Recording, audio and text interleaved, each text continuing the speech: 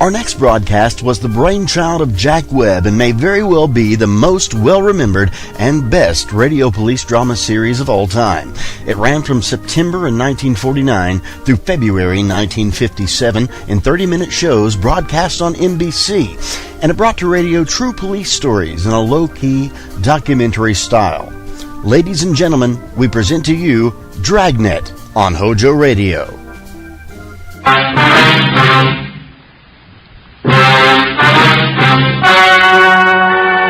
Ladies and gentlemen, the story you are about to hear is true.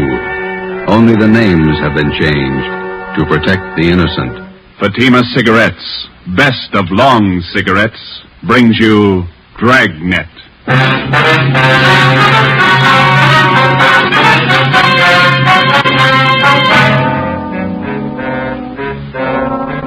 You're a detective sergeant. You're assigned to homicide detail. A vicious killer has taken the life of a 62-year-old woman. Suspicion points in only one direction. The murderer was heartless, cold-blooded. Your job, get him. If you want a long cigarette, smoke the best of long cigarettes. Smoke Fatima.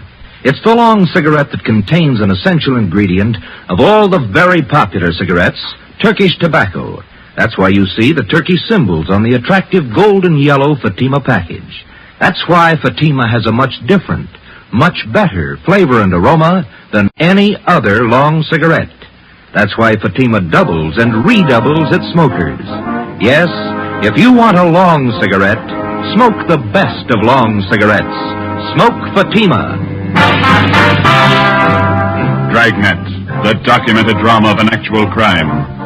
For the next 30 minutes, in cooperation with the Los Angeles Police Department, you will travel step by step on the side of the law through an actual case from official police files.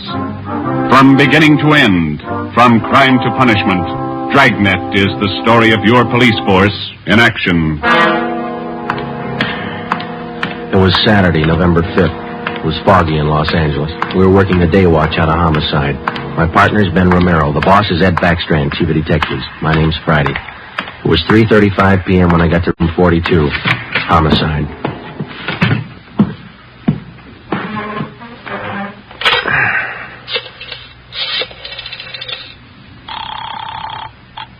Long distance. This is Friday in Homicide. I'd like to place a call to Mr. Frank Renard in Murphy, Idaho. The number's 761. Frank Renard, Murphy, Idaho, 761. Yeah, that's right. The call's been cleared with the business office. All right. Do you want me to call you back, Sergeant? No, I'll hang on. Okay, I'll place it for you.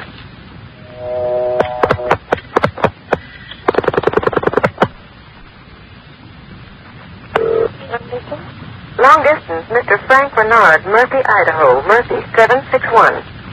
Okay. Your number, please. Charge the call to Madison, 7961. Thank you. The time and charges when the call's completed, operator. Rate, operator. You ready to put a man out there? Yes, Murphy, Idaho, routing and person ID.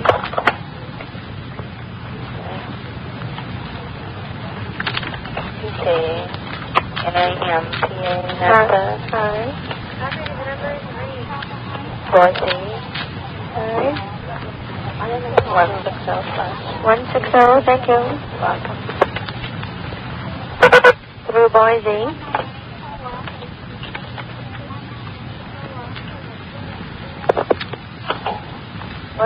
I'm calling Napa.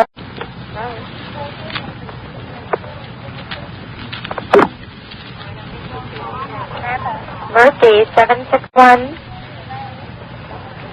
Thank you.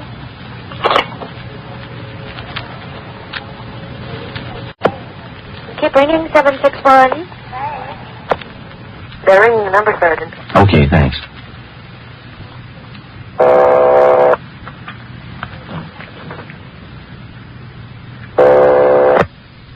Hello? Mr. Frank Renard, please. Los Angeles calling. Who do you want? Mr. Frank Renard, please. Los Angeles calling. I'm Frank Renard. Go ahead, please. All right, Sergeant, go ahead. Hello? Hello? Hello, Frank Renard? Yeah, who's this? This is Sergeant Friday, Los Angeles Police Department. We've got an urgent message for you. For me? Well, what's the matter? Well, your wife, Dolores, asked me to call you. Something's happened to your mother. What do you mean? What's happened? I better let your wife tell you. She wants you back in Los Angeles right away. Look, what's this all about? I can't leave my job now. You better come. Your mother's been murdered.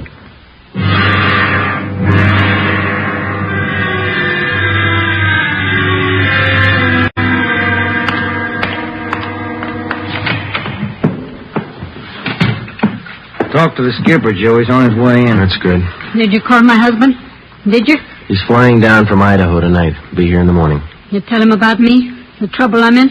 I told him his mother was murdered. That's all I told him, Mrs. Renard. What am I going to say to Frank? He always sided in with his mother. He'll never believe me. What can I tell him? Jury can give you more trouble than your husband can. What you going to tell them? Are you stupid or something? How many times do I have to say it? I didn't kill her. I didn't kill her. It's a small room, Mrs. Renard. We can hear you. Sit down, please. I won't sit down. You're not pinning this on me because I didn't do it. Anybody could have killed the old hag, but I didn't. Will you sit down, please? I don't have to take this. I'm no tramp. Keeping me in here, asking me questions. I told you all I know. Look, you're in a bad spot. I hope you realize that. I didn't kill her. Ms. Renard, how long have you and your mother-in-law been living together in the house on Chavez Road? Since Frank took the job up in Idaho. About 6 months. He said it'd be better for me while he was away living with her. Your neighbors told us you didn't get along very well with your mother-in-law. That's right, I didn't. She hated me, I hated her. You used to fight with her, is that right? You hit her. Only a couple of times. She called me dirty names. I hit her. She pulled me by the hair. And I hated her like everything. I didn't kill her. Once more, Ms. Renard, would you mind telling us how you spent your time since early this morning, where you went, what you did, everything? I told you already everything. Will you tell us again, please? I got up about 9:15. I had a cup of coffee and then I got dressed. The old lady was on the back porch doing the washing. What did your mother-in-law do for a living? I told you. She took in washing. After I got dressed, I left the house. About 10 minutes after 9, I went downtown to the dentist. He filled a tooth for me. This one here, you can ask him. What time did you leave the dentist's office? About 10:15, maybe 20 after. You can ask him. What'd you do after that? I walked around window shopping. Did you buy anything, talk to anybody? I told you no. What time did you get home? 12:30. I went in the bedroom. The old lady was on the floor. Blood all over. I felt her heart. It wasn't beating. Is that when you got the blood on your dress? Yeah. Now, that's all I'm going to say. 3 times I told you the same story already. And you still can't account for your time between 10:20 this morning and the time you found the body and called the police at 12:30. I told you. I left the dentist. I went window shopping, then I walked home. And during that time, you didn't talk to anyone and no one saw you? Lots of people saw me. People on the street downtown. I'm no tramp. I don't talk to everybody. None of your neighbors saw you come home, Ms. Renard? Of course they didn't see me. I cut across the back lot up from San Jose Avenue. I came in the back way. The lady who lives next door to you. She says she was in the backyard about noontime. She stayed there till after 1 o'clock. She didn't see you come in the back way. And she's a liar. She's a dirty liar. You and your husband took out an insurance policy on your mother-in-law last year. Is that right, Ms. Renard? Sure it is. What of it? $5,000? Yeah, so what? You know a man by the name of George Martino? No. You better tell the truth, Ms. Renard. All right, so I do. He's a friend of mine. You've been running around with him since your husband's been away. None of your business. I do what I want. Your mother-in-law found out about Martino. That's what you fought about most of the time. Oh, she was crazy. He's a friend of mine, that's all. Are you telling the truth, Ms. Renard? Martino's a boyfriend of mine. I told you, that's all. Your mother-in-law found out you were running around with him. She warned you if you didn't shake Martino, she'd write your husband. You said you'd kill her if she did. That's a lie. That's what your mother-in-law told one of the neighbor ladies. And I said it just to scare her. One night I was drinking. We had a fight. She was yapping at me all night. I said it just to scare her. But she wrote the letter anyway. And that's what she said. But I didn't kill her. You had the time, the motive, and the opportunity. It wasn't me. I didn't kill her. Interrogation room, Friday. This is Brennan, Joe. Yeah, Bill. Where are you? Santa Monica. Picked up George Martino.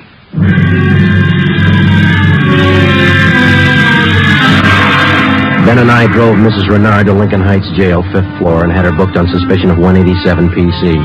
When we checked back in at the office, Brennan and Wiseman, the other 2 men on the case with Ben and I, were questioning George Martino in the interrogation room. Ben and I stood by. Martino admitted only 2 things. He had been running around with Mrs. Renard since her husband left town, and he had heard Mrs. Renard express a desire to do away with her mother-in-law.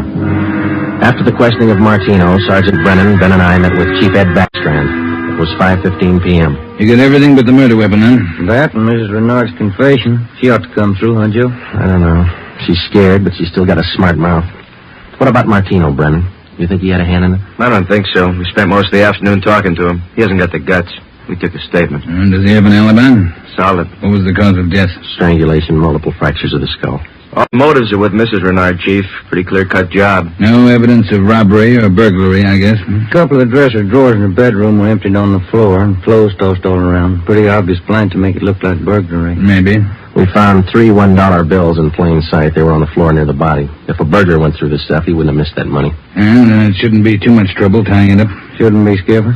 Friday and Romero, you follow the case through. Just a minute. Hello, Backstrand. Yeah? What? All right, I'll send him over. Lee Jones. Just finished checking the evidence at the crime lab. Yeah? He thinks Mrs. Renard's innocent.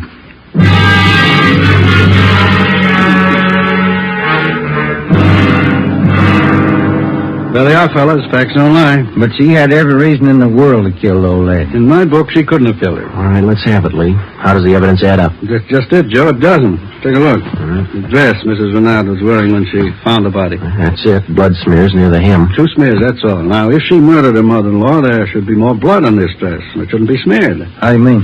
First of all, the manner in which the old lady was killed. Head was battered in. Must have bled profusely. No question about that. All right, go ahead. Whoever murdered the old lady must have stains all over their clothes. Here's the important part.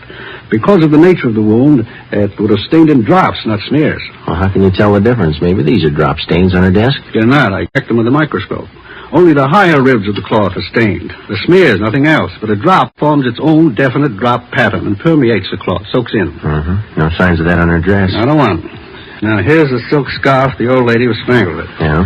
Here's what I found in the knot tied in the scarf. A blonde hair, wavy. Old lady had dark hair. So does Miss Renard. So does her boyfriend. That's what I mean. This blonde hair is one of 2 things that didn't belong at that murder scene. What else you got? This here. What is it, Lee? Small piece of plastic. From a gun butt, I'd say. See here? Crisscross surface, then a little smooth area here. Yeah? The killer could have hit the old lady with the butt of a gun. And a piece of the stock could have chipped off like this, huh? Miss Renard doesn't own a gun. Neither did her mother-in-law. Well, where does that leave us? I don't know, Joe. There's the stuff. You can't disregard it. Maybe you can explain it. Yeah. How? Well, first prove this dress isn't the one Mrs. Renard was wearing this morning. Then find the dress she did wear. We know she wore this when the dentist identified it, and so did 2 of the neighbors. That's what I mean. The dress is too clean, doesn't belong. Yeah. This blonde hair, this piece of gun butt, they don't belong either. Well, and you think she's innocent? You're looking at the evidence. What do you think? 6 p.m. Saturday, November 5th. Ben and I went back to the office and met with Brennan, Wiseman, and Ed Backstrand. The open and shut case against Mrs. Renard was up in the air, but we still weren't sure that she was innocent of the murder of her mother-in-law. Ben and I drove to the Lincoln Heights jail and interviewed the suspect again. She agreed to submit to a lie detector test. We drove back to the office, contacted Sergeant Berger, the department's polygraph man, and set up a special test for the following day. The next morning, we met with Berger and formulated a list of key questions, and then we picked up Mrs. Renard and brought her to the 3rd floor of the Old City Jail building, the polygraph room. At 10:33 a.m., the test got underway. As usual, Sergeant Berger conducted the interview alone. Backstrand, Ben, and I waited outside. Well, how about Mrs. Renard's husband? Get in town yet? He's due in around noon, Skipper. Got a smoke? Yeah. Here you are, Ed.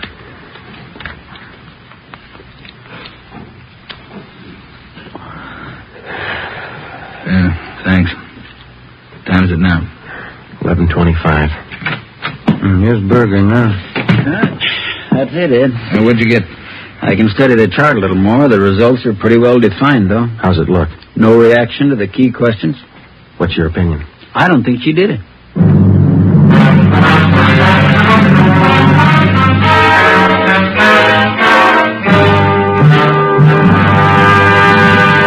You are listening to Dragnet, authentic stories of your police force in action.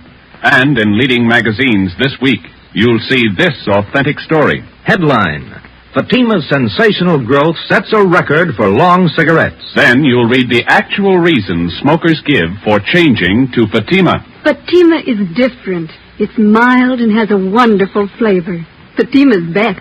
These are the words of Miss Pamela Bookman of New York, where Fatima has increased its smokers 132%. Fatima tastes much better than any other long cigarette. It's the best. Says Mr. James S. Winterhalter of Detroit, where Fatima smokers have increased 348%. I like the flavor, and Fatima is mild.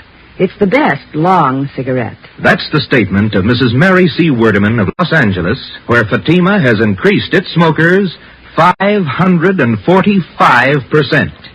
Yes, more and more long cigarette smokers every day agree. A change to Fatima is a change to the best. Enjoy Fatima yourself. Best of long cigarettes.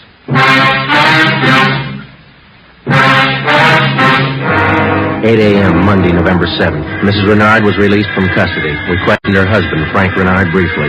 He could tell us nothing more than we already knew. Brennan and Wiseman were called back on the case, and together the four of us started over again from the beginning. We had a dead body, 2 pieces of physical evidence to work with, no idea how to fit them together, and no suspects.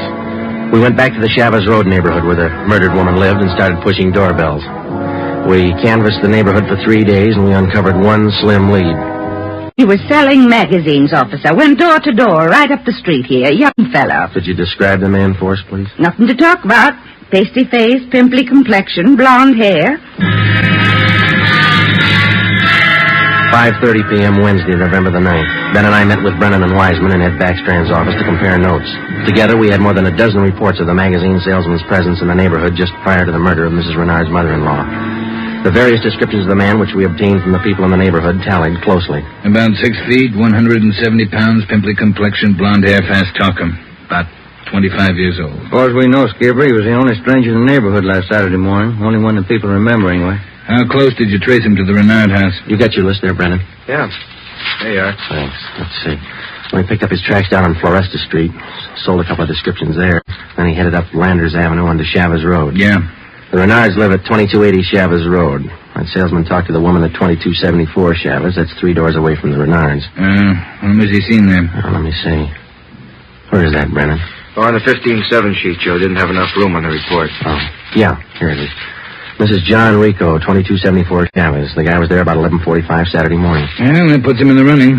First time he ever showed in that neighborhood? First time, Skipper. Fresh kid, not a very good salesman. Here's the name of the company he's working for, the Harrison News Distributors. You check with them? No, they're closed for the night. We'll call them the first thing tomorrow. Good. Here's something else for you.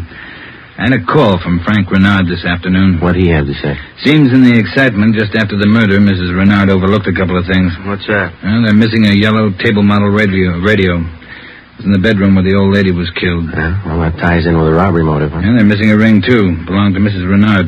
Topaz ring. Supposed to be worth a little money. But she didn't notice it was gone until today. That's right. You got the serial number on the radio? Yeah, right here. Yeah, let's see. Yeah, Brennan, here we are. Emerson model 511, 180,000, 277-609. A lot of small radios in town. There's only one with that serial number on it. Track it down.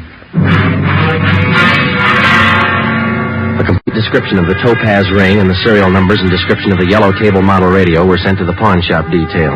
The information was then placed on the stolen property list and relayed to every pawn shop operator in the city. The next morning, Ben and I interviewed the manager of the Harrison News Distributing Company. There, the suspect had given his name as Sam Bricker. We checked out his home address. Turned out to be a gas station in North Hollywood. We took the suspect's job application blank with a specimen of his handwriting, and then we drove back to the office. Sam Bricker. We were unable to get a make on the name from the Record Bureau. We checked the cards, and every known criminal who was cataloged in the oddity file as having a pimply complexion. None of them matched. That night, we got out an APB and a radiogram. The suspect's trail led from one salesman's job to the next. On his last job, he gave his name as Albert Berry. His address is 1430 Palo Alto Drive. It was in the Echo Lake District. Ben and I drove out to check it. 1428, 1430. There it is, Joe. Yeah. At least it's not a gas station, huh? Come on.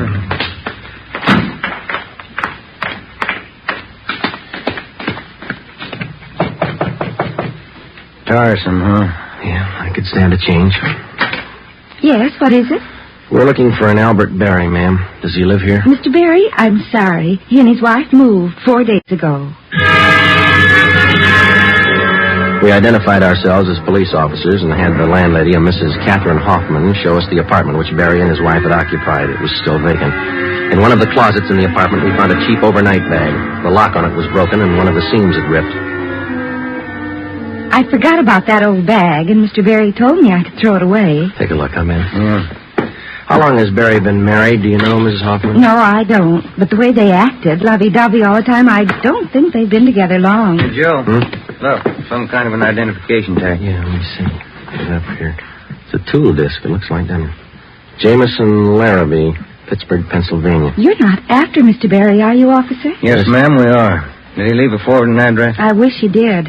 I'm holding 3 letters for Mrs. Barry in my apartment right now. May we see them, please? Certainly. Would you step this way, please? My apartment's just across the hall. Yes, ma'am.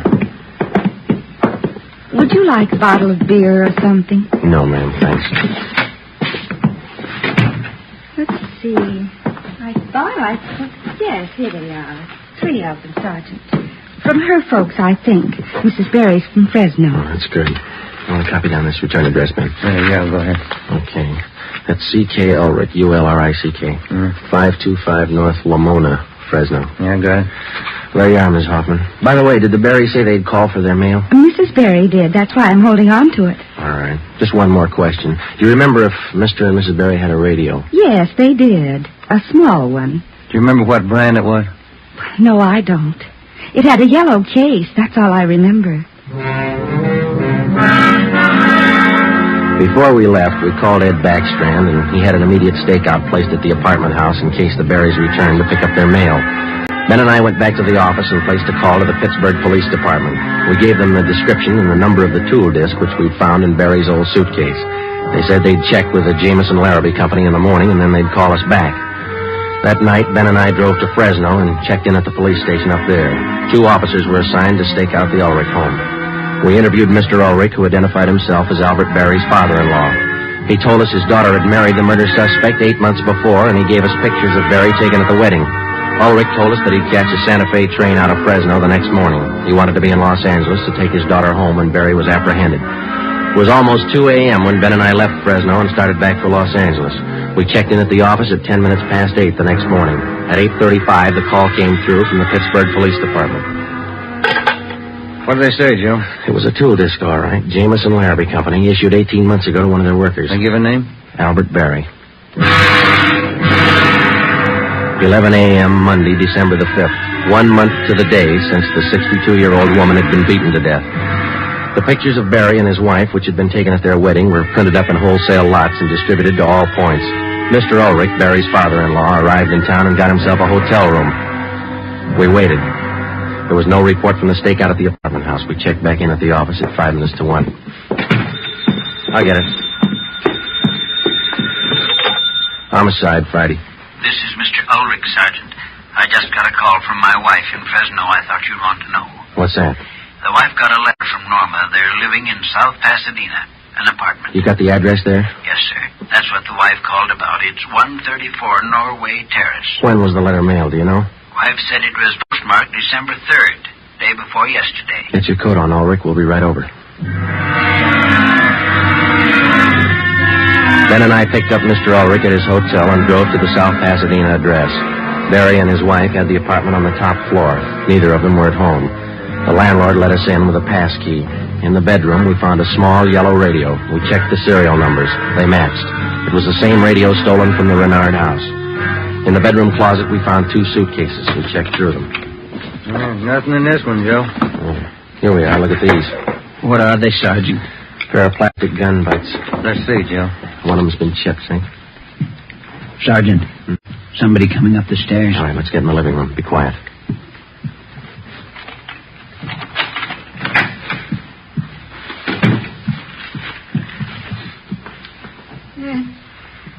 What are you doing here? Who are these men? Police, Norma. They want Albert. He killed a woman. Death. It's all right, Norma. It'll be all right. Did you know your husband killed a woman, Miss Barry? He just told me last Saturday. We've been running away for a month now. Moving all the time. I wanted to know why. So he told me. He said I was in it as much as he was, and I'm tired of running. Why did he kill her? Did he tell you that? He said he broke in the house. He didn't know anyone was home. The old woman was in the bedroom. She started to cry out. He had a gun. He hit her with it. Where's your husband now? I don't know. He said he'd come home for dinner. About 5. I bought the groceries. What time you got, Ben? 3:30. That ring you're wearing, Miss Barry, did your husband give you that? Yes, why? What kind of a stone is that? Topaz. Bert gave it to me. Why? Nothing. We'll wait. 5 o'clock came and went. Barry failed to show. 5:30. Ulrich started to get nervous. 6 o'clock. 6:30. No sign of Barry. I went to the window and kept an eye on the street below. At 6:45, a light green Nash sedan pulled to a stop in front of the apartment house. A man got out and went into the main floor entrance. Bert, I'll let him in. All right. How long have you had the new car? A couple of days. Bert got it for credit. What do you want me to do now? Does he have a key to the apartment here? He lost it. Okay, when he rings, let him in. Just act natural. Ben? Yeah. You cover me. I'll get the cuffs on him. Right.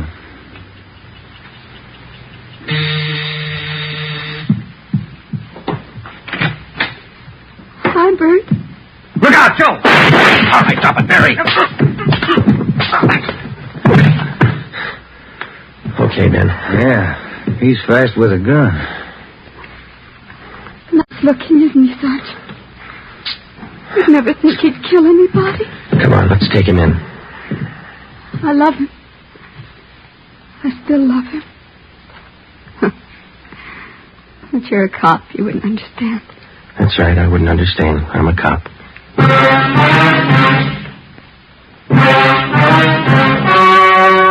The story you have just heard was true. Only the names were changed to protect the innocent. On February 16th, 1947, trial was held in Superior Court, Department 82, City and County of Los Angeles, State of California. In a moment, the results of that trial. Earlier tonight, you heard the reports of amazing increases in Fatima smokers from New York to Los Angeles. Yes, all over the country, Fatima is doubling and redoubling its sales. And here's reason 1. Fatima is the long cigarette that contains an essential ingredient of all the very popular cigarettes, Turkish tobacco. Reason 2. Fatima has a much different, much better flavor and aroma than any other long cigarette. Reason 3. To millions of smokers, the name Fatima has always stood for the best in cigarette quality. Smoke Fatima, the best of all long cigarettes.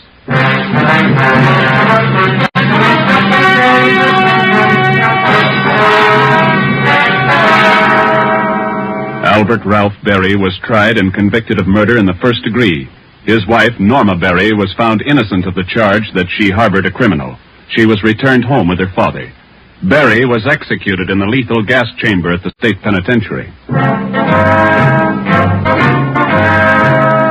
You have just heard Dragnet, a new series of authentic cases from official files. Technical advice for Dragnet comes from the Office of Acting Chief of Police W.A. Wharton, Los Angeles Police Department. Tonight's program is dedicated to Private Hubert W. Estes of the District of Columbia Metropolitan Police Department, who on the night of May 16th, 1947, gave his life so that yours might be more secure.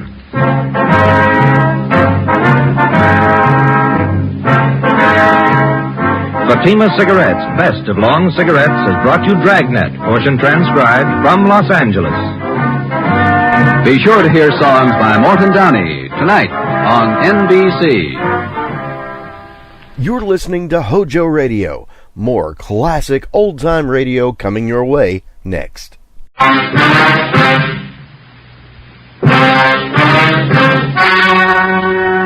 Ladies and gentlemen, the story you're about to hear is true. Only the names have been changed to protect the innocent. Fatima Cigarettes, best of long cigarettes, brings you Dragnet.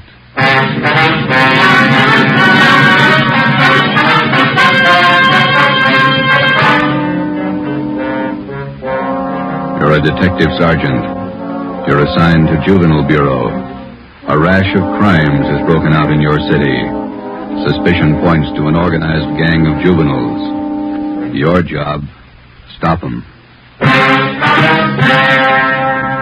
If you want a long cigarette, smoke the best of long cigarettes. Smoke Fatima. It's the long cigarette that contains an essential ingredient of all the very popular cigarettes, Turkish tobacco. That's why you see the Turkish symbols on the attractive gold and yellow Fatima package. That's why Fatima has a much different, much better flavor and aroma than any other long cigarette. That's why Fatima doubles and redoubles its smokers. Yes, if you want a long cigarette, smoke the best of long cigarettes. Smoke Fatima. Dragnet, the documented drama of an actual crime. For the next 30 minutes, in cooperation with the Los Angeles Police Department, you will travel step by step on the side of the law through an actual case from official police files. From beginning to end, from crime to punishment, Dragnet is the story of your police force in action. It was Sunday, March 27th. It was windy in Los Angeles. We were working the night watch out at Georgia Street Juvenile Bureau. My partner's Ben Romero. The boss is Ed Backstrand, chief of detectives. My name's Friday. I was on the way up from the Juvenile Bureau, and it was 11:25 p.m. when I got to the receiving hospital, room 5, the treatment room. Everything happens on Sunday nights, eh, Joe? Yeah. How's the kid making out, Doc? The one arm is cut up badly. Nothing fatal, though. How'd it happen? That's what I'd like to find out. Can I talk to him? If you want. Don't press him, though. He's had a bad shot. All right.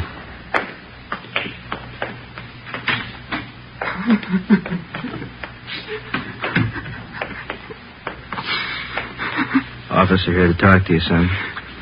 I can't. Tell him I can't talk, please. Just a few routine questions, son. You're going to have to answer them sooner or later. Please, can't you see what's happened already? I can't tell you anything. Jack Monroe, is that your real name? Yeah. How old are you? I'll be 16 next July. Where do you live? I can't tell you. You know that. Now, let me alone, will you? Let me alone. You've been running around with that gang of kids on Spring Street, haven't you? The big timers, isn't that what they call themselves? I don't know anything about it. Believe me, I can't talk. You tipped us off about the burglary they were going to pull tonight. Is that where they knifed you? Look, will you believe me? I can't tell you anything. Not anything, please. He's still shaky, Joe. All right, Doc. Well, Jack, we'll talk about it later when you feel better. You see what they've done to me already? They said next time they'd kill me.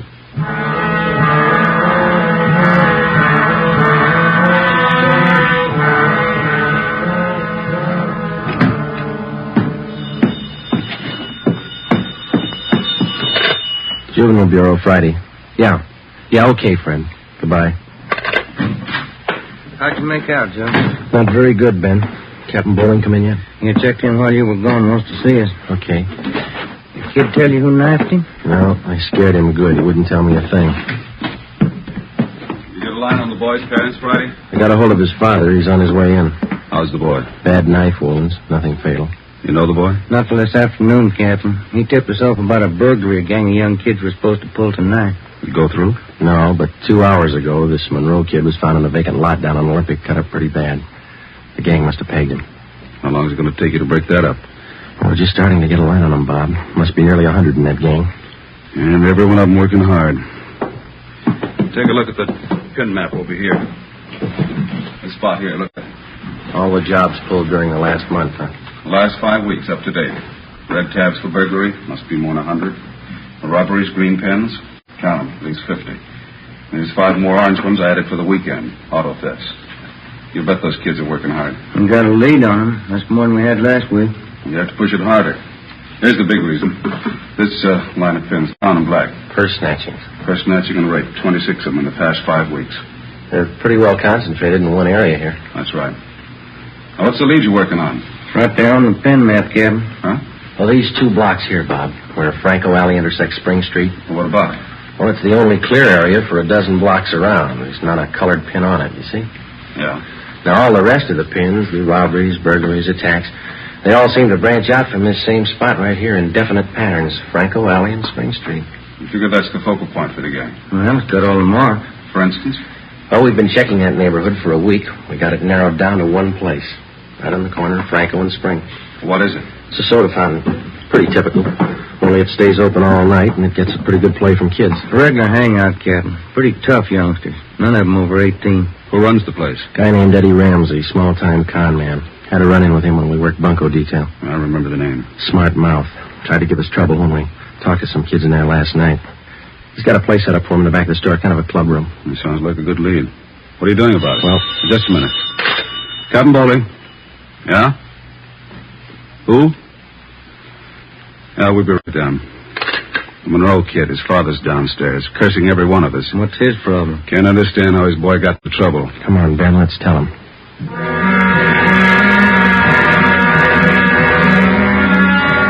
What kind of a city do we have when we can't allow our children out on the street without being stabbed or shot?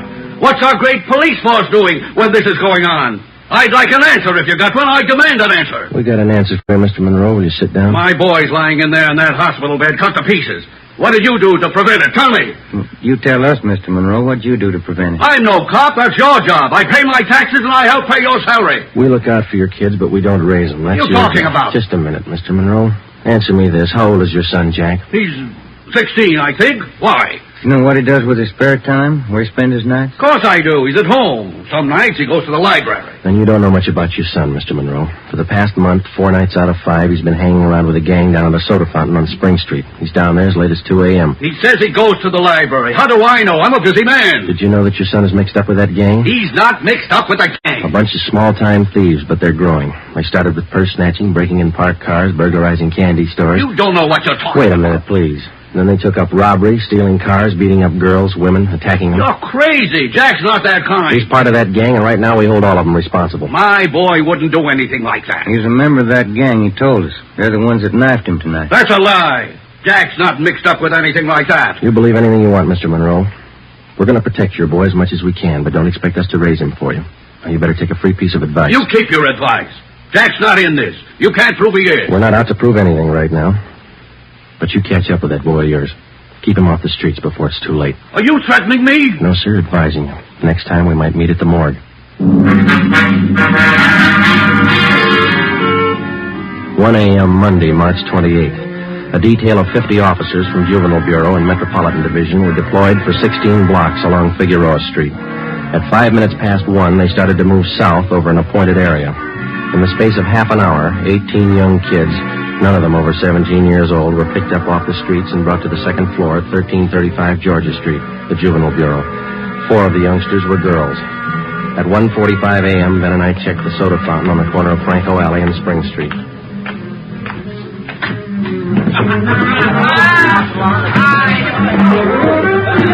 Same bunch, Joe. Business as usual. Yeah, come on. Hey, Teddy, the folks. They're back again. Same guys. Go back and tell Eddie. Hey, look, why do you guys have to keep tracking us, huh? You think we were crooks or something? You were here the last time we checked in, Teddy. You ever go home? Sure, when I'm tired. I ain't tired. What's the matter? That's your money on the table there? Sure, it's my money. You want to borrow a buck? $28. That's a lot of money for a boy your age. You keep pretty late hours, son. You have to go to school in the morning? Maybe. I can sit here, can't I? It's free country. I'm drinking coffee. You gonna make me on that? You've been drinking more than coffee. Where's your driver's license? Every time the same thing. There. March 10th, 1933, 16 years old. Hey, giving you trouble, Ted? Eddie's on his way out. What's your name? Jones. Clyde Jones. Huh, Ted? Sure. He's got money, too. Rich family. You can save the smart talk, boys. Any of your pals in the back room? What's the trouble now, Sergeant? How many times a week do we get a checkup? Go ahead, Eddie. Read them off. We told you the last time, Ramsey. Clean up your place here or we'll ride your back till you do. I told you the last time, Sergeant, there's nothing wrong with my place. It's almost 2 o'clock in the morning. You got a dozen underage kids hanging around here doing nothing. Some of them have been drinking. Schoolboys. Better to have them in here than hanging around outside in the street. I keep an eye on them. You're not the guardian, Ramsey. This time of night, they've got no business in here or on the street alone. That's your opinion, huh? That's the law, Ramsey. Now, either you shut down that back room and keep these kids out of here late at night, or we'll go after your license. You don't scare me, Sergeant. You can't prove a thing. A couple of these kids have juvenile records. They're on probation. We can tag you for contributing. You still don't scare me. Now, why don't you leave the kids alone? That's right, Eddie. Read them off. Ben, get Benson and Bell. Roger. If you won't clean up your place, Ramsey, we'll do it for you. Yeah? What are you going to do? We're pulling these boys in, all of them.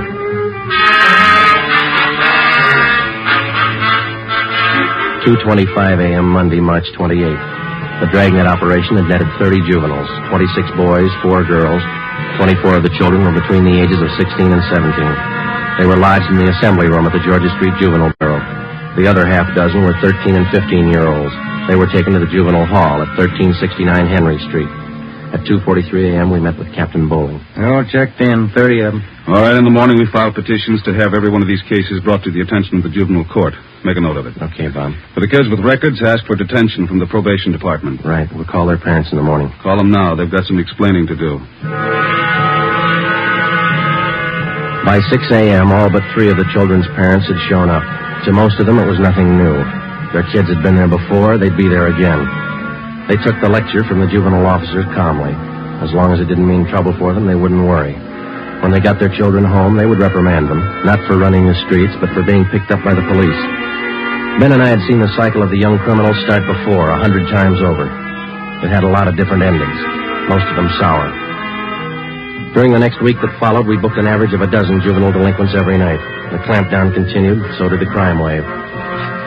10 burglaries, 4 robberies, 8 car thefts, 6 person etchings, 3 assaults on women. 1 week's work. Picked up a new angle on Ramsey today, Captain. He might be fencing for the game. Who gave you the tip-off? One of our informants. Ramsey's brother lives out in the valley. He's supposed to be pushing this stuff. You check him out? Yeah, couldn't get a thing on him. Well, it might explain what attracts the kids to that soda fountain. It explains those $20 bills the kids are flashing. They steal and rob, and then they sell the loot to Ramsey for nothing. Now, another thing. Ramsey keeps his place open all night, and there's no reason to. He doesn't get that much trade. It's only from the young gang that hangs around there. You question the kids. How do they account for having all that money? Well, most of them say Ramsey lends it to them. They say they pay him back a little at a time. I think he's fencing for the kids. You tried to get his license? No luck, Captain. We can't prove a thing against him. And we'll do it the hard way. Sweat it out. That night, we drove out to Ramsey's soda fountain and asked him again to clean up his place, to keep the young kids out after 10 o'clock at night, to stop lending them money. He refused. There was nothing we could do. His business was a public place. He could not be held responsible for any of his patrons. In the next 10 days that followed, Ben and I haunted the sidewalk outside the soda fountain. We questioned every youngster as they entered and left. We made more than a dozen arrests. Many of the kids had been drinking heavily. We found some of them under the influence of narcotics. But Ramsey was still in the clear. The crime wave continued sporadically. Ben and I waited for our chance. It was a long time coming. Thursday, April 14th, we had dinner at Johnny Cokin's place, and it was 10:35 p.m. when we checked back in at the office. Hot shot. Grab it, Joe. Yeah. The terminal on Market Street, a 459 and shooting. The terminal on Market Street, a 459. Let's go.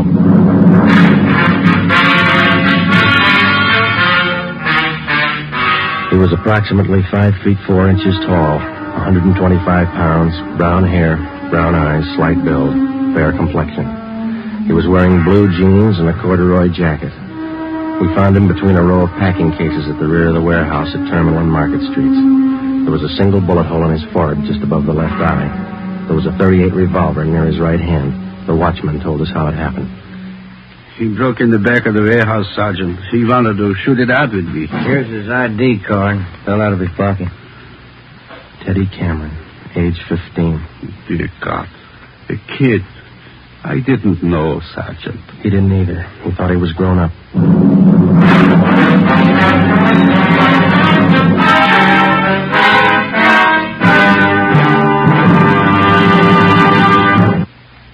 You are listening to Dragnet for the solution to an actual case from official police files.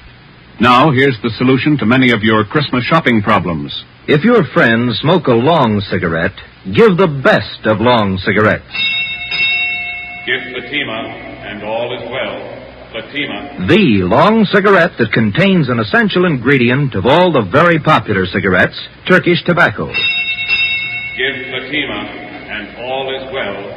Fatima. The cigarette that has a much different, much better flavor and aroma than any other long cigarette. Give Fatima, and all is well. Fatima. The cigarette that has doubled and redoubled in popularity. Here are the authentic reports. New York Division. Fatima sales up 132%. Chicago Division. Fatima sales up 453%. Los Angeles Division. Fatima sales up 545%. More and more smokers agree Fatima is the best of long cigarettes. So enjoy Fatima yourself and give Fatima for Christmas in the attractive golden yellow carton. Everyone who smokes Fatima says that this great new long cigarette is the best of all long cigarettes.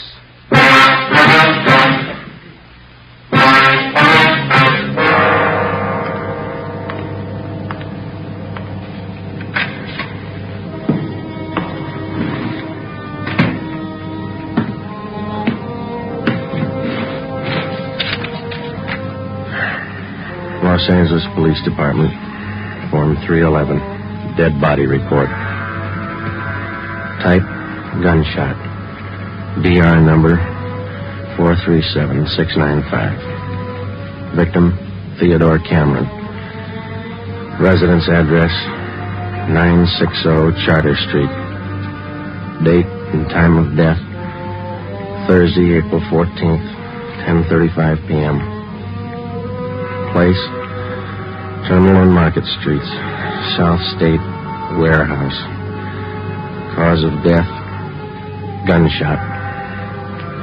Motive or reason, attempted burglary. Time discovered, 10:40 p.m.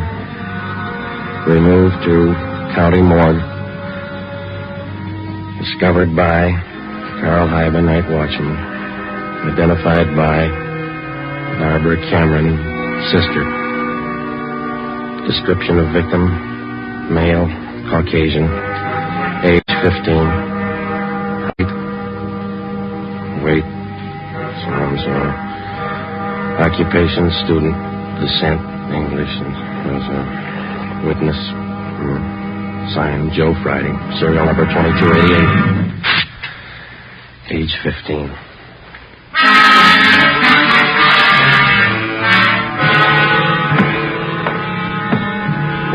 Ready, Joe? The Cameron boy's sister. She's waiting in the next room. Yeah. Now, let's go. She taking it hard? Yeah.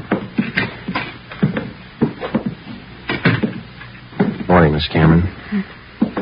Good morning. We won't keep you long. Just a few routine questions. Yes, all right. Miss Cameron, how many are there in your family? There were three of us. Teddy, Mike, and me. Mother and father are dead. I work. Teddy and Mike go to school. Mike does. How old is your brother Mike, Miss Cameron?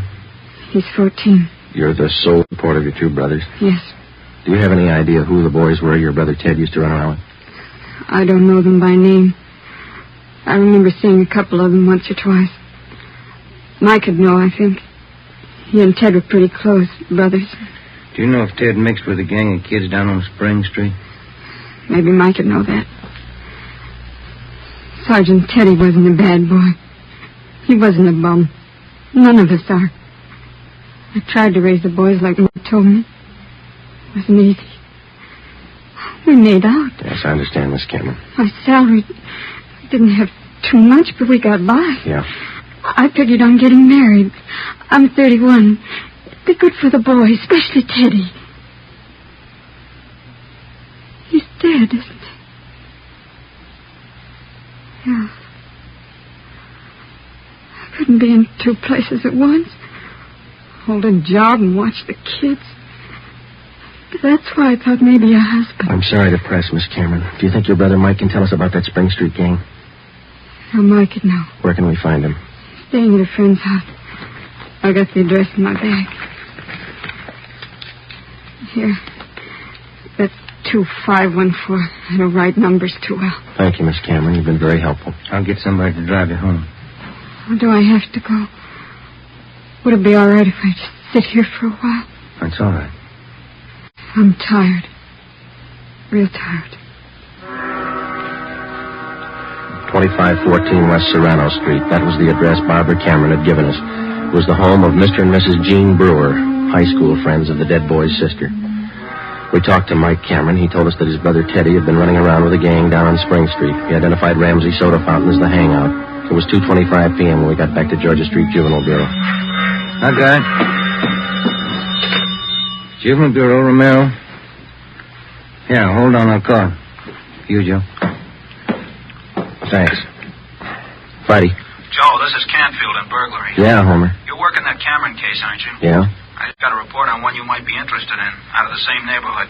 Distillery prowl. What do you got on it? Looks like a juvenile M.O. They got away with 7 cases of Scotch whiskey. Expensive stuff. Okay, we'll hop on it. Bubeck Warehouse, Crocker at 7th. Miss Elizabeth Rice was the auditor in charge at the Bubeck Warehouse. We located her on the mezzanine office row. It was her job to keep a running inventory on all incoming and outgoing liquor stock. She knew her job well. As you know, Sergeant Friday, each and every bottle of distilled spirits carries a United States Internal Revenue stamp. Yes, ma'am. Each stamp carries a serial number together with the name of the firm to whom the stamps are issued. Well, Miss Rice, in the stuff that's missing, the stamp on each bottle carries the case number. Is that right? That's right. Now, what did I tell you? Oh, yes, I have it right here. 7 cases of high-grade blended Scotch whiskey. Now, I have a bottle identical to those in the missing cases. Yes, I see. Now, if you'll just look here. Yes, ma'am. The number on this stamp here, 36A2279956, followed by the firm name. Could you give us the numbers of the stolen cases? Yeah, I have them typed out for you right here. 7 cases, 12 bottles to the case, Canada Dry Incorporated, 4 of the red label and 3 of the black label, Johnny Walker. All right, thank you very much, Miss Rice. And you think that this might be a juvenile case, Sergeant? Yes, ma'am, we do. 7 cases, that's close to $600, isn't it? We've lost a great deal more than that, Sergeant. The insurance company makes up for the liquor loss. Yes, ma'am. Those youngsters, who makes up for them? Ben and I left the Bubeck Warehouse with a list of serial numbers of the 7 cases of stolen liquor. We headed back for the Juvenile Bureau. We figured that there was a strong possibility that the Spring Street gang was responsible for the warehouse liquor theft. How were they disposing of the stolen property? That was the key question we had to answer.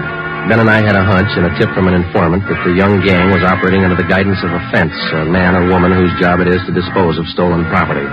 The gang members were close to Ramsey at the soda fountain. Ramsey was the logical suspect. All right, now suppose they did steal the liquor. Suppose Ramsey's a fence. What's he done with the stuff? I don't think he's turned it this fast, if he's turned it at all. He wouldn't keep it at the soda fountain, no liquor license. And we've been around too much. He wouldn't keep it in his house. He lives in the rear of the fountain. It's too hot. Only leaves one other location that we know about. His brother's place in the valley. It was 5 minutes to 10 when we turned left off Ventura Boulevard onto Sepulveda. Ramsey's brother had a small farm about a mile and a half off the highway. It was a modest white frame house planted squarely in the center of an acre of ground. An unpaved driveway led off to the left of the house to the garage. Pull up here, huh? Yeah, okay. Yeah, it looks kind of quiet, no lights. Let's go.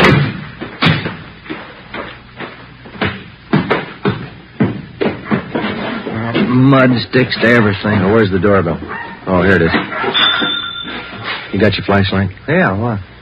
Here's a note somebody left. Oh, it's on the bum again. Here, I'll strike a match. Okay. Can you hold it a little closer? Can you read it? Yeah. Harry, wife and I have gone to the drive-in theater. Before you put the truck away, get 3... Can you hold that match closer? Oh, now, wait a minute. Yeah. Get 3 cases out of the garage and take them into town. Ed is waiting. Please try to make it by 11:30 tonight. Let's see. It's signed George. The address is here. And there's a garage. Yeah, come on. 3 cases. Could be eggs, Joe. If it is, we wasted a trip.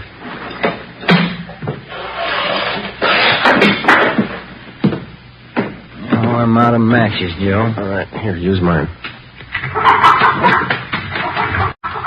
What was that? Checking. Come on. See anything? No. There goes the light. Just a minute, I'll strike another one. You can save your matches. We found it. We found 5 cases of Scotch whiskey on the floor of the garage. We checked the serial numbers against the warehouse list. They matched. We went back to the car and called communications. We had an immediate stakeout placed on George Ramsey's place, and then we headed back for the city. It was 11:20 p.m. when we got to the address we found on the note. Oh, it's about time, Harry. Hello, Ramsey. We can do without the music. What's your problem this time? Hey, you're almost out of Scotch, Ramsey. Serial numbers check out, Joe. Sorry I can't offer you a drink. We're too old to drink here, aren't we, Ramsey? Where's your phone? You want to invite somebody? You can see we're out of booze. You got a phone? In the hall. Then call the office. Yeah. All right, what's it all about? We've been out to your brother's place. What happened to the other 2 cases? You drink them here? I gave it to the kids. What are you looking at me like that for, Sergeant? Anything wrong, Eddie? Party's over, kid.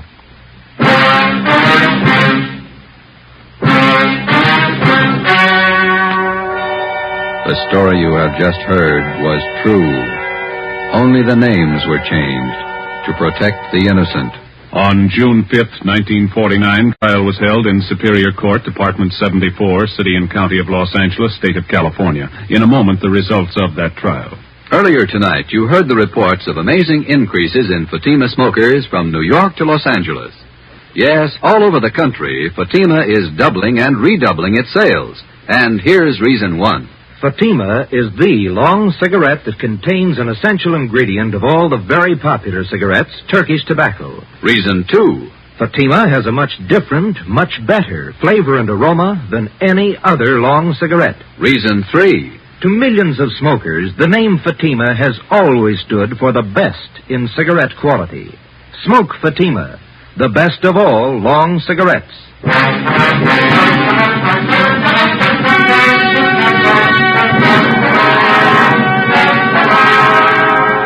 Edward and George Ramsey were tried and convicted in Superior Court of receiving stolen property.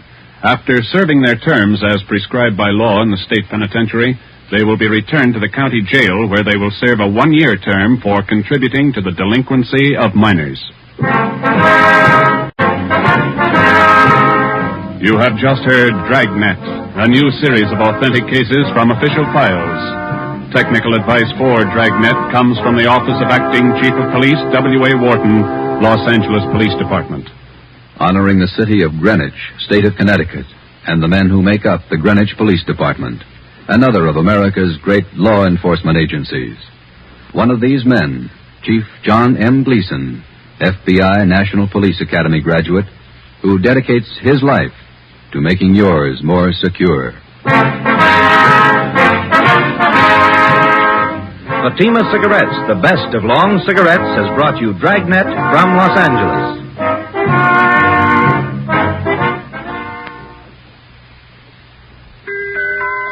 This Christmas, give the gift that makes every pipe smoker happy. A Christmas humidor of mellow Granger. Granger is made just for pipes by the tried and true Wellman method. Rough cut to smoke mild and cool, and humidor packed to stay ever fresh.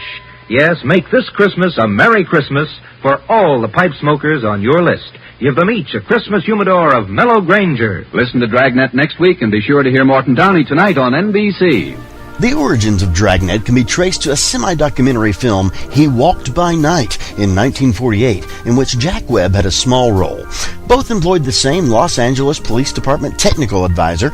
They used actual police cases and presented the case in a just-the-facts manner that became the hallmark of Dragnet. It's interesting to note that Jack Webb employed that format in other radio series, some predating the film mentioned above. And now, more Dragnet on HOJO Radio.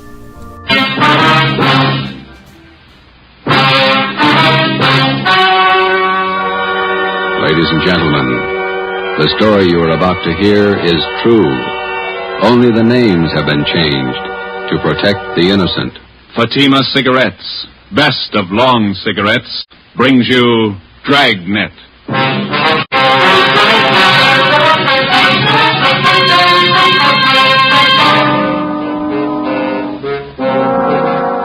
You're a detective sergeant. You're assigned to robbery detail. $8,000 worth of Chinese jade has been stolen. The criminal is vicious. His weapon, a handful of buckshot in a handkerchief. Your job, get him. If you want a long cigarette, smoke the best of long cigarettes. Smoke Fatima. Fatima is the long cigarette which contains the finest Turkish and domestic tobaccos superbly blended to make Fatima extra mild. And that's why Fatima has a much different, much better flavor and aroma than any other long cigarette. That's why Fatima is doubling and redoubling its smokers. So, if you want a long cigarette, smoke the best of all long cigarettes. Smoke Fatima. Dragnet, the documented drama of an actual crime. For the next 30 minutes, in cooperation with the Los Angeles Police Department, you will travel step by step on the side of the law through an actual case from official police files. From beginning to end, from crime to punishment, Dragnet is the story of your police force in action. It was Monday, December 1st. It was foggy in Los Angeles. We were working the day watch out of robbery detail. My partner's Ben Romero. The boss is Ed Backstrand, chief of detectives. My name's Friday. It was 7:15 p.m. when we got to the police academy, the banquet room. Where do we sit, Joe? Well, Lee Jones is holding a couple seats for us someplace. You see him? Oh, yeah. There he is up there. Look at him. Everybody's here. Yeah, ought to be. Hi, fellas. A couple of ringside seats. Thanks, Lee. Did you get it? Yeah, right here. Mind if I take a look at it? No, go ahead. How come it didn't get wrapped as a gift? No time. A gift box would have been nice. No cotton, even? Beautiful watch. Radium dial? Yeah. Universal Geneva. Fine movement. He liked it. Look on the back. Let's see. For Chief Ed Backstrand, a good cop, Detective Bureau. Not very good engraving. No time. I didn't think the old man really meant it. 26 years. You get tired after 26 years. Well, you've been at it 25, Lee. Oh, don't look at me like that. I got a book to finish. 23 chapters. How many chapters you got, Fanny? 2. How long you been writing it? 2 years. Well, at that rate, we'll be stuck with you for another 21 years. If you're lucky. Excuse me, fellas. Gotta make a speech. Hi, Lee.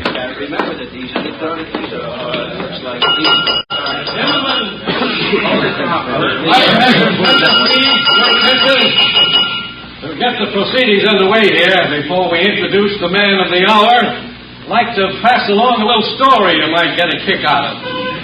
I was driving down from Utah last year, stopped off at a hotel in Elko, Nevada. When I went up to register for my room, there was an Indian ahead of me. The clerk asked his Indian fella to sign his name, and the clerk handed him a pen. The Indian made an X on the book. The clerk looked at him for a minute and said, "Say, aren't you Chief Deerskin? Haven't I seen you in the movies?" The Indian nodded his head and looked a little upset. He said. We make a lot of movies in Hollywood. The clerk smiled and said, "A lot of people in Elko here like to get your autograph, Chief." Then the Indian grabbed the pen up again and he said, "Me no like a autograph, hunters. Me no want to be bothered." Then he drew a circle around the X he made. The clerk said, "Why'd you do that, Chief?" The Indian said, "Me no use him right name." Oh, hey, George. Yeah, there's Rogers over there. He's motioning to where? Oh, yeah, excuse me a minute, Ben. Chief was retiring tonight. He's been using his right name for 26 years, and he's proud of it. And we're proud to have been associated. Do you want me, Rogers? A phone for you, Joe. You can take it on the extension After outside. 26 Thanks, Pete. years of service, he's retiring from the Los Angeles Police Department. We're going to miss it. Gentlemen, a fine officer, Chief Ed Backstrand. Where's the phone? Rub it here. Thanks. Friday. Joe, this is Gonzalez. Yeah, Jeff. Sorry to bother you, but Power said I should call you. Yeah? I need some lip work. Something big? Pretty big, yeah. Too many loose ends. Pena and I can't pull them all in. When do you want us? As soon as you can get down here. That important, huh? A man may die, Joe.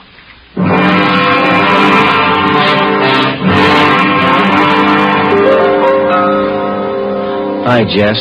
Got here as soon as we could. Sorry to pull you away. Hello, Romero. Gonzalez, what's up?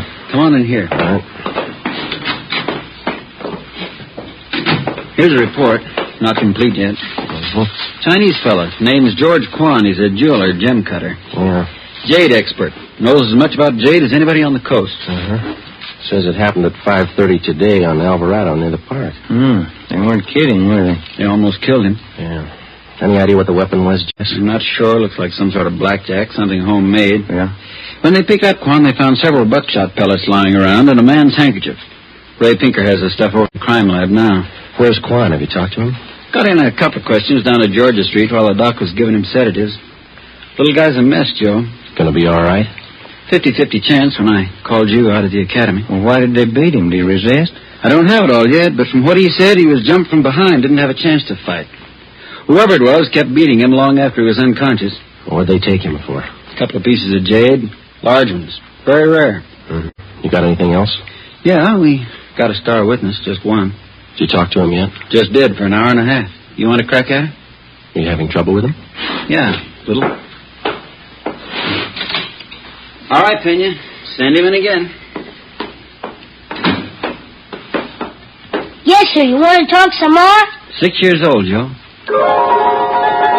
His name was Norman Eugene Fisher, and he was 6 years of age last April. Like all young boys his age, his imagination ran away with him.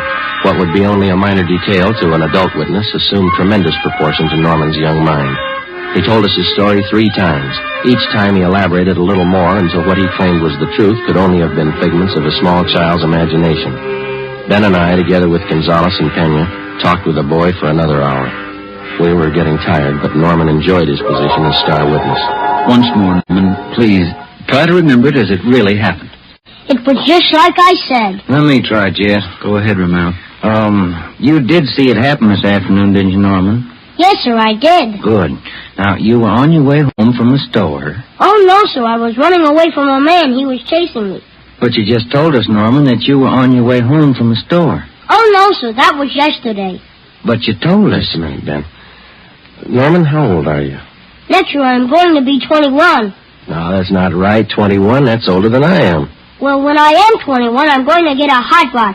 Fastest car in the world. 10,000 miles an hour. Sure you will, but how old are you now? 6, but I'm going to be 21 soon. I remember when I was 6 years old, Norman. A lot of things I wanted. Electric train. I got one. Well, it must be something you'd like to have. One thing that maybe now that you don't have, huh? Will you give it to me? Well, if I can. What do you want? I'd like your gun. Well, what do you want a gun for? I want to put people in jail like you guys do. Sometimes it takes more than a gun, Norman. What do you mean? Just because you've got a gun doesn't mean you're a cop. Well, what does? Just a minute, son.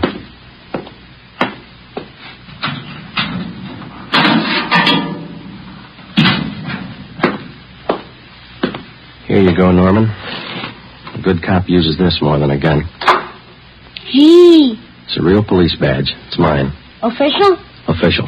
Can I hold it? Go ahead. It's yours. When I wear this, I'm a real detective. Well, that's part of it. The other part is to tell us what you really saw today. Now, how about it, huh? There were 4 men, like I said, and they all had machines. No, wait a minute, Norman. I thought you said you were a detective now. I am. Well, a good detective has to remember exactly what he sees, not something he makes up. It's not very scary that way. No, it's no use, Joe. He can't get his story straight. Oh, yes, I can. I'm a detective now, and I know what happened. All right, Norman, you tell us, huh? I was on my way home from the store. I saw this truck stop down the street. What did the truck look like? I don't know. It was a funny kind of truck. Had a wood back. You mean like a dump truck? Kind of, but it was a small truck. Old kind of car, like he took out the back part and put wood boards like a truck. You mean whoever owned the truck cut the back end out and made it look like a truck, huh? Yeah, that's the way it looked. Anyway, this truck stopped by this Chinese man, and the man got out, and the man started to hit this man. And the man fell on the sidewalk, and the man kept hitting him and hitting him as hard as anything. Well, what was he hitting him with? With his handkerchief. There he goes again. Oh, I don't know. How about that, Jess? Could tie in. Go on, Norman. Well, that's all I saw. No, I mean after the man hit him, what'd he do? Oh, well, he grabbed a bunch of stuff from this man's pocket, and he went into the truck and he speeded away. Norman, you're a good detective. I want you to think real hard now. Do you know what a license number is? Yeah. Good. Do you think you could remember the numbers on that truck? If I knew what they were, I could. In school, we're just having numbers now. I only know up to 7, but there were 2 7s in it. You getting all this, Jess? Yeah, keep going. Norman, you've helped us a lot. Can you remember what the man in the truck looked like? He had a big head and he looked mean. All right, just one more thing now. Can you remember the color of that truck? It looked black, but the back part had black and white stripes. I don't know how you did it, Joe. Well, what do you think? How about it? Me too. All right, Norman. Your mother's waiting outside for you. You can go home now. You're a real detective. Can I wear my badge now? You bet you can. Okay. Say, Yes, sir? as soon as I arrest somebody, will you put him in jail? With the help of an outdated police badge, no longer official, we had the statement of a 6-year-old boy with a healthy imagination. We had an idea he was telling us the truth, but we had no way of being certain. Since he was the only witness, we had to accept his word and hope that he was putting us on the right track. The quickest way to make sure was to see if some of the details in little Norman Fisher's story would check out. Jess Gonzalez and Manuel Pena took the job of trying to locate a homemade pickup truck with 2 7s in the license number. They started by checking all the late 3.8 forms, the vehicle theft and impound reports. The next morning, Ben and I called the General Hospital and talked with Dr. Sebastian. He told us that the victim, George Kwan, had improved sufficiently to allow a brief interview. It was 10:14 a.m. when we got to Ward C, General Hospital. Doctor tells you you're a little better this morning, Mr. Kwan. Yes, sir. I shall be all right, although it is quite painful at times. We're sorry to bother you, Mr. Kwan, but we've got to have a little more information on the robbery. Oh, I will tell you all I can, sir. I should like to recover the missing jade pieces. It is a great loss to me. Did you get any kind of a look at the man who hit you? Oh, he attacked me from behind, knocked me to the pavement. I made an attempt to get to my feet, but he struck me again and again, here at the base of my neck. You didn't see him at all, then? No, sir, I did not. Do you have any idea who could have done this? Unfortunately, no. I cannot think of anyone. What was stolen from you? We know it was jade, but can you give us a more detailed description?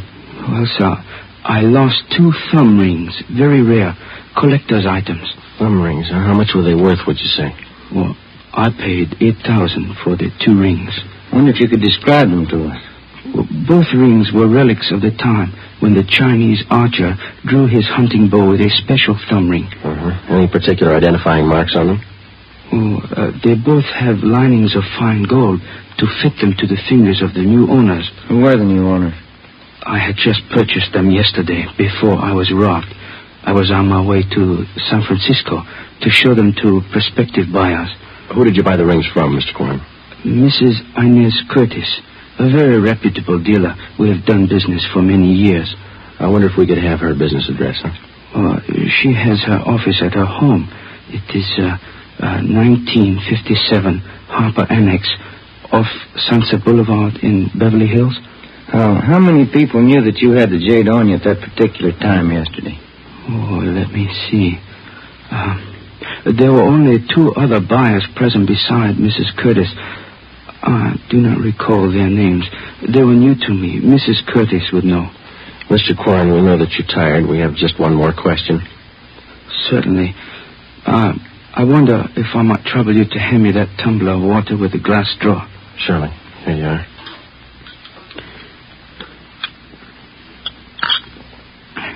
Thank you very much. You're welcome. Now, those thumb rings, Mr. Kwan, would there be any practical disposition of them other than selling them as they are? Well, hardly, Sergeant.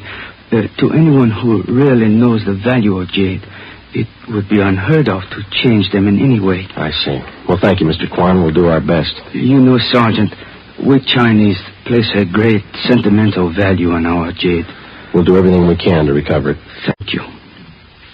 May I tell you my favorite quotation on jade? Yes, sir. It is from the writings of Tang Jung-tso. He wrote, "The magic powers of heaven and earth always combine to form perfect result. So the pure essences of hill and water become solidified in precious jade." Ben and I drove out to 1957 Harper Annex, the residence of Mrs. Inez Curtis. There was no one at home. We left one of our cars. It was 12:22 p.m. when we got back to Central Division. Here's a phone message for you, Joe. What's it say? Call Jess Gonzalez. He's out to Wilshire Division. Okay, thanks, Ben.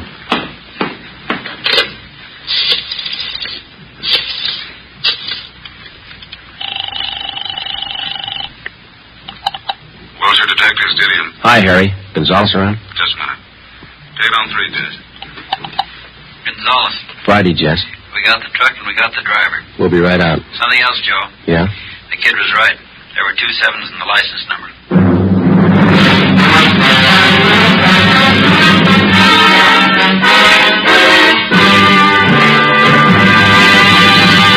You are listening to Dragnet for the solution to an actual case from official police files.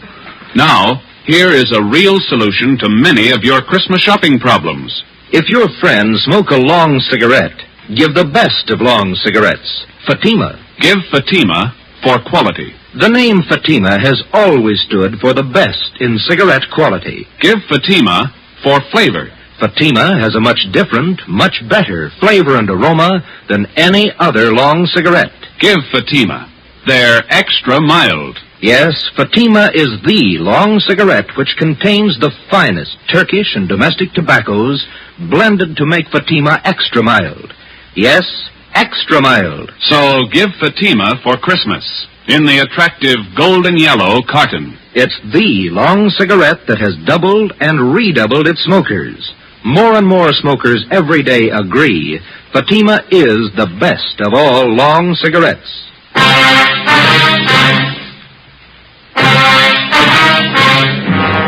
Wilbur Rasmussen, white, male American, age 31, 5 feet 10 inches, 190 pounds, black hair, brown eyes. He was the driver of the truck. Gonzalez and Pena began by checking through all of the reports of trucks impounded during the past 24 hours. There were 23. Out of those 23, they narrowed it down to 4 possibilities. The third vehicle that they checked fitted the young witness's description of the holdup truck. We still could not be absolutely certain that the impounded truck was the one we were looking for. The same could be said of the driver, Wilbur Rasmussen. The net result of checking impound reports doesn't always result in the apprehension of a suspect, but in this case we were lucky. The driver had been picked up for drunk driving. It was 1:30 p.m. when we checked in at the Wilshire Division. Hi, Jess. Where is he? You're a little late. What do you mean? He's gone, released on bail. Who furnished the bail? The woman he works for, Mrs. Inez Curtis. Well, that doesn't figure, Jess, or does it? Why not? How many people knew Quan had the jade? No, it's not my guess. Quan vouches for her. He's been doing business with her for years. What do you think, Joe? It's your show. I'm just tagging along. Well, one thing's sure. Just a minute. Wilshire Detectives, Gonzalez. Yeah, Pena. He did? No, meet me back here. Friday and Romero are here. Right. The Fisher kid just identified Rasmussen's picture. The identification of Wilbur Rasmussen by 6-year-old Norman Fisher was far from sufficient to take the case to court. We had to have evidence, lots of it. Rasmussen had been given a thorough shakedown, his apartment and the truck. There was no sign of the stolen jade rings. Gonzalez told us that the truck had come from the U-Drive truck rental on Figueroa Street. We checked with Mr. Crockett at U-Drive. Let me have another look at that picture, boys. Yeah, here you are. What'd you say his name was? Rasmussen. Wilbur Rasmussen. You want to know if he rented a truck from Miss Wayne? Yesterday, maybe the day before. No, not this fella. Never seen him. Before we left U-Drive, we checked over the rental contract on the truck in question. The deposit check for the truck was signed by Mrs. Inez Curtis. The truck was checked out at 6 a.m. The rental contract, the actual release form showing to whom the vehicle had been rented, was signed by a Harry Wilson. Rasmussen's name did not appear on any of the usual rental forms. The manager of U-Drive was positive that he had not rented a truck to Rasmussen. We drove out to 1957 Harper Annex. This time we found Mrs. Inez Curtis at home. I'm terribly sorry about Mr. Corn. Does he have everything he needs in the hospital? Yes, ma'am. How long did you say this Harry Wilson had been working for you? 6 or 8 weeks. But I'm sure you're wrong about him. We're not accusing him of anything, Miss Curtis. We just want to talk to him. He certainly came to me well recommended. He was a nice man. When's the last time you saw him? Day before yesterday. He asked for his check, said he was quitting. Told him I was sorry to see him go. I'm anxious to get that guest house finished. How about Rasmussen, Miss Curtis? How long has he been with you? Wilbur's been with me for about 7 months. Good worker, but he drinks too much. Feel sorry for him. You've rented trucks from the U-Drive company right along? Oh, yes, from Mr. Crockett. We had to have a truck to haul our building supplies. I'm saving an awful lot of money contracting this myself. It's a great saving. Yes, ma'am. The deposit on this last rental, did you give that check to Wilson or to Rasmussen? I sent both of them down to pick it up. Like I say, Wilbur's been drinking rather heavily lately, and I think Harry's the better driver of the two. Do you know which one of those men was driving the truck about 5:30 in the afternoon day before yesterday? How would I know that, Sergeant? All I know is that I sent both of them down. I told Harry to drive. Yeah, I see. Miss Curtis, were either of those men present the day you sold the jade rings to Mr. Kwan? No, they have nothing to do with my gym business, whatever. Did either of these men know about Mr. Kwan's purchase? Well, that's possible. They knew he was here. I'm sure they saw him come in. It's entirely possible that they might have overheard something. When did Mr. Kwan leave your house? About 5 o'clock. What time did 2 men go after the truck? Oh, they picked that up early in the morning. Mr. Crockett down at U-Drive says that only Harry Wilson checked out the truck. Says he's never seen Rasmussen before. That's entirely possible. Like I say, they might well have made other arrangements. Were there any other people present when Mr. Kwan bought that jade? Yes, there were. 2 other buyers. They were bidding for the thumb rings, too. Mr. Kwan had the high bid, so I sold them to him. What if we could have their names? Certainly, I'll write them down for you. Miss Curtis, do you have any idea where we might locate Harry Wilson? Well, he told me he was going to Mexico, said he had friends down there. Well, thank you, Miss Curtis. You've been very helpful. Are you sure there isn't anything Mr. Kwan needs? Yes, ma'am. 2 jade rings. Mrs. Inez Curtis gave us a detailed description of Harry Wilson. She also gave us the names and addresses of the 2 other buyers who were present when Mr. George Kwan made his purchase. We checked them out and found them to be equally as reputable as Mrs. Curtis. They could tell us nothing of the robbery. We went back to the office and got out an APB and a radiogram on Harry Wilson from the description given us by Mrs. Curtis. Stakeouts were maintained at Wilbur Rasmussen's apartment and at the home of Mrs. Inez Curtis. It was 4:30 p.m. when we got to the 2nd floor of the old city jail building, the crime lab. Lee Jones had the evidence laid out for us. Funny thing about the handkerchief, boys. What's that, Lee? The blood stains. Old ones along with the new ones. How does that figure? We know how the new ones were made when the handkerchief was filled with buckshot and used on Kwan. The old ones, hard to tell. How old did you say they were? The handkerchief has been through the laundry a few times. Stains didn't come out. Laundry marks right here. I don't see them. Man used peerless laundry. Infrared marking system. Let me show you. Infrared lamp, Lee? Yeah. There's your marking. Can you trace it down? Who's it belong to? Man used the name of Harry Wilson. There was nothing to do now but wait for some word on Harry Wilson. The stakeouts continued. We requested Wilbur Rasmussen, and we talked again with Mrs. Curtis and George Kwan. It was Tuesday, December the 8th. We checked in for work at 8 a.m. Morning, Jess. Hi, Joe. Where's Ben? Communications, getting a mail. Any word on the new chief of detectives? No, nothing. What's your guess? Oh, I think Thad Brown. A good man. Maybe. Sloan's a good man, too. When you come in here? Not yet. Why? Maybe you'd like to take a little airplane trip. What do you got? Cheyenne, Wyoming. They picked up Harry Wilson. 2 days later, Thursday, December the 10th, Harry Wilson was returned to the Los Angeles County Jail and booked on suspicion of robbery. We checked with Lieutenant Frank Cunningham in the Record Bureau. From Wilson's fingerprints, he ran a make on him. Harry Wilson was an alias.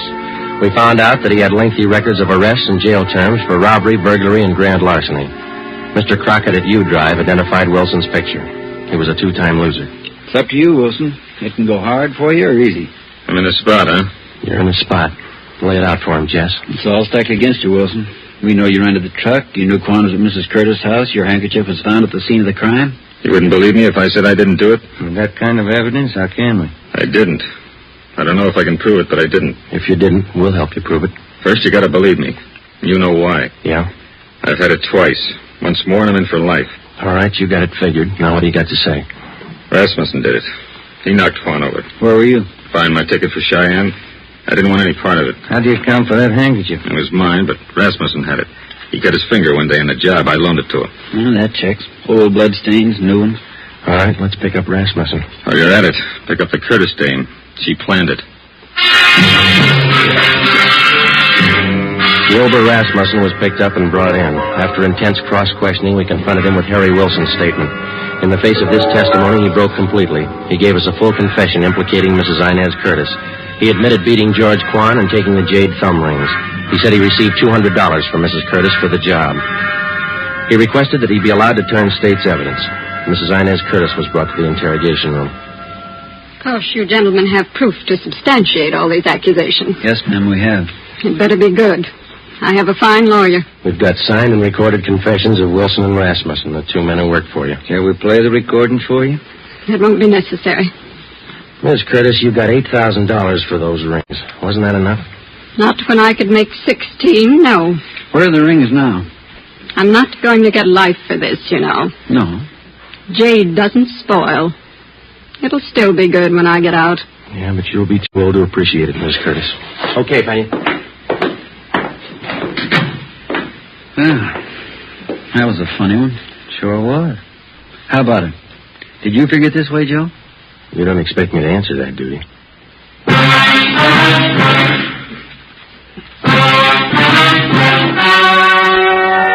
The story you have just heard was true.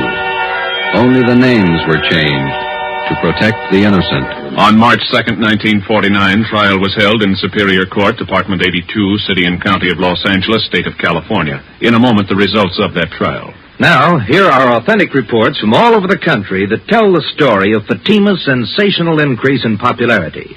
New York Division. Fatima sales up 132%. Chicago Division. Fatima sales up 453%. Los Angeles Division. Fatima sales up 545%. Yes, more and more smokers agree Fatima is the best of long cigarettes. So enjoy Fatima yourself and give extra mild Fatimas for Christmas in the attractive golden yellow carton.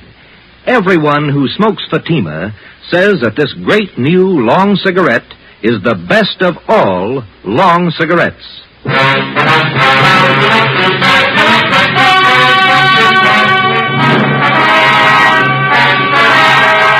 Mrs. Inez Curtis was tried and convicted of robbery and conspiracy. She received the maximum sentence as prescribed by law.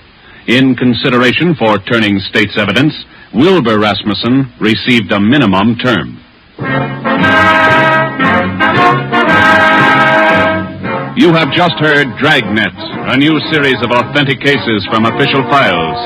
Technical advice for Dragnet comes from the Office of Acting Chief of Police W.A. Wharton, Los Angeles Police Department.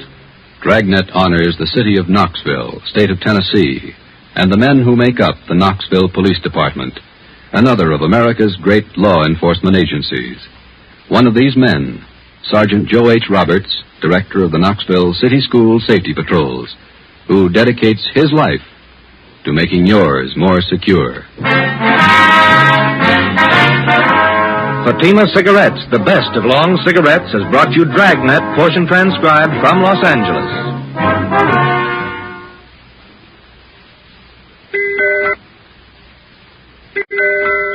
Let that merry tune remind you to get him the big Christmas humidor of smooth, sure, fresh velvet pipe and cigarette tobacco. It's a double pleasure to any smoker when you give this generous humidor of velvet. It smokes cool and sweet in both pipe and cigarette. In every way, the gift for him is a Christmas humidor of velvet, America's smoothest smoke. Be sure to listen to Dragnet next week. Your tune for the stars on NBC. You're listening to HOJO Radio. Stay tuned.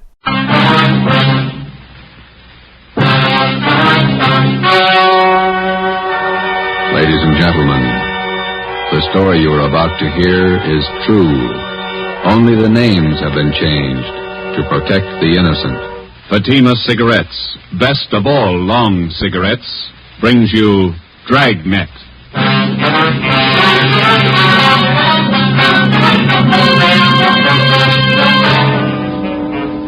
You're a detective sergeant. You're assigned to homicide detail. A young woman has been murdered.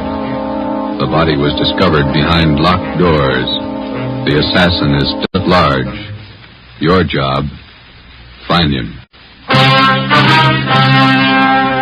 If you want a long cigarette, smoke the best of long cigarettes. Smoke Fatima. Fatima is the long cigarette which contains the finest Turkish and domestic tobaccos superbly blended to make Fatima extra mild.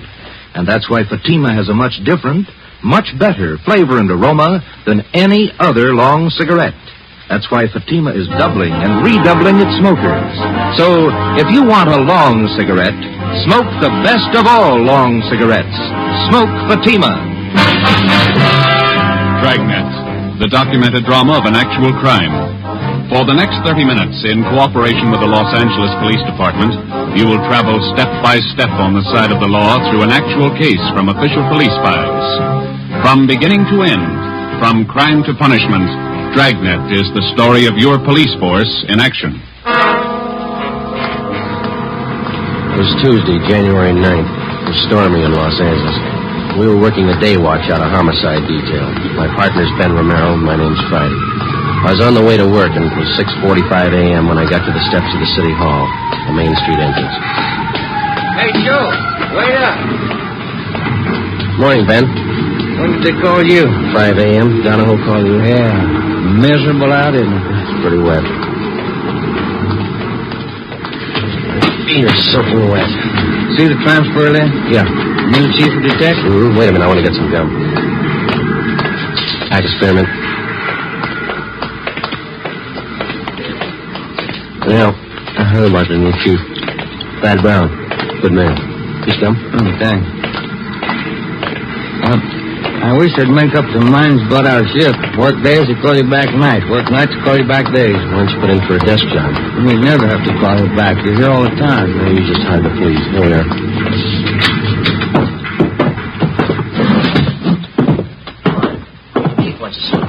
Thanks, Egan. Gentlemen?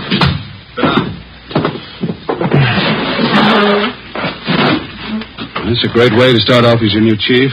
Call you back on a rotten morning like this. We're glad you got the job, Thad. Yeah, congratulations, Chief. It's hard to follow a man like Ed Backstrand. Gonna need your help. You got it. Here's why I called you back. Laura Barclay. The dead body report, nightclub entertainer. Eddie found the body an hour ago. Who's covering? Burton and Anderson, they're out there now. Strangled, huh? Well, the lamp cord. Still trying to figure out how the guy got in the house. Doors and windows all locked. The tact. That the motive? For now, yeah. I just came from there. I think there's more. Any reason? Her room wasn't prowled. Yeah? Well, just a hunch. Play it for me. Ben and I left Thad Brown's office, picked up Lieutenant Lee Jones at the crime lab, and drove to the West Adams district, number 16 Imperial Place, where the body of Laura Barclay had been found. It was an ornate frame structure done in Victorian style, at least 30 to 40 years old. Number 16 was on the ground floor. We went in. A narrow hallway led to the bedroom in the rear of the house. 2 gas jet fixtures, which had been converted to electricity, were the only illumination. This place has seen better days. Anybody else coming out, Lee? I see flash bulbs down there. They must be here already. Ted, Friday, down this way. Hi, Burton. Hi. Photographer's covering the body position. Peterson's dusting for prints. Fred, shoot a couple of overheads. Don't make them all angle shots. Get up high, then move in close. Yeah, Chief was right. Room's in pretty good order. Did you talk to anybody, Burton? Landlady lives upstairs. Only 2 people living in the building. Did she tell you anything? Said the Barclay girl paid her rent on time. Good tenant. Plays the organ at the Blue Fox. Cocktail night. Any idea how the murderer got in here? Not yet. Every door and window in the place is locked. Anything else? That's it so far. We'll give you 15.7 on what we got. Okay, Lloyd. You and Anderson have another detail? Yeah, I'm working on that Westwood thing. 2 uniform men outside if you want anything. Right, thanks. Looks like a tough one, Joe. Whoever did it must have come in through the keyhole. I'll see you later. So long, Lloyd. Andy, let's go. Peterson's dusting for prints. Nothing yet. Only piece of physical evidence so far, the lamp cord she was strangled with. I'll run it through downtown. Not a sign of a struggle. Maybe she wanted to die. Check the bathroom, will you, Ben? Yeah. I'll look around the kitchen. Hey, Pete, have you dusted the lamps yet? Not this one. I'm going to keep it to that.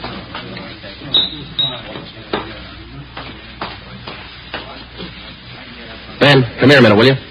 Ben! Yeah? Come in the kitchen, will you?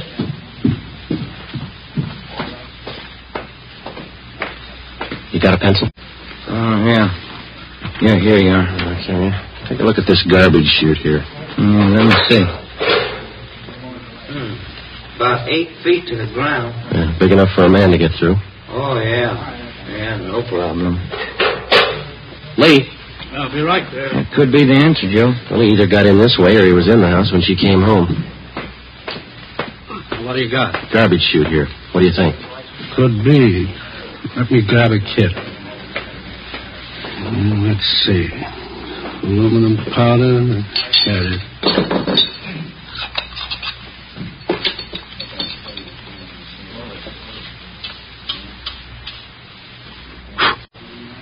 No.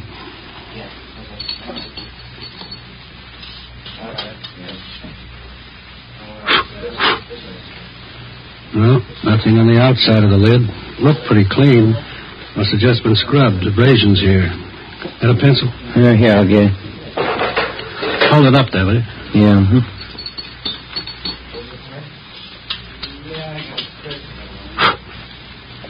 Yeah, there we go. Large prints. Unusually large. Big hands. Can I look inside the chute a minute, Lee? Go ahead. Watch that lid. Yeah, I will. Looks like it's blocked off upstairs.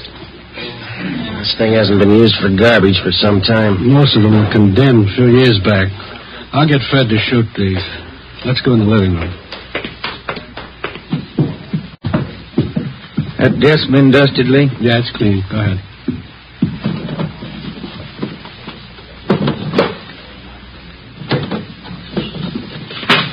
Take a look, Joe. Yeah. Photographs. Hundreds of them. All men. Yeah, all different. Lee Jones and the crime lab crew finished up and went back to Central Division. 2 uniformed officers remained on duty at the scene of the crimes. Thad Brown had men sent out to canvass the neighborhood. Ben and I went upstairs and talked with the landlady, a Mrs. Emma Smith. Yes? Police officers. You, Miss Smith? Yes. You're not the same officers I talked with before. No, ma'am. I wonder if we could ask you a few questions. I told the other officers everything I knew. We have to double-check, Miss Smith. Who was the girl who lived in the apartment below, number 16? Laura Barkley. Is that the name she used? The mail she received, was it addressed that way? Yes, it was. She was a very good tenant, Laura. No trouble with her at all. When did she move here? Oh, about 4 or 5 years ago. I have the rent receipts. I always save receipts. Did she always live by herself? Oh, yes. That apartment rents to one person only. Did she have many visitors, friends dropping in? None that I ever saw. Pretty much to herself, Laura. The men came yesterday and took it away. What's that, ma'am? The organ. Electric one. Laura rented it from a big downtown firm. Used to practice all the time. My, it was beautiful. Yeah. In the gloaming.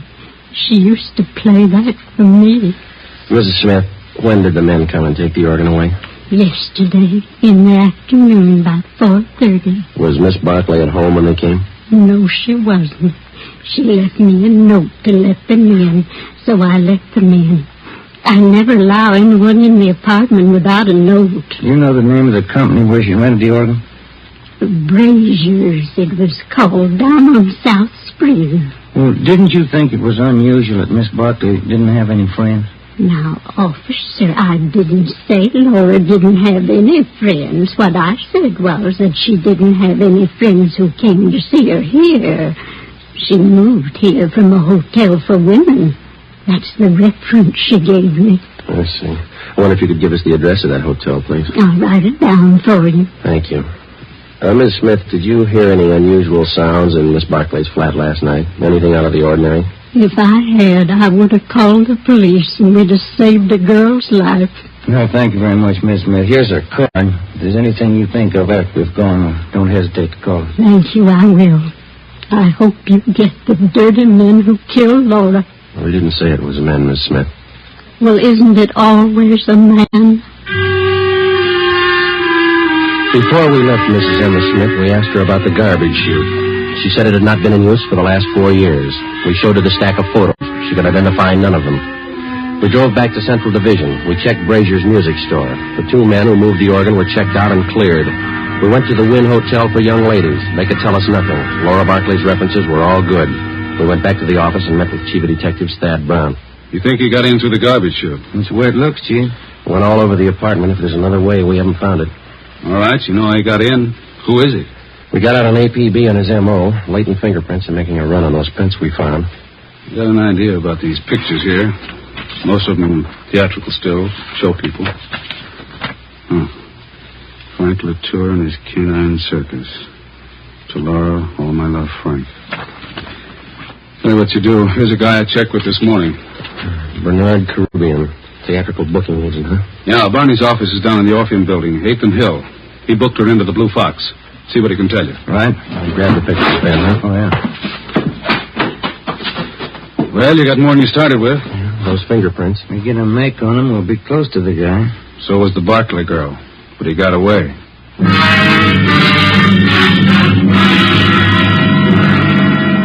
I wonder if we could see Mr. Caribbean. Who's calling, please? Sergeant Romero and Sergeant Friday, police officers. Oh, one moment, please. Yeah, please. 2 police officers to see you, Mr. Caribbean. Sergeant Friday and Sergeant Romero, is that right? Yes, ma'am. Send him in. Go right in. Thank you.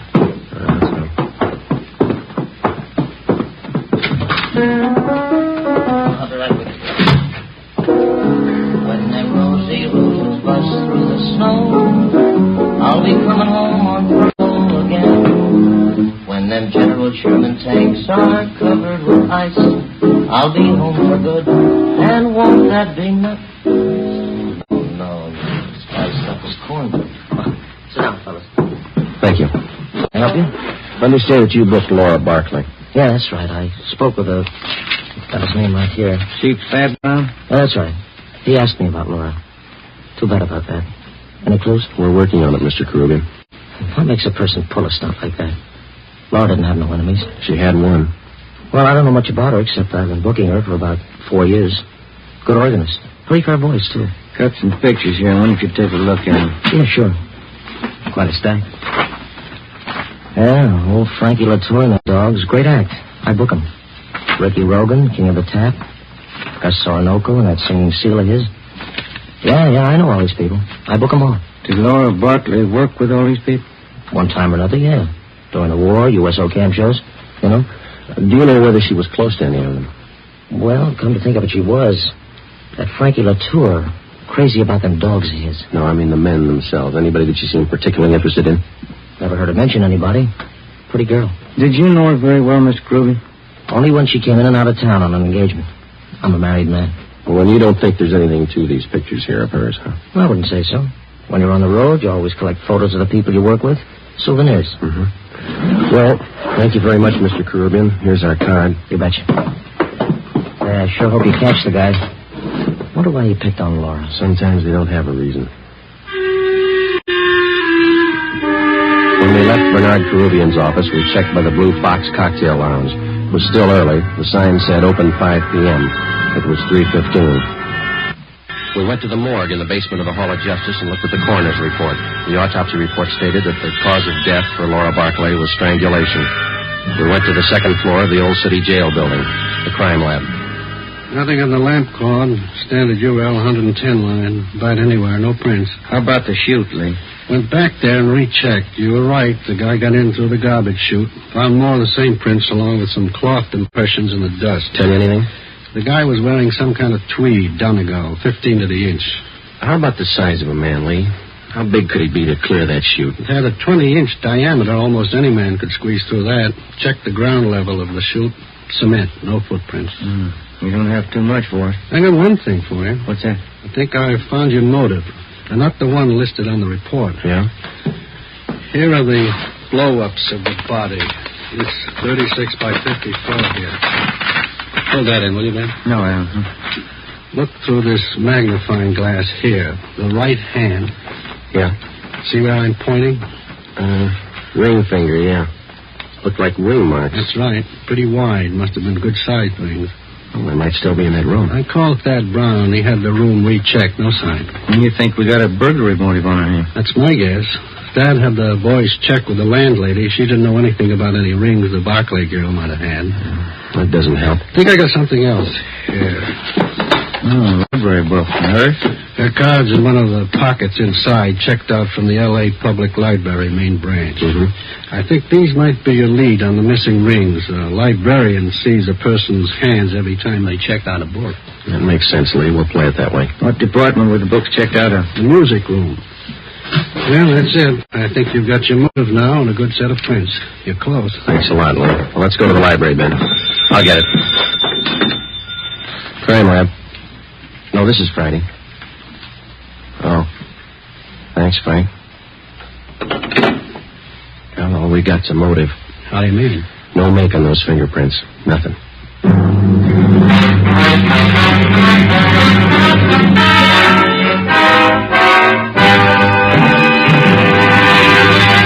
You are listening to Dragnet for the solution to an actual case from official police files.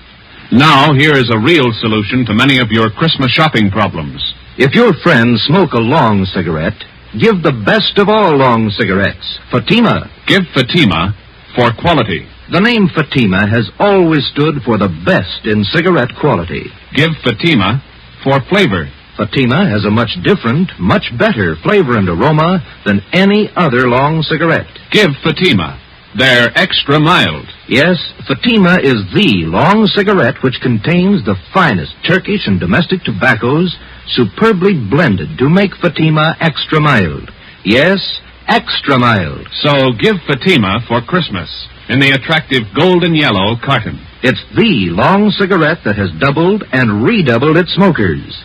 Yes, more and more smokers every day agree Fatima is the best of all long cigarettes. 4:30 p.m. Tuesday, January 9th. Heavy rain. Laura Barkley's murderer was still a free man. Ben and I were sure that whoever left their fingerprints on the inside of that garbage chute was the same man who murdered the Barkley girl. He had no previous record. His first crime, as far as we knew, was a killing, and the odds were all in his favor. The fingerprints gave us nothing. All we had left to lead us to the killer were 3 library books and a stack of old theatrical photos. The solution of most crimes for the working detective is method and persistence. When you have clues, you work with them. When you don't, you work your way to a logical conclusion as best you can. We went to the Los Angeles Public Library, the main branch. The librarians in the music room handle thousands of readers every week. None of them remembered Laura Barkley. We drove over to the Blue Fox Cocktail Lounge. We interviewed the manager, and he knew nothing of her personal life. We talked to Harry Schumann, the organist who had taken Laura Barkley's place. What would you like to hear, fellas? Police officers. Like to talk to you, man. About Laura, huh? That's right. All right, if I keep on playing? Manager wants full 15-minute sets. Yeah, go ahead. That's all right. What can I tell you? How long have you known Miss Barkley? Oh, 4 or 5 years. Terrible thing. You got to get whoever did it. Yeah, we're going to try. Can you think of anybody that might have killed her? I know you ask that question of everybody. I don't know. Does anybody ever know for sure? Sometimes. Well, I don't know. When you think of a person, you never think who might murder him. Maybe you might know a few things about her that you could fill us in on. I'll try. She go in for jewelry much? Rings, things like that? Funny you should ask that. She was nuts for it. Good things. Rings? Had a couple of beauties. Diamonds they were, big stones. Cost $4,000. I know she used to put most of her money into those rings. She buy them on time? Yeah. I remember one night she was overjoyed. The night she paid them off. Cost a lot of dough. Can you describe those rings for us? Not too good. I can give you the name of the jeweler she bought them from. That'll do. Do you know anybody else that we might talk to? Don't know any of her friends. She was an only child. No living relatives that I know of. How about her landlady? Yeah. I guess that's it, Harry. Thank you.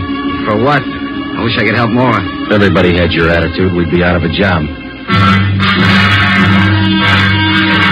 Before we left the Blue Fox, Harry Schumann gave us the address of Laura Barkley's jeweler.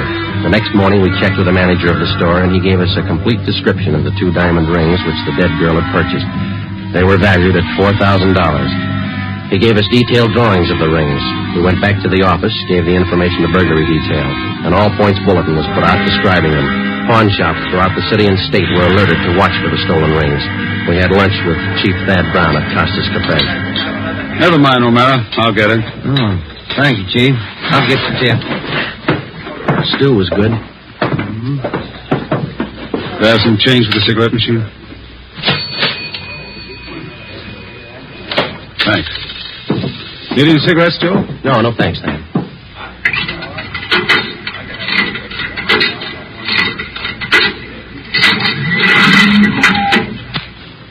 Let's go. What do you think, Thad? The description of the rings and the MO should help. If he hasn't turned up, good chance he's holding on to them. Could be his first job. Probably scared. Anybody check back over the neighborhood there? Yesterday afternoon and this morning. A lot of door-to-door salesmen through that district. All been checked out. It's a dead end. Now where? Only those prints are checked out. Well, they didn't. Got a kickback from Brereton in Sacramento on his M.O. No make. We'll have to get him with what we've got. Here's the car. Sure you picked up all the loose ends? We've been back over the course 3 times. Go over it again. Keep going over it until something breaks.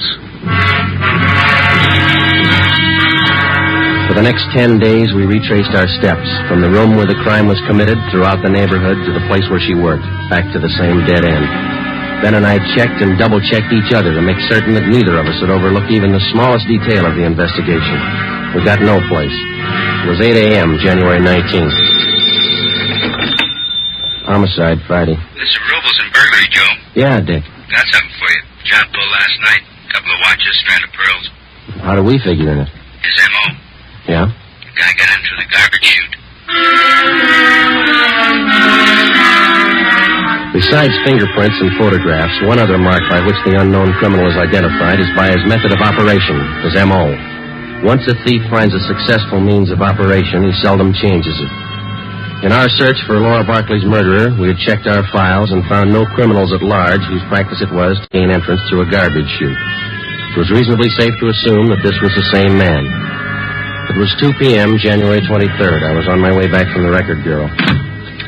Just had a call, Joe. Elmer Radcliffe. Informant? Yeah. Says 2 days ago he heard about some guy who was making the rounds trying to peddle a couple of diamond rings. Same ones? He's not sure. Doesn't know what the guy looked like. Any idea where the guy is now? Hasn't been around since. Told Elmer to keep his eyes open. Oh, that's good. Come in here, you two. What do you got, Thad? This report just came down from burglary. Pawn shop down on North Main took in a watch and a strand of pearls last night. Yeah? Same stuff that Rubles called you about. Yeah, I remember. Where's it dying? Same guy tried to peddle a couple of diamond rings. 10 a.m., January 25th. Thad Brown arranged to have all pawn shop detail calls concerning the suspect put through to us on extension 2521, homicide. 5 days passed. No further word. Homicide, Friday. This is George Rose.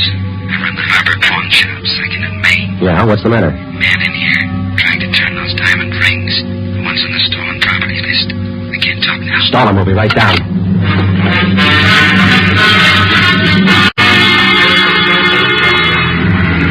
Come on, Ben, move it. Yeah? The next corner. There it is. Just up the block. Pull up. All right, let's go. Yeah. Here we are. Hey, fella, look out, Joe. He's got a gun. All right, Joe? Yeah. Out the back way. Let's get him. There he goes, up alley. Can you hit him? We didn't stop him. Watch it. Come on, Joe.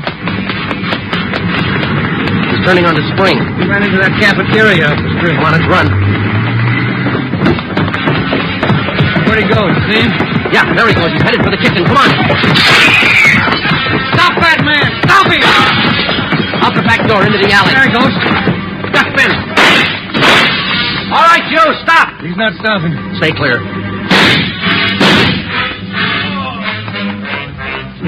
He's down. All right, come on.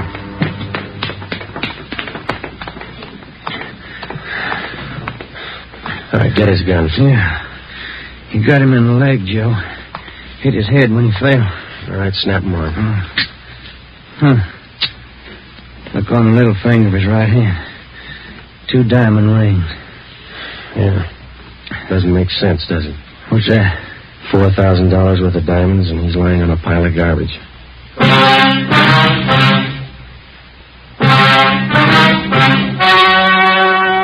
The story you have just heard was true. Only the names were changed to protect the innocent. On April 2nd, 1947, trial was held in Superior Court, Department 81, City and County of Los Angeles, State of California. In a moment, the results of that trial. Now, here are authentic reports from all over the country that tell the story of Fatima's sensational increase in popularity. New Orleans Division. Fatima sales up 300%. Detroit Division. Fatima sales up 348%. Los Angeles Division. Fatima sales up 545%. More and more smokers agree Fatima is the best of long cigarettes. So enjoy Fatima yourself and give extra mild Fatimas for Christmas in the attractive golden yellow carton. Everyone who smokes Fatima says that this great new long cigarette is the best of all long cigarettes.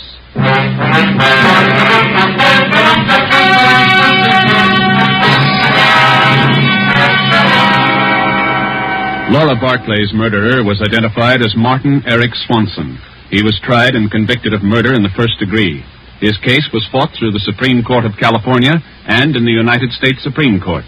In both instances, his conviction was upheld. Last Friday morning, after a delay of 5 years, Martin Eric Swanson was executed in the lethal gas chamber at the state penitentiary. You have just heard Dragnet, a new series of authentic cases from official files. Technical advice for Dragnet comes from the Office of Acting Chief of Police W.A. Wharton, Los Angeles Police Department. Dragnet honors the city of Youngstown, state of Ohio, and the men who make up the Youngstown Police Department, another of America's great law enforcement agencies. One of these men, Chief of Police Edward J. Allen, honored as Policeman of the Year, who dedicates his life so that yours might be more secure. Fatima Cigarettes, best of all long cigarettes, has brought you Dragnet from Los Angeles.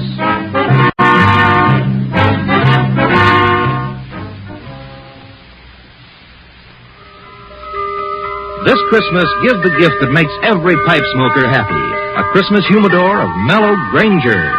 Granger is made just for pipes by the tried and true Wellman method. Rough cut to smoke mild and cool, and humidor packed to stay ever fresh. Yes, make this Christmas a Merry Christmas for all the pipe smokers on your list. Give them each a Christmas humidor of mellow Granger. Listen to Dragnet next week, and be sure to hear Morton Downey tonight on NBC. Actor and producer Jack Webb's aim in Dragnet were for realism and unpretentious acting. He achieved both goals, and Dragnet remains a key influence on subsequent police dramas in many media. The show's cultural impact is demonstrated by the fact that even after 5 decades, elements of Dragnet are known to those who have never heard nor seen the program. The ominous 4-note introduction to the brass and timpani theme music titled Danger Ahead is instantly recognizable, as well as the show's opening narration. Stay tuned for more Dragnet right here on HOJO Radio.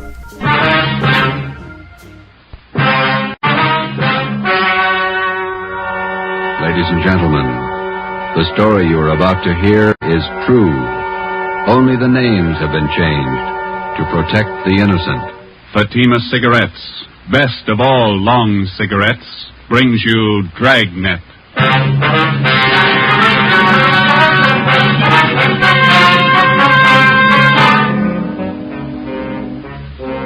You're a detective sergeant. You're assigned to homicide detail. A small boy is reported missing from his home. His age, 9 years. Foul play is suspected.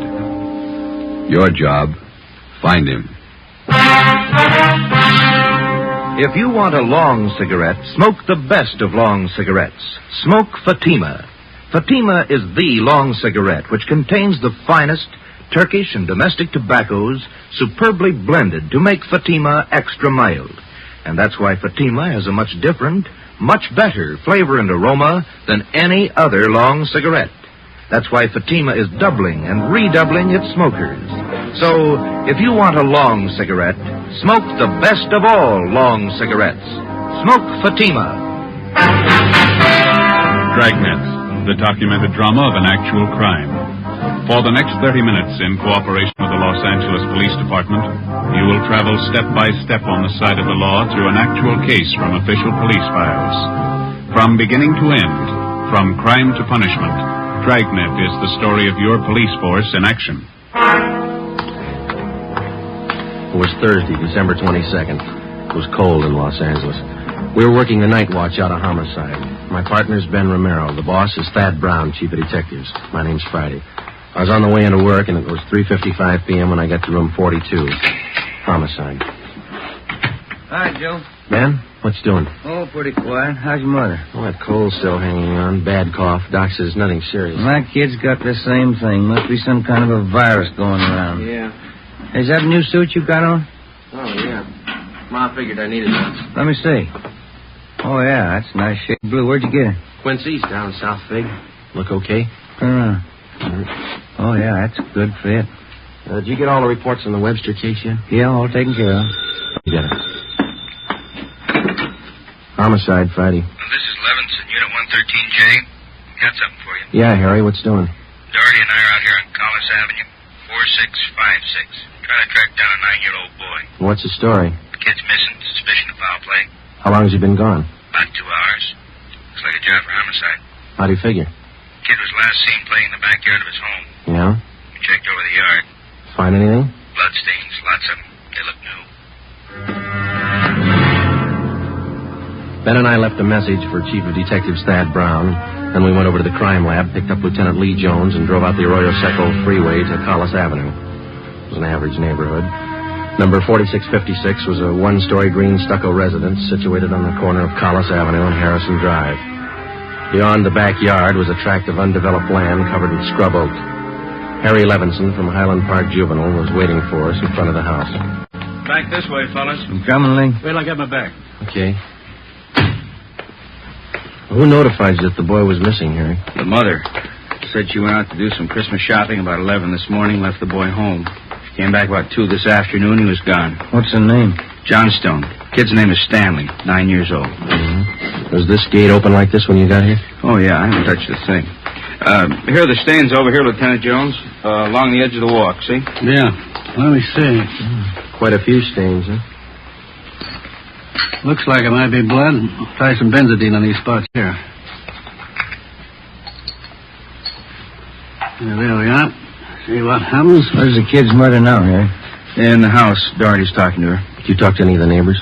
People next door. One's on this side.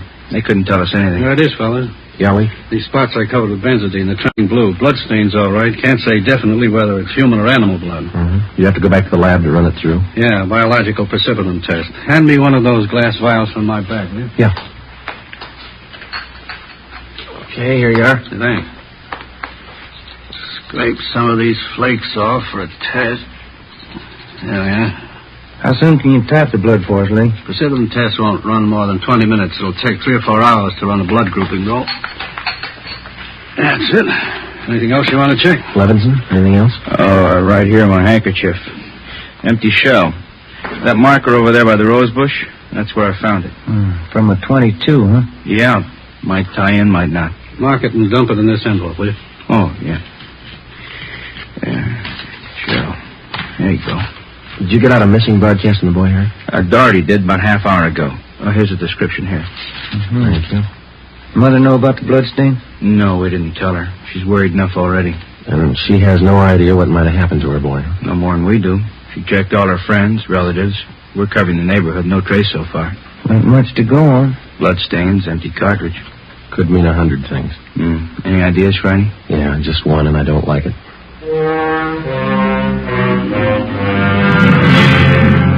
4:30 p.m., Thursday, December 22nd. The neighborhood search for 9-year-old Stanley Johnstone continued. Lee Jones went back to the crime lab to start the precipitin test and the blood grouping. Levinson and his partner Doherty from Highland Juvenile stood by. We called Chief of Detectives Thad Brown, and he ordered up a special detail to aid in the search for the missing boy. Ben and I questioned the boy's mother, Mrs. Ruth Johnstone, a woman in her early 40s. She seemed fairly calm under the circumstances. Miss Johnstone, is your boy standing in the habit of wandering off without telling you where he's going? No, he's not in the habit of wandering off, but he has done it before. When was the last time, Miss Johnstone? You don't have any children, do you, Sergeant Friday? No, I'm not married. Well, there comes that time in every young boy's life when he feels that it's time to leave home, to go out on his own. Usually happens somewhere around 8 to 10. I think I know what you mean. I've got a boy. Well, then you know how it is. My husband and I scolded Stanley one day after school. He was quite put out about it. He thought George and I were unfair. Packed a few of his things and left. How long was he gone? Oh, no time at all. About 2 hours. I was worried about him, but my husband said to leave him alone. Said every boy had to go through that stage. Well, then you think he's run away from home again this time? Yes, I think so. He's been gone about 4 hours now, and I have a funny feeling about it. Did you and his father have some misunderstanding with the boy recently? Well, that's just it. We haven't. I don't mind telling you now that we're talking about it. I am getting worried. Any place around that he might like to visit? Hobby shop, playground, where he might be? Yeah, there's Jensen's model shop and little Shanna Burrows, but I've already called them and he hasn't been seen all day. I called all his friends. They have no idea where he is either. We'd like a list of all his friends and the places that he was known to frequent. Oh, yeah, all right, I'll get them to you. Where do you suppose he is? Where's your husband now, Miss Johnstone? Oh, he's at work. George works for the city. He's a fireman. What house is he stationed at? Engine Company 12. He's working the 8th platoon. He'll be home tomorrow morning. I haven't told him that Stanley's gone. Was there any chance that the boy might be down at the firehouse with his father? No. No, he seldom goes down there anymore. No, I don't think he's there. I'm awfully worried. May I call my husband? Certainly, go right ahead.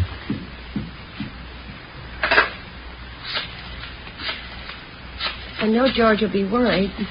Stanley's been gone too long. Hello? May I speak with George Johnstone? This is Mrs. Johnstone. Thank you. I hate to call George at his work. Yes, ma'am. Does your husband own a gun? Yes, he does. What caliber, do you know? Well, it's a .45 automatic. He got it. George? This is Ruth. George, is Stanley down there with you by any chance? Oh. No, I can't find him anywhere. He hasn't been here when I came home from my shopping. There are 2 policemen here. No, I said there are 2 policemen here. Oh, no, dear. I'll call you if we don't find him soon. All right, dear. Yes, you too. Goodbye. I didn't think he'd be with George. That .45, is that the only gun in the household? Well, yes. Why are you asking about guns? Has anything happened that you're not telling me about? No, ma'am. Just routine checking. We'll have to take a look at that .45, though, if you don't mind. Maybe I should tell you. We do have another gun in the house, but it's all wrapped up. George bought it for Stanley's Christmas present. May we see it, please? Well, yes. Will you have to unwrap it? Yes, I'm afraid so. I think I can reach it. We had to hide it. So let me see. Oh. Here's the paper it was wrapped in. Stanley must have found it. It's gone. See, here's the gift card and the box the gun came in. The rifle. Can I look at that box, ma'am? Thank you. How about it, Joe? .22 caliber. Thursday, December 22nd, 5:15 p.m. It was getting dark. The search for the missing boy continued. We checked the list of Stanley Johnstone's friends. None of them or their parents had any idea of his whereabouts. We talked with Levinson again. He had been in touch with the detail combing the neighborhood. They'd found nothing. We went down to Collis Avenue and 10th Street, service station on the corner. 1 nickel, Joe? No, I got one. You watch for that, huh? Yeah. Thank you.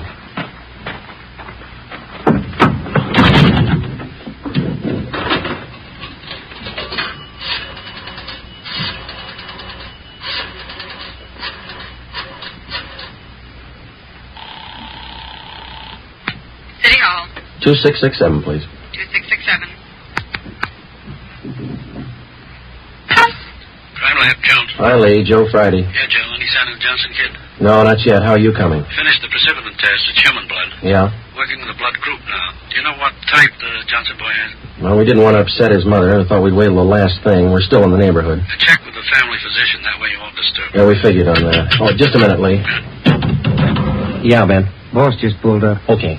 Thad Brown's out here now. I'll check you later, Lee, huh? Yeah, right, Joe. All right, goodbye. Gentlemen, how's it going? Just checked with Lee Jones. Yeah, I know. It's human blood. What do you think? We talked with the boy's mother, Miss Johnstone. Found a gun, Mason. Yeah. Caliber's the same as the empty casing that Levinson found. 22. You said the gun was missing. Yeah, the Johnstones were going to give it to the boy as a Christmas present. They had it hidden, but it's gone now. Any idea who took it? Well, they left the Christmas wrapping behind. I think it was the kid. .22 rifle, huh? 9-year-old boy. When are they going to learn? First, it's carbide cannons on the 4th of July. The city issued ordinance after ordinance. But a few thousand kids around the country had to lose their eyes, fingers, hands before the parents gives us their full cooperation to outlaw them. I know what you mean. Sure you do. You and every other cop in the country became the heavies trying to clamp down on them. It's always the same story. This time it's guns for Christmas. I know what you're thinking, but we're not sure yet. Listen, Friday, there's a city ordinance against giving a gun to a kid. You know that? Yes, I know that. There's a missing boy and a missing gun. There's blood on the ground and an empty shell. That's enough for me. I'm going to stay with it. Something's got to break. Yeah. I hope it's not the hearts of that kid's parents. Oh, hi, Chief. I've been looking for you, Friday. What do you got, Harry? On the gun. New .22 rifle. Strong smell of cordite. I'd say it's been recently fired. Where'd you find it, Levinson? Back up there in that scrub oak. Up behind the Johnston house. Mrs. Johnstone identified it. Buckley took it down to the crime lab. Thanks, Harry. Is Miss Johnston okay? Pretty sick now. Kilby came up with something else. What's that? There's another one missing. An 8-year-old boy. 6:30 p.m. We talked with Officer Kilby about the other missing boy. He told us that his name was Stephen Moorheim, 8 years old. His family had just moved into the neighborhood, and it seemed that no one besides the Moorheim family knew that the boys played together. Mrs. Moorheim told us that Stephen told her that he was going out to play and that he'd be home by 6 o'clock for dinner. She told us that he was an unusually prompt boy and almost never overstayed his playtime. We got a description of the Moorheim boy and put out a missing broadcast. We called the Johnstones' family doctor. He told us that Stanley's blood was type O. At 7 p.m., we talked again with Mrs. John Moorheim. Are you sure Mrs. Johnstone doesn't know where the boys are? She has no idea, Miss Moorheim. It's terrible. It's just awful. I feel there's more to this thing. Something you're not telling me. Well, there's no use to upset you until we know a few things for sure. Then you are holding back something. Now, please try not to worry, Ms. Moorheim. There are certain questions we'll have to ask, routine questions in any kind of investigation. Is there anything else you want to know? Yes, ma'am. What is your boy's blood type? That's a funny question. Do you think anything's happened to him? Have you found him and you're not telling me? No, ma'am, we haven't found him. We don't think anything's happened to him. His blood type. Yes, ma'am. I think I have it written down in Stevie's baby book. Yes, here it is. Type O. Thank you. What if I might use your phone, please? Yes, of course. It's in the hall. Be right back then. Yeah, okay.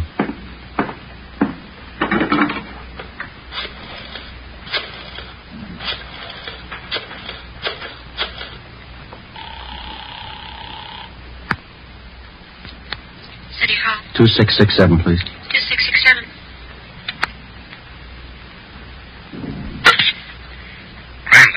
Hello, Ray. This is Friday. Lee there? Just a minute, Joe. Take 2, Lee.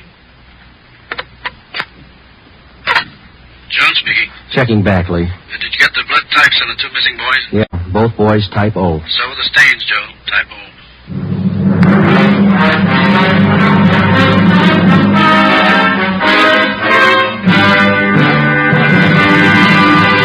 You are listening to Dragnet for the solution to an actual case from official police files. Now, here's a real solution to many of your Christmas shopping problems. If your friends smoke a long cigarette, give the best of long cigarettes, Fatima. Give Fatima for quality. The name Fatima has always stood for the best in cigarette quality. Give Fatima for flavor. Fatima has a much different, much better flavor and aroma than any other long cigarette. Give Fatima.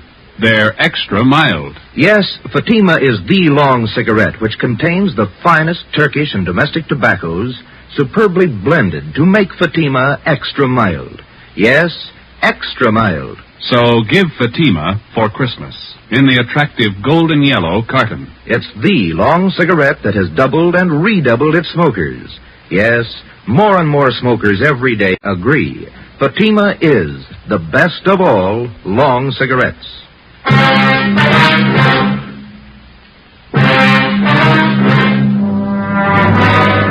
8 p.m., Thursday, December 22nd. Still no sign of either of the missing boys. Chief of Detectives Thad Brown went back to headquarters to direct the search from there. He dispatched another detail of 50 men to aid in the hunt for the missing youngsters. 8:30 p.m. It was getting colder. The citrus growers were warned to expect a freeze. We went up the block to see Mrs. Johnstone. Her husband had quit work early and returned home. We talked with him. He could tell us nothing more than we already knew. We still had not informed either of the families about the bloodstains and the empty cartridge casing which had been discovered in the backyard of the Johnstone home. It was more than possible that they had a right to know about our findings, but Ben and I felt that there was no cause to add to the distress of the two families at this time. If the two missing boys were found alive and well, then the bloodstains in the cartridge case would be of no concern to the relieved parents. At 8:40 p.m., Ben and I left the Johnstone house and went to the home of Mr. and Mrs. John Moorheim. Miss Moorheim, you said your husband worked at a market? Yes. He telephoned about 15 minutes ago and said he was closing up right away.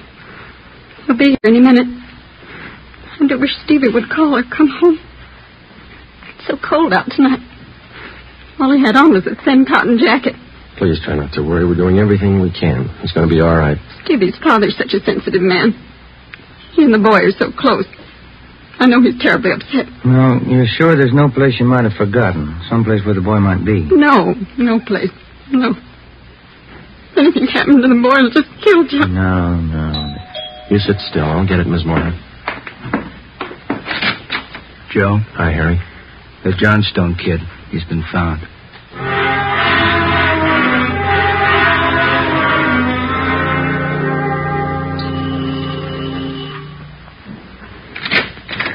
Oh, he's home, Sergeant. He's come home.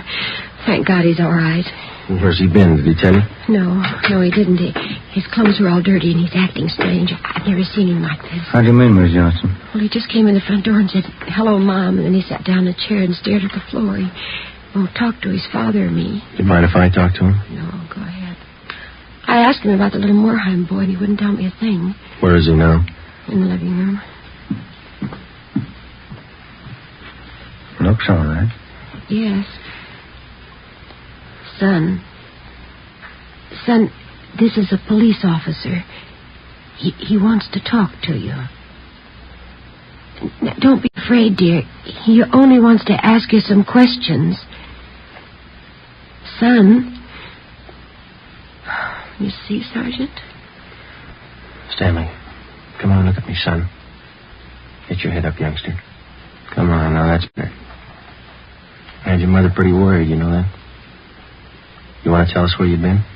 I wish you'd try to get him to eat a little something. You hear that, son? Want something to eat? Stanley, there's another little boy up the street who hasn't come home. Do you know where he is? His father and mother are worried about him, too, just like your folks were. You've got to help us find him, son. I killed him. I killed Steve with the .22. We were only playing. But I killed him. How do you know you killed him? Maybe he's only hurt. Now, isn't that it? No, he's dead. I know he's dead. The gun went off. We forgot we put bullets in there. Where is he, Stanley? I hid him. I was scared. I didn't want anybody to find him. Where did you hide him, son? In a cave up on the hill. I didn't mean it. It was my pal. You want to show us where, son? Yes, I'll show you. Please don't send me to jail. 9:15 p.m., Thursday, December 22nd. 9-year-old Stanley Johnstone led the way up the hill behind the backyard of his home. He showed us the wagon he moved the body in. His father came along with us. About 50 feet from the crest of the hill, the boy pointed to a thicket of scrub oak. There we found a small cave holding the body of Stephen Moorheim. There was a single bullet wound in his chest just below his heart. He was dead. We covered the body. Stanley, how did it happen? I knew my folks were going to give me the gun for Christmas. I knew where it was, and I got it. There was a box of bullets with it. Were you pointing the gun at Stephen? No, sir. No, sir, I wasn't. It was Steve's turn to play with it. I was chasing him. He tripped over the stump there in our backyard and fell. The gun hit him in the stomach, and it went off. Why do you think you killed him if you're telling us the truth? I'm telling the truth, honest. That's the truth. All right, I believe you, son, but why do you think you killed him? It was my gun. Steve would still be alive if I didn't go and get it. I should have waited till Christmas. It's all my fault. Where have you been all this time? In the cave with Steve.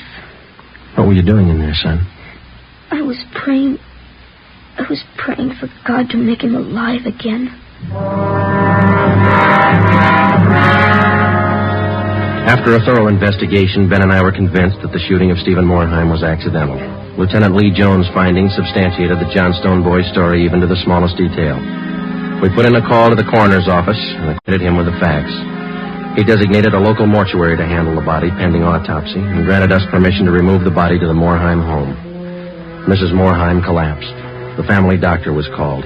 Ben and I sat in the living room to wait for John Morheim, the dead boy's father. Edith! Edith! Mr. Morheim? Yes. You the police? Yes, sir. Where's Edith? Where's my wife? Has my boy come home? Have you found him? Yes, sir. Oh, where is he? Steve! Stevie! Where's Steve? He's hurt, isn't he? Yes, sir. Oh, where is he? I want to see him. He's hurt bad, Mr. Morheim. Oh, where is he? I want to see him. He's in his room. How bad? Pretty bad.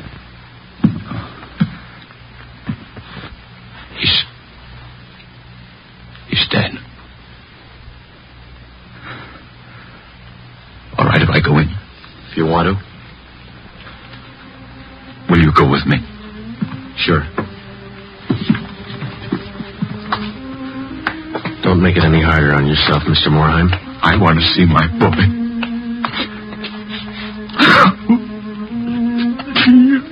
Mr. Morheim.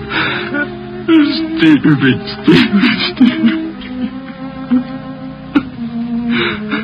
Listen to me, son. We've got you a lot of nice things for Christmas. Everything you wanted. I got you the 3 new cars for the train. The one with the searchlights really works.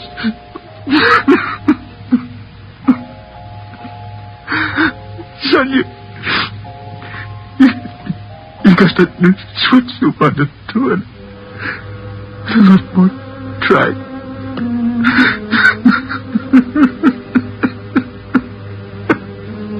Oh, now you can have a big payout. You know that new baseball that you saw? Well, I got it for you.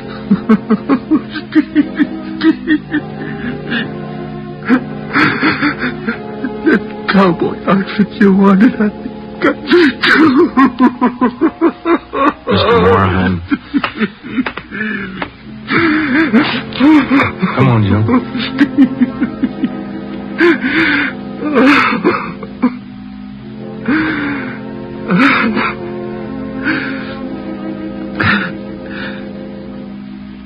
What happened? It was an accident. He was playing with the Johnstone boy up the street. Playing with a gun. It went off. What was the other boy's name? Stanley Johnston. It was an accident. Mr. Morheim, where are you going? I want to see that boy. We had no idea what the dead boy's father had in mind. We didn't feel that we should try to restrain him. We went along with him up the street to the Johnstone home.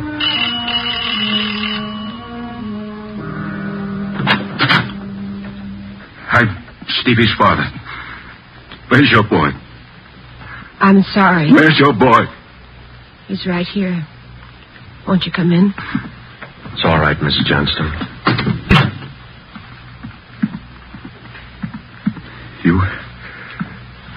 You the boy that was with Stevie? Yes, sir. What's your name? Stanley. Stanley. I know it wasn't your fault, Stanley. I wonder if you'd do something for me. Yes, sir. I've got a lot of nice presents for Stevie. I know he'd want you to have them. I want to give them to you. Christmas Eve. Mom? I think that would be a fine idea, son. Come on, Ben.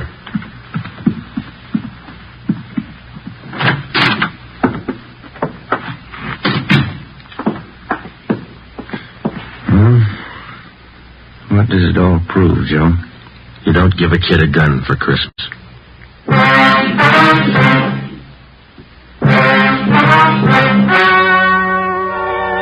The story you have just heard was true. Only the names were changed to protect the innocent. On December 24th, 1948, a coroner's inquest was held in the county morgue, city and county of Los Angeles, state of California. In a moment, the results of that inquest. Now, here are authentic reports from all over the country that tell the story of Fatima's sensational increase in popularity. New York Division. Fatima sales up 132%. Chicago Division. Fatima sales up 453%. Los Angeles Division. Fatima sales up 545%. More and more smokers agree Fatima is the best of all long cigarettes. So enjoy Fatima yourself and give extra mild Fatimas for Christmas in the attractive golden yellow carton. Everyone who smokes Fatima says that this great new long cigarette is the best of all long cigarettes.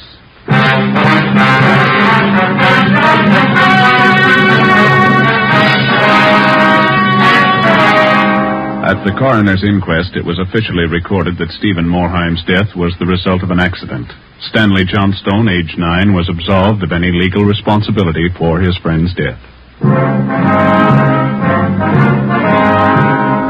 You have just heard Dragnet, a new series of authentic cases from official files. Technical advice for Dragnet comes from the Office of Acting Chief of Police W.A. Wharton, Los Angeles Police Department. Dragnet honors Hennepin County, Minneapolis, state of Minnesota, and the men of the Hennepin County Sheriff's Office, another of America's great law enforcement agencies. One of these men, Sheriff Ed Ryan, veteran police officer and department administrator, who dedicates his life to making yours more secure. Fatima Cigarettes, the best of all long cigarettes, has brought you Dragnet, portion transcribed from Los Angeles. Be sure to hear songs by Morton Downey tonight on NBC. You're listening to HOJO Radio. More classic old-time radio coming your way next. Ladies and gentlemen, for a more authentic presentation, portions of the program you are about to hear were actually recorded on the scene.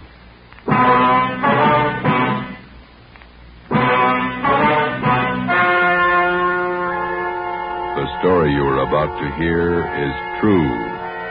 Only the names have been changed to protect the innocent. Fatima Cigarettes, best of all long cigarettes, brings you Dragnet.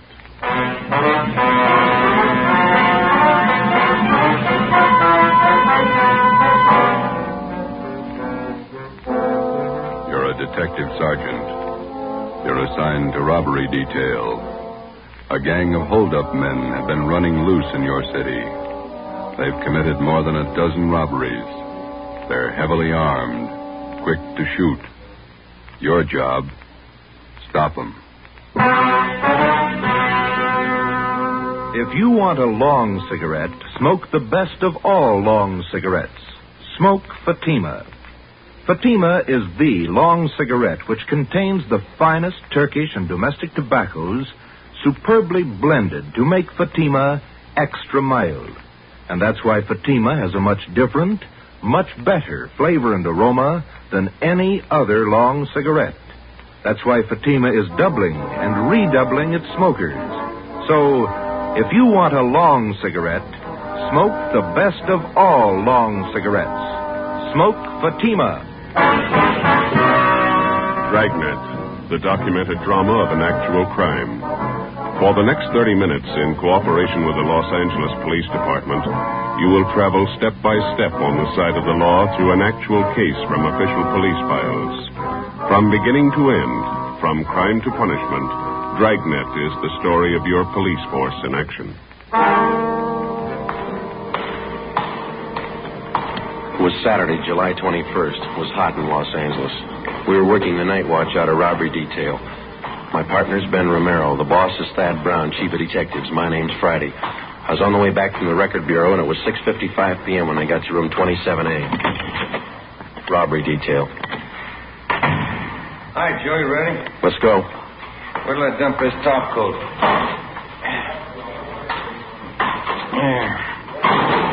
too hot out tonight for that. Yeah. The rest of the guys take off already? Yeah, we better hustle. How many men are working this thing tonight? Must be at least 50, covering every drugstore in the South Central area. Which one did we draw? Naomi in South Alameda, Rex Pharmacy. Yeah. Parking lot across the street. We can cover the pharmacy from there. We better check out a Thompson from the business office first, huh? That's a good idea. We might as well be ready. They are. Who got the tip the gang was moving into the south end of town? Johnny Powers, one of his informants. Okay, here we are. Business office, Blair. Yeah, I'll take care of it. Thanks. Hey, Blair, do you want to check out a Thompson for us? Okay, Friday. Heavy duty? Yeah, kind of. There's a sign-out book. Thank you. There, you might as well give us a shotgun while you're at it, Blair. Okay. Check these out for an hour.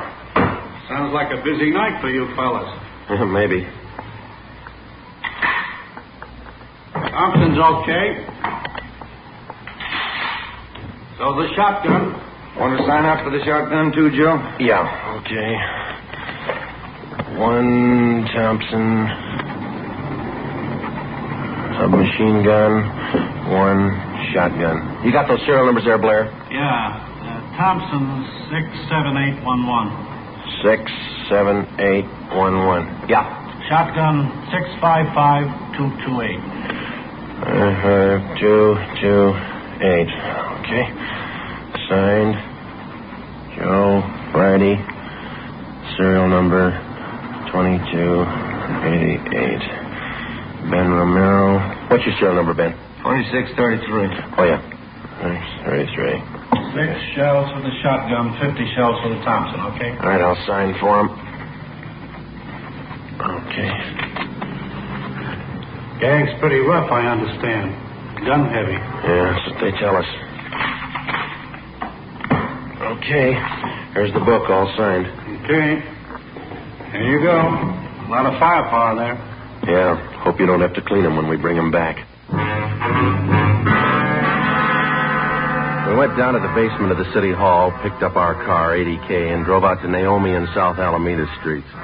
We located the parking lot and pulled in. There were 4 other cars parked in the lot so we wouldn't be conspicuous. Ben and I got in the back seat out of the light.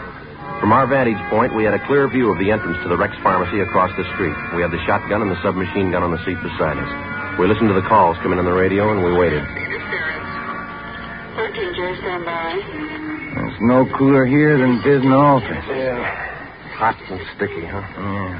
Paper says it's going to be worse tomorrow. Roll down your window, will you, and get some air in here? Yeah, huh? The pharmacy isn't doing much business. Not more than a dozen people in there in the last hour. No soda fountain, I guess. Sure is hot. You have to talk about it, huh? It helps. What time you got? 10 minutes to 10. No smoke? No, thanks. Yeah, I'll get it. That gang's gonna show up here. Wish they'd get it over with. Powers might have got a bum tip.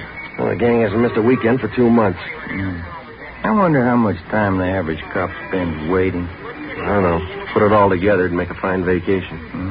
What do we do, sit this out till the pharmacy closes? Yeah, 2 a.m. Sure is hot. Yeah. Midnight came and passed. The traffic on South Alameda thinned out. Only an occasional customer entered the pharmacy across the street. Ben kept complaining about the heat. We waited. Well, that's it, Joe. There go the lights. Drugstore's closing. Yeah, the guy's locking the doors. There he goes. We might as well shove off, too. Yeah. Let's get in the front seat. There's not much call for this shotgun tonight. There's no use checking it in. Same duty to mine, eh? Attention all units. All units in the vicinity of Aiken Hill on the corner of Hill and Geneva Alley. 211 and shooting. Code 3. Hit the light. Yeah, come on, let's roll.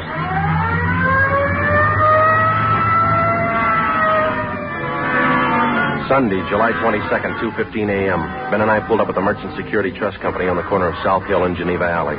2 patrol cars were already on the scene, and 4 uniformed officers were trying to keep back a crowd of people who had gathered at the top of a flight of marble stairs which led off the street, down one flight to the bank's night depository. At the bottom of the stairs, an elderly man was sprawled out, face down, his right arm twisted under him. The man was dead. Ben counted 5 bullet wounds in the victim's back. We interviewed the only witness, a young sailor. My name's Vasey, Sergeant. Don Vasey, quartermaster, second class. Here's my ID card. You saw the shooting, Vasey? I was about half a block away. I just came out of the bar down the street there, the Top Hat. Yeah? Had a couple of beers, and I left, and I started walking back to the hotel. When was that? About 5 after 2. Mm-hmm. Go on. Well, before I got to the corner, I saw this man ahead of me. He crossed the street and headed over for the bank. Then this car pulled up, and some guys got out. They ran over to the man, and it looked like they were frisking him. Yeah? All of a sudden, I heard shots. The man ran for the stairs here, and it looked like he stumbled and fell. A bunch of guys jumped back in the car and drove away. What'd you do then? Oh, I ran up to see what I could do for the old man. He was lying down there where he is now. Nothing I could do for him. I yelled for a cop. Did you get a look at the men in that car? No, I just saw him from a distance. 4 of them, maybe 5. What about the car? Did you see the license number? The last couple of numbers, that's all. 699. Couldn't see the rest. Mm-hmm. What was it, a coupe or sedan? A sedan, maroon color. It was a Pontiac, either a 1940 or 41. You sure about that? I used to own one back in Delaware, 1940 model. I sold it to my brother when I went in the Navy. I'm sure all right. And you're sure about the number of men in the car? Oh, yes, sir. 4 or 5, no more. I see, thanks. Well, will you drive back to the office with us and give us a full statement? Sure, Sergeant. Anything you say. You can wait in the car, Vasey. We won't be long. Sure. Well, what do you think? Oh, I don't know. Drugstore gang? Said there were 4 guys. Could be. No description. Maroon car. 3 numbers off the license plate. Pretty thin. Yeah. Looks like a hard summer.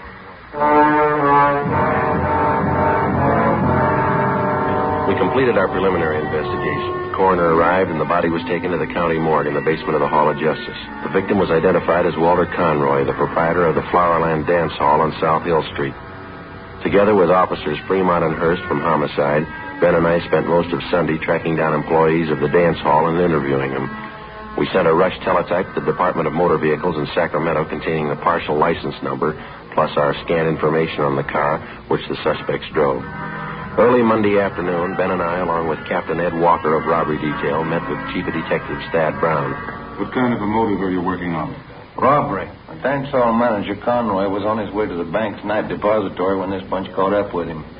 He had the night's receipts with him from the dance hall. How much they got, Walker? $350. They missed over 1,000 Conroy had in an inside pocket. No idea who pulled the sticker? It could have been that drugstore gang. Why then? We haven't missed working a weekend night for 2 months. There's no sign of any other job that they might have pulled Saturday. Just a hunch, Chief. Nothing to go on. We'll have to guess our way for a while. Sacramento checking the description of the car, the numbers off the license plate? Yeah, ought to have an answer this afternoon. Any leads on the drugstore gang at all? Plenty. None of them good. Suspects are loaded down with guns. That's all we know. Excuse me. Brown speaking. Just a minute. Friday's for you. Okay, thanks. I'll reach it over here.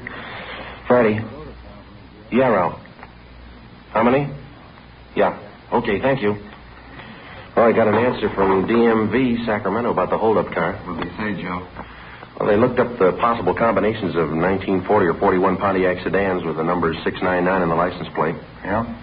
123 possibles to check. Not much choice. No car in that description on the hot list. Killer might be the legal owners.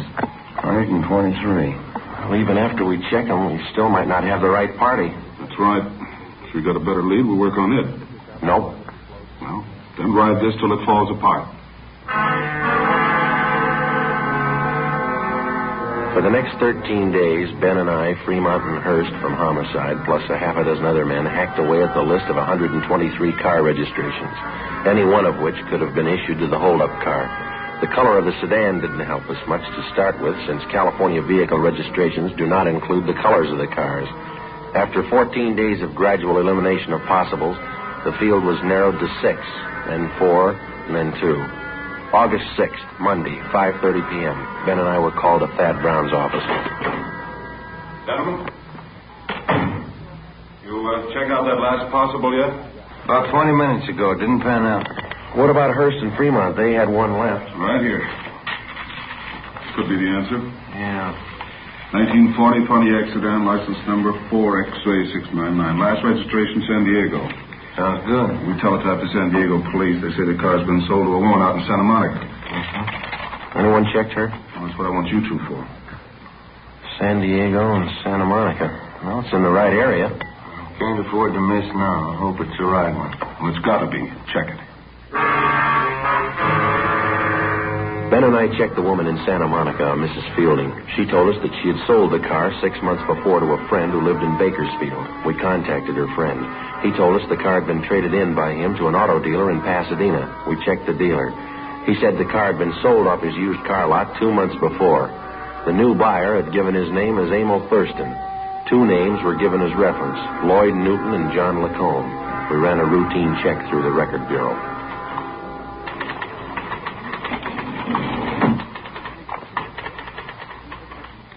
Ran them through, fellas. Here's the packages. Get a make for him? On all 3. What'd you find on Thurston? Let's see. Thurston, 2-time loser, second time up to Q on 5 counts of armed robbery. On parole from Quentin now. How about the other 2? Lacombe, let's see. Preston reformatory, 2 terms, went up 3 years ago, violation of Dyer Act. He's on parole, too. What about Newton? Did you make him? 2 terms in Oklahoma. They're looking for him now at on parole. Can I look at that just a minute, Frank? Well, sure. I'll tell all 3 of them here. Take a look, Ben. Each one of the mama sheets on these 3 guys. Yeah. Look. Right here under General M.O. See? Mm-hmm. Thurston, heavily armed at time of arrest. Yeah. This one, Lacombe. Huh? Heavily armed. This one on Newton. Same thing. Gun happy. Yeah. Come on. At the time he purchased the car, suspect Emil Thurston listed his home address as 1517 North Hoover Avenue. Previous robbery victims positively identified Thurston and his companions. At 1517 North Hoover, the landlady also identified Thurston and his companions as tenants. She told us they drove a red sedan and they parked the car at a Temple Street garage. An immediate stakeout was placed on the apartment house, and we started to canvass of Temple Street garages from Hoover Avenue down to Rampart Boulevard. At 4 p.m., Ben spotted the car in Donnelly's garage on Temple Street near Michigan Drive.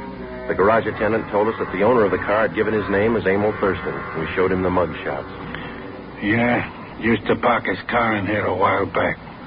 Then he came in yesterday morning with these 2 guys and said he wanted a paint job. Doesn't look like he needs a paint job to me. They offered me $20 extra if I do it in a hurry. He wants the car painted green. When's he going to call for the car? About 10 o'clock tonight.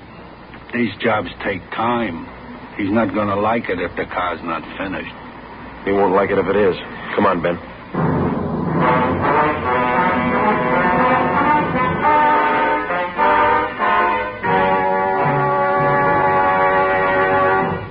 You are listening to Dragnet, authentic stories of your police force in action. Now, here is an authentic report from Fatima Cigarettes. In 1949, Fatima doubled, tripled, and quadrupled its smokers. In 1950, enjoy Fatima yourself. You'll find Fatima extra mild.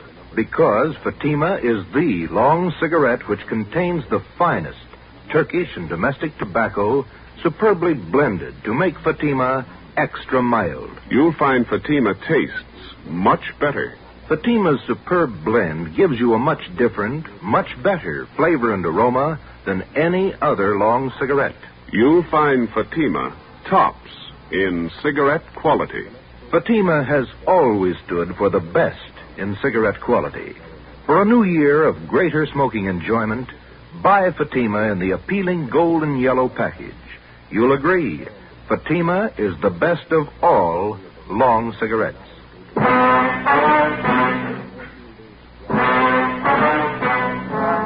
7 p.m. Tuesday, August 7th.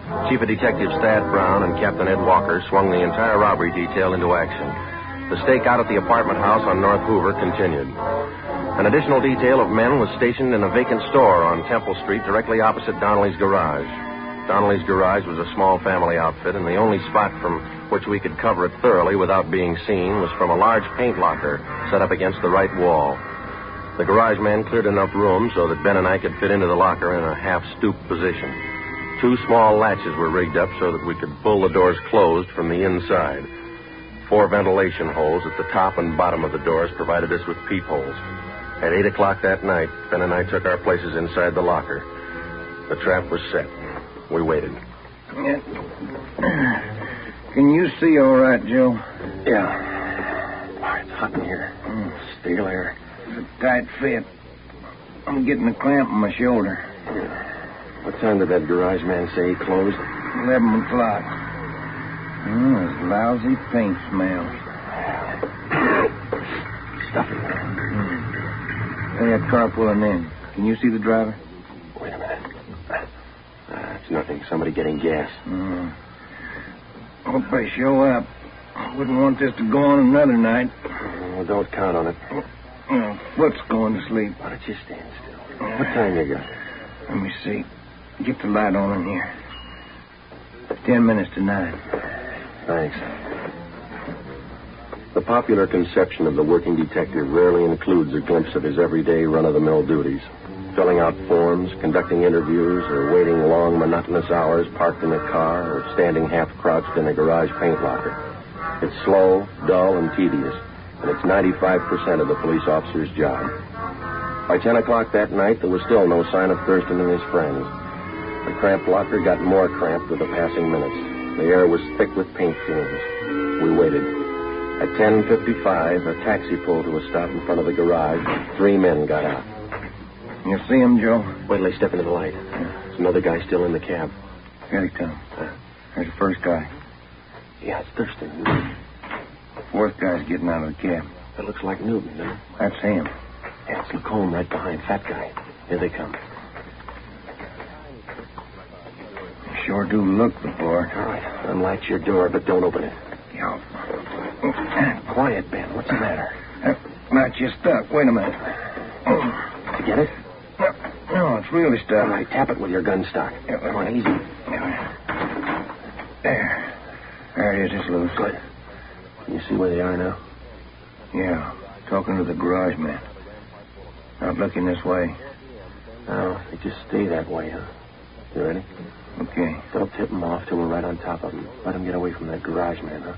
Right. All right. Let's go. Approximately 25 or 30 yards separated us from the suspects. I glanced across Temple Street at the vacant store where Thad Brown and the other men were staked out. 25 yards is a long way to walk when you're approaching a murderer, and you know that he won't hesitate to kill you in order to escape. Ben flipped the safety off the machine gun. We were almost halfway across the garage, 15 yards away. Thurston turned and saw us. Look out, Joe! Stop! I got one of them. They're just behind the car, went up the stairs. 3 of them. Come on. Where'd they go? Up the stairs. Over!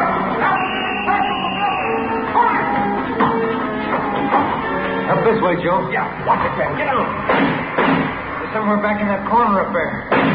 You're trapped. Throw down your gun. All right, Ben, give it over.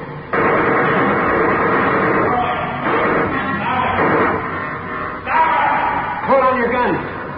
Throw them down. There's 3 of them. 6 of them. All right, now come on down with your hands behind your head. Cover me, Ben. I'll frisk them. Right.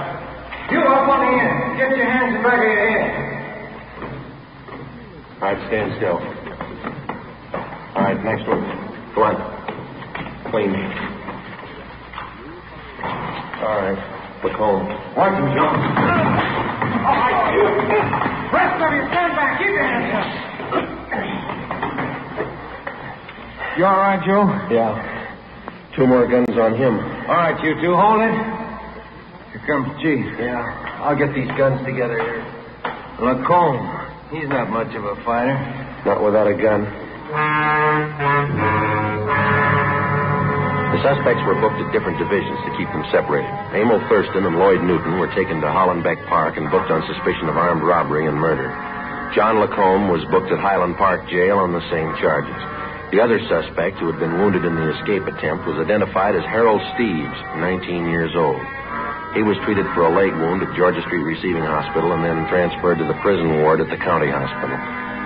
During the next 2 days, each of the suspects was questioned individually. Thurston, Lacombe, and Newton would admit nothing. The 19-year-old Steves broke down and agreed to turn state's evidence. We took his statement to Chief of Detectives Thad Brown. Gentlemen, what did the boy tell you? Just about everything, boss. They pulled the drugstore holdups and they killed that dance hall owner, Walter Conroy. Which one of them? Well, the kid says Thurston shot him. He says Thurston's the gang leader. Good. You finally get a count on those guns you took off them? Yeah, 12 of them. Each one of them was ready to go, bullet in every chamber. Did you get a complaint from the DA's office yet? They were arraigned. Preliminary hearing set for Monday. Fine. You got them in jail. I'll put them in prison. The apprehension of the criminal doesn't mean the end of a case for a police officer. He spends just as much time helping to convict the criminal after he's caught. Evidence must be gathered and authenticated and presented to the district attorney's office. If confessions are possible, they must be obtained and put in order. The officer must also help out in formulating the case and in testifying at the trial of the suspect. On October 30th, almost 3 months after the Thurston gang was apprehended, they were brought to trial in Superior Court. It was a routine affair. Harold Steves took the stand and told the story of the gang's activities. The victims identified the suspects and testified to the robberies. Both Ben and I took the stand and testified to the arrest and possession of guns by the defendants. We received no cross-examination. On the morning of March 2nd, the case went to the jury. Ben and I had lunch with Lieutenant Rombo from Robbery in the City Hall cafeteria, and it was 5 minutes past 1 when we got back to the office. Well, it sure was good soup today. Yeah, it was a nice lunch. You want to check the mail? I didn't yet. I'll get it. Robbery Friday. Yeah? When? Right. Lacombe and Thurston. I just broke jail. Within 7 minutes, a dragnet for the escaped criminals had been thrown around the entire city. Chief of Detectives Thad Brown directed the operation. At 14 minutes past 1, he called us to the photocopy room. The machines were turning out duplicate mugshots of Thurston and Lacombe for distribution at the rate of 1 every 4 seconds. You want us to stand by, Chief? For the moment, yeah. We got all the help we need on the street. How'd they pull the break, anyway? Slugged the deputy when he brought in their lunch. Used a steel leg from one of the benches in the prisoner's tank. Yeah? And they beat the deputy right into the ground, but he held on to Newton. He didn't get away. How'd Thurston and Lacombe ever get out of the building? He's a real freak. They slugged the elevator man and got down to the basement. Right then, an ambulance crew was wheeling a body in the morgue. The attendant left the ignition keys in the ambulance.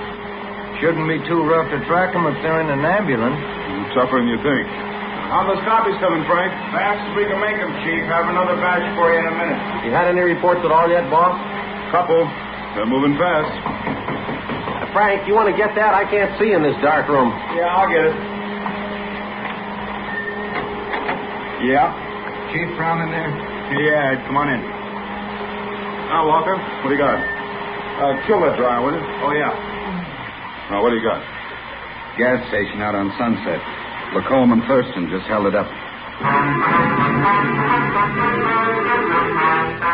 We picked up our car in the City Hall garage and drove out to the service station on the corner of Sunset Boulevard and Lorraine Drive. Detectives Ruiz and Stromwall from Robbery were already on the scene. The two escapees had abandoned the ambulance there, robbed the station of $56 in currency, and stolen a 1938 gray Packard coupe, license number 7 Robert 6336. We left the station and started to cruise the area. It was 1:55 p.m. Attention all units, attention all units. Get it up, Joe. 6380 North Sunset at 211 in progress. 6380 North Sunset at 211 in progress. Code 3. This is the 6100 block. Yeah, come on. At 6380 North Sunset. Yes, north, maybe. Push it. Hey, that car pulling out up ahead there. A gray coupe. Wait a minute. 7 Robert, that's them. Lights changing. They can't make it. They're going through. They're skidding. They hit the lamppost. Broke it off. All right, pull up. Come on. Right. All right, let's go. Lucky if they live through this one. Yeah. All right, come on. Help me with this door. Yeah, all right. Pull. Can you take him? Yeah. I'll get Lacombe. You look okay? Yeah. Get Thurston out of here. All right. Come on, you. Come on. Yeah. All right, Lacombe, come on. Then I'll give you a gun. I'll kill you. Oh, sure you will. Come on. I'll kill you. All right, don't try to walk. How's Thurston, Ben? Seems okay. Couple of scratches. All right, sit down over there. Cold. Slug the guard. It's funny. They don't look very tough. They can't play their part. They haven't got their guns.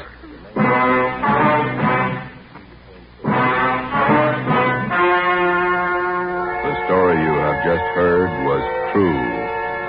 Only the names were changed to protect the innocent. On March 3rd, 1947, trial was held in Superior Court, Department 91, City and County of Los Angeles, State of California. In a moment, the results of that trial. It's amazing how many long cigarette smokers are changing to Fatima. Here are the actual figures. New York Division. Fatima sales up 132%. Chicago Division. Fatima sales up 453%. Los Angeles Division. Fatima sales up 545%. Yes, in 1949, more and more smokers discovered that Fatima is the best of all long cigarettes. They found Fatima extra mild. They found Fatima has a much different, much better flavor. They found the name Fatima means the best in cigarette quality. In 1950, enjoy Fatima yourself. Best of all long cigarettes.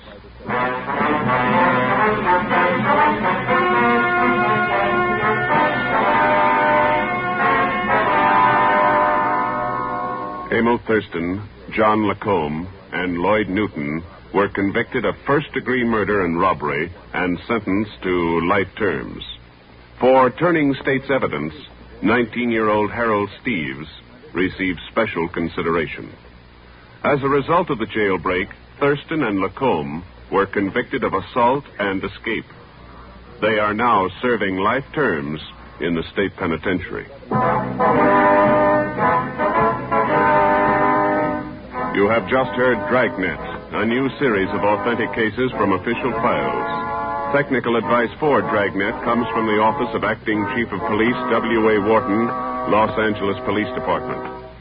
Dragnet honors the city of Pasadena, state of California, and the men who make up the Pasadena Police Force, another of America's great law enforcement agencies. One of these men, Chief of Police Clarence H. Morris, traffic specialist and veteran police administrator, dedicates his life to making yours more secure.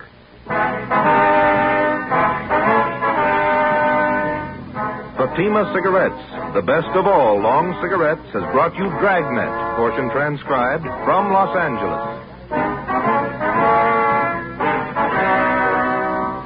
Be sure to hear songs by Morton Downey tonight on NBC. The original Dragnet, starring Jack Webb as Sergeant Joe Friday, ran on radio from June 3rd, 1949 to February 26th, 1957, and on television from December 16th, 1951 to August 23rd, 1959, and then from January 12th, 1967 to April 16th, 1970.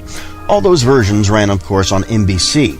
There were 2 Dragnet feature films, a straight adaptation starring Jack Webb in 1954, and, of course, a favorite of mine, a comedy spoof in 1987.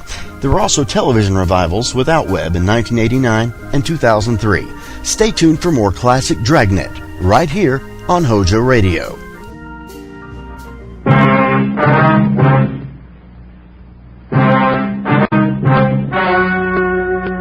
Ladies and gentlemen, the story you are about to hear is true. Only the names have been changed to protect the innocent. Fatima Cigarettes, best of all long cigarettes, brings you Dragnet.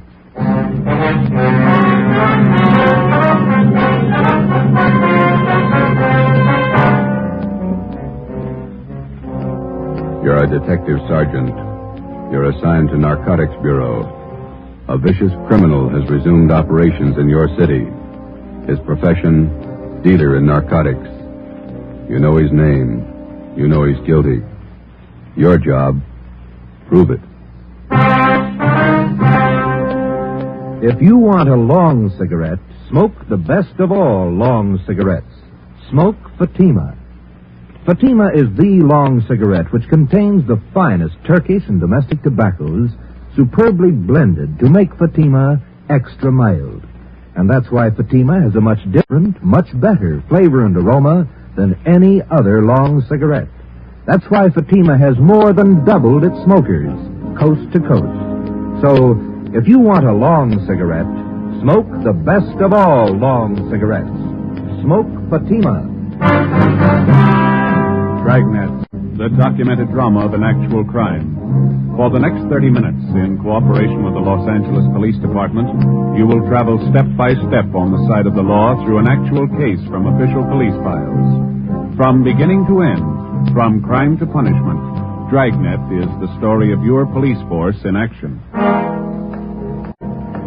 It was Thursday, January 21st. It was cold in Los Angeles. We were working the night watch out of Narcotics Bureau. My partner's Ben Romero. The boss is Thad Brown, chief of detectives. My name's Friday. I was on the way back into work, and it was 3:49 p.m. when I got to the main lobby of the City Hall. Public phone booth.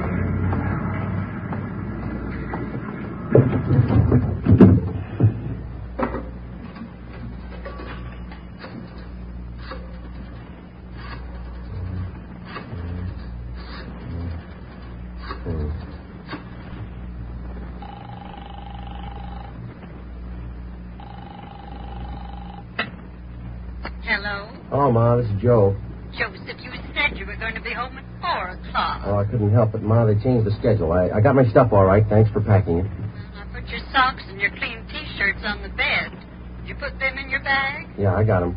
Got them off the clothesline right after you called. They weren't quite dry, or I would have packed them for you. I got them all right. Listen, Ma, I'll call you whenever I get the chance. Now, don't worry.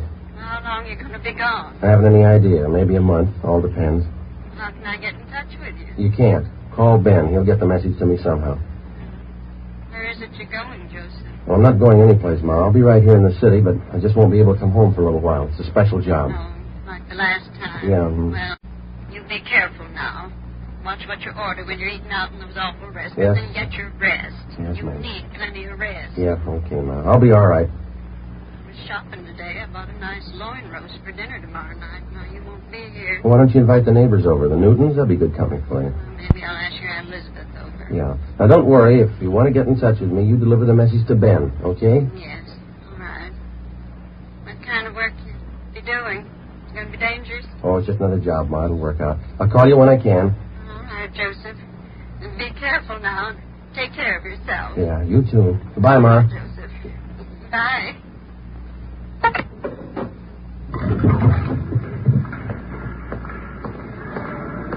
I left the phone booth and started down the corridor. I went up a short flight of stairs and turned left. The afternoon crowd in the City Hall seemed heavier than usual. I walked past the elevators and turned right down another corridor. It was 3:58 p.m. when I got to room 24, Narcotics Bureau. Captain White? Hi, Joe. You want to take these? Yeah, sure. My badge. Okay. There's all my identification and my gun. Right. I'll take care of them for you. These clothes look all right? Just a minute. Now, let's see. Yeah. I don't like that tie. Romero. Yes, Gibber? Let's see your tie. Yeah, swap with Friday, will you, Ben? Oh, Christmas tie's pretty loud. Mine's not. That's the idea. Here. Here's some stuff to carry in your pocket. Social Security card, ID card, all made out to Joe Kybers. Mm-hmm. Some book matches from St. Louis, a couple from Reno, Nevada. Okay. You pick up another gun? I loaned him my .25 automatic. It's small. It's easy to carry. Suit yourself. I don't have to tell you to be careful. No. It's a chance we've been waiting for, Joe. A lot depends on you. I'll do what I can. Just one thing I want to tell you. Take your time. Take all the time you need. Don't push it. I understand. No time limit. Your time's up when they find out who you are. Captain Lynn White and I left the Narcotics Bureau together with Ben and Johnny Bingham. We went down the hall to the office of Chief of Detectives Thad Brown. As in most major narcotic cases, the plan involved the coordinated work of all three offices, the federal, state, and our own local bureau. The operation involved a great many men and a lot of time. When we got to the Chief of Detectives' office, two men were with him. Bill Craig, the agent in charge of the Federal Bureau of Narcotics for the Southern California area, and Inspector Virgil Beckner, head of the State Narcotics Bureau for our district. All of us had one common goal, the apprehension and conviction of two men, Arthur Belmont and Ralph Costello. The first man on the list, Ralph Costello. Chief Brown outlined the overall plan. Craig, your federal men have been tracking Costello off and on for 3 years now. Beck's of your state agents. Same for our men. This time we can't afford to miss. You figure an undercover man working locally? That right, Chief? Yeah, Craig. He'll start right from the bottom, work up the line till he gets to Costello, if he gets there.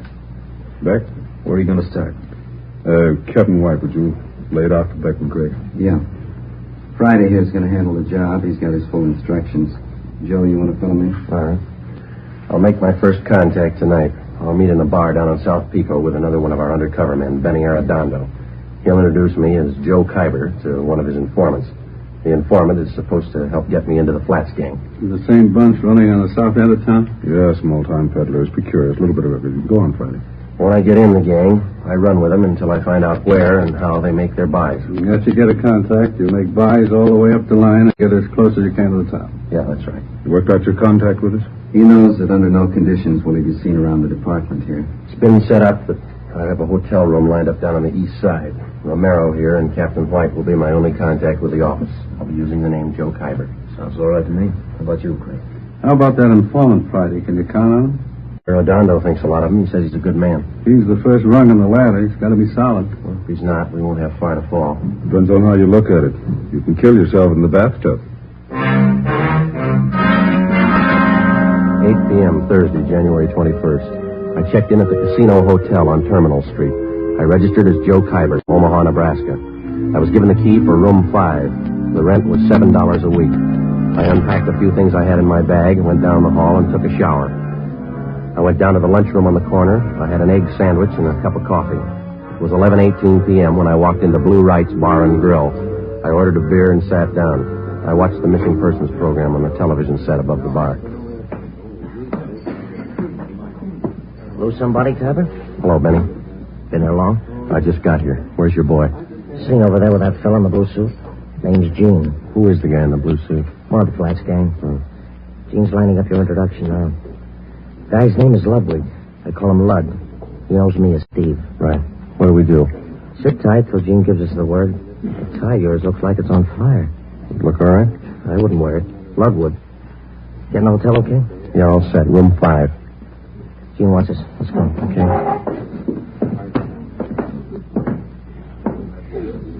Hi, Steve. See, your boy got here. Yeah. Gene, meet Joe Kyber. Hi. This is Lud. Joe Kyber? Lud. Sit down. You like the fights, Kyber? Yeah. I got nothing out here in that line. I used to go to the Garden when I was east. I got some fine cards at the Legion. Where? Hollywood Legion, Friday night. Some classy-looking fighters out there. Where is that? Out in Hollywood. Nice little stadium. I'd like to go with you sometime. Tomorrow? I got a date. Maybe next week. Bring her along. A lot of women go. Not this one. Okay. Hey, you guys hungry? I could eat. Yeah. Joe? Sure. How about here? Nobody eats here. That steam table over there. The stuff smells pretty good. So does garbage if the wind's blowing the other way. Let's get a fresh dip sandwich, huh? How about Galbraith? Who wants to tell him?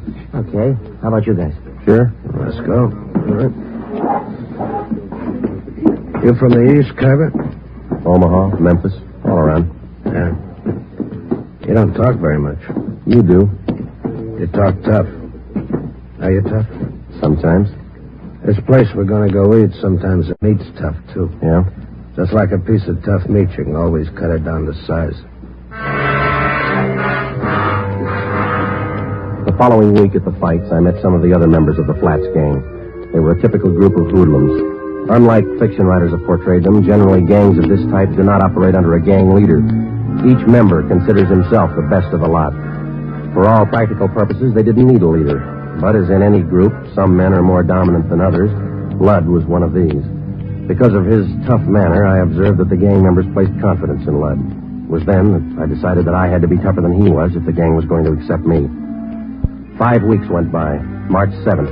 There was still no mention by any of them that they were either using or dealing in narcotics. Come on in, Kyber. Sit down. Lud? Kyber, meet Jerry Phil. Bye. I picked up the tickets for the basketball game tonight. Good seats? Yeah, they look okay. You got an extra, Dokie? Maybe I'll tag along. Yeah, we got 4. You look kind of sad, Kyber. He always looks that way. First he was tough, now he's sad. You and that mouth. You know it all, don't you? No offense, you look a little low. I don't know about you, Kyber, but I'm a little under par. I'm going to have myself a pop.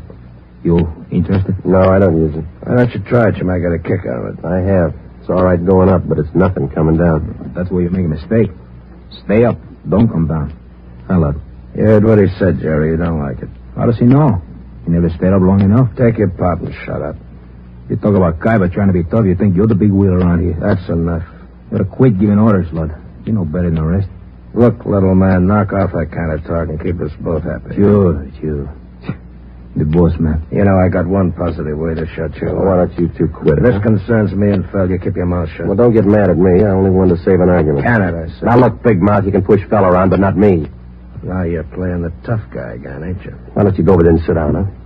You sit me down, punk. All right, now listen to me, both of you. I'm tired of being talked down to like a junior member of the firm. You either treat me equal or leave me alone. You understand? You had it coming, Lud. Yeah. I'll put that bottle down, Lud. Where'd you get that gun? You carry that thing right along? Right along. Put it down, Lud. Okay.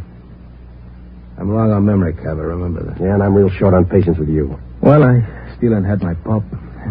Better hurry. I don't want to miss the game. You got good seats, sir, Cabba. They're not too low. I can't see nothing if they're too low. Don't worry. You'll be high enough. 2 months went by. By playing the tough guy, I gained a great deal of prestige in the eyes of the other gang members. Jerry Fell made sure that all the members heard about that episode up in Lud's room. Dealers and users of narcotics rarely carry guns. The members of the Flats gang were small-time peddlers and users. They're referred to as mules or small fry. When they found that I carried a gun at all times, they were impressed. They considered me one of them. Since the very beginning of my undercover work, I met weekly with Ben Romero and Captain Lynn White of the Narcotics Bureau. I would be picked up at a different location each time, making sure that I wasn't followed, and we would remain in the car and drive around in a remote section of the city discussing my progress with the gang. During this first 3-month period, under the pretext that I had plants to furnish, I made 2 small narcotics buys, one for $13 and one for $8. As soon as the purchases were made, I would mark them for identification, contact Ben, and then turn the narcotics over to him to be booked as evidence by the property clerk at Central Division. Another month went by.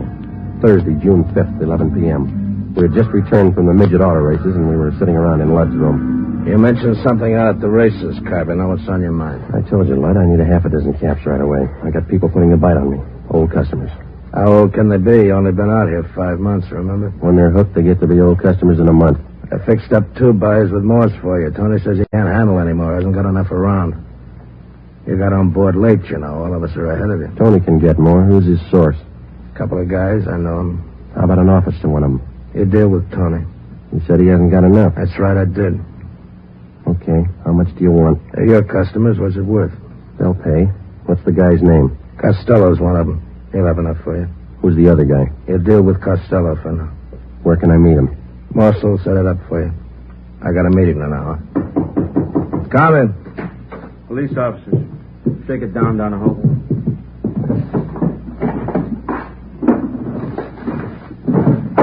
What's the trouble? Checking for a robbery suspect. Find anything, George? Room's clean. We don't know anything about a heist. You'll have to come downtown and answer a few questions. What's the matter with you, fella? You look like we spoiled your party. Yeah, you spoiled it.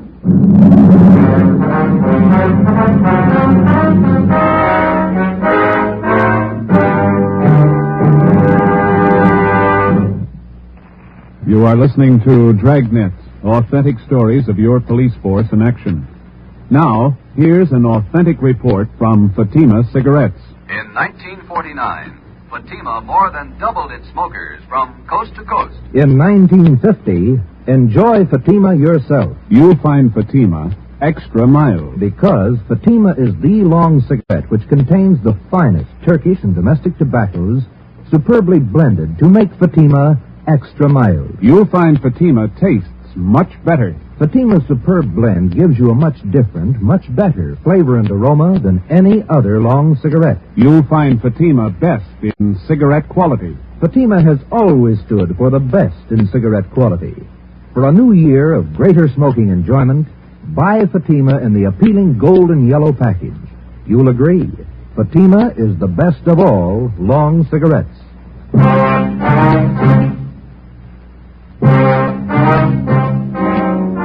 The chance of my being picked up while working on an undercover assignment was one which all of us had considered. Since only a handful of men out of some 5,000 working police officers in the department knew anything about our narcotics investigation, we knew that such an occurrence was not impossible. It's one of the chances we had to take. In this instance, we lost, and the critical meeting with one of the men we were after was forestalled. How long our detention at police headquarters would delay my meeting with Ralph Costello was anybody's guess. Could mean weeks or maybe months. I was booked on suspicion of 211 PC robbery. So was Ludd. The next afternoon, I was taken from cell block 10D2 to the interrogation room. Come on in and sit down, Kuiper. How are you, Friday? It was a tight squeeze. The book and number's been canceled, Joe. Print's been stopped. Those two men from robbery who pulled me in, Wynn and Donahoe. Oh, I thought I was in trouble for a minute. They had no idea you were in that room. Once they got up there, they had to follow through. Well, they played it right. They remembered their etiquette. If either one of them had said hello before you did, you might have been in big trouble. Well, I'm in big trouble anyway. I had a meet all set with Costello. Almost set, anyway. It's just a case of bad timing in that pickup, huh? Well, if they'd have got there 2 hours later, it might have been different. Well, how do you stand now? How close are you to Costello? Well, I need some more money. I got to pay off Ludd. And he'll take you to Costello if you pay the right price? Yeah. Ludd's working through Morse. You know about him. Remember, Friday, if there's any questions when you get back to that gang, you were booked for CCW. You're out on bail. Yeah. I got you another gun, Joe. 32 automatic. Okay? Yeah, thanks. I couldn't go back with the same one. What about the federal and state men? How are they doing? Pretty good. Federal men picked up Costello in Fresno. He was connected with the sale of 6 cans of H. Mm-hmm. That much heroin up there. No wonder Ludd can afford to hold me up. He knows there's a shortage down here. Case isn't too strong against him.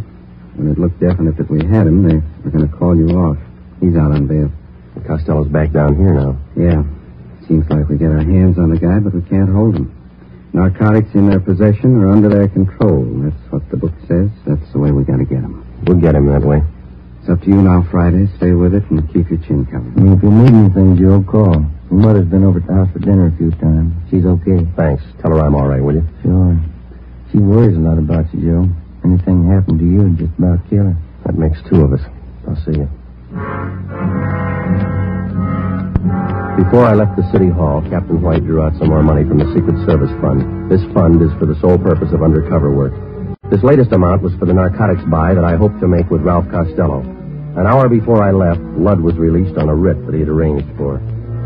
Saturday, June 7th, 9 a.m., I checked back into my room at the Casino Hotel. During the 3 weeks that followed, I kept asking Ludd to arrange a meeting for me with Tony Morse, the next man on the ladder, on the way up to Costello.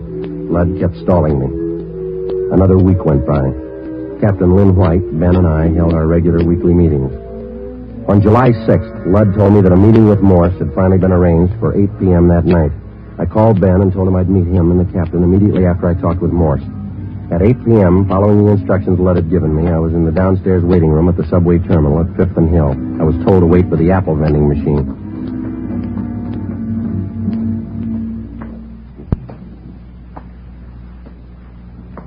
Excuse me, mister. Oh, yeah, sure.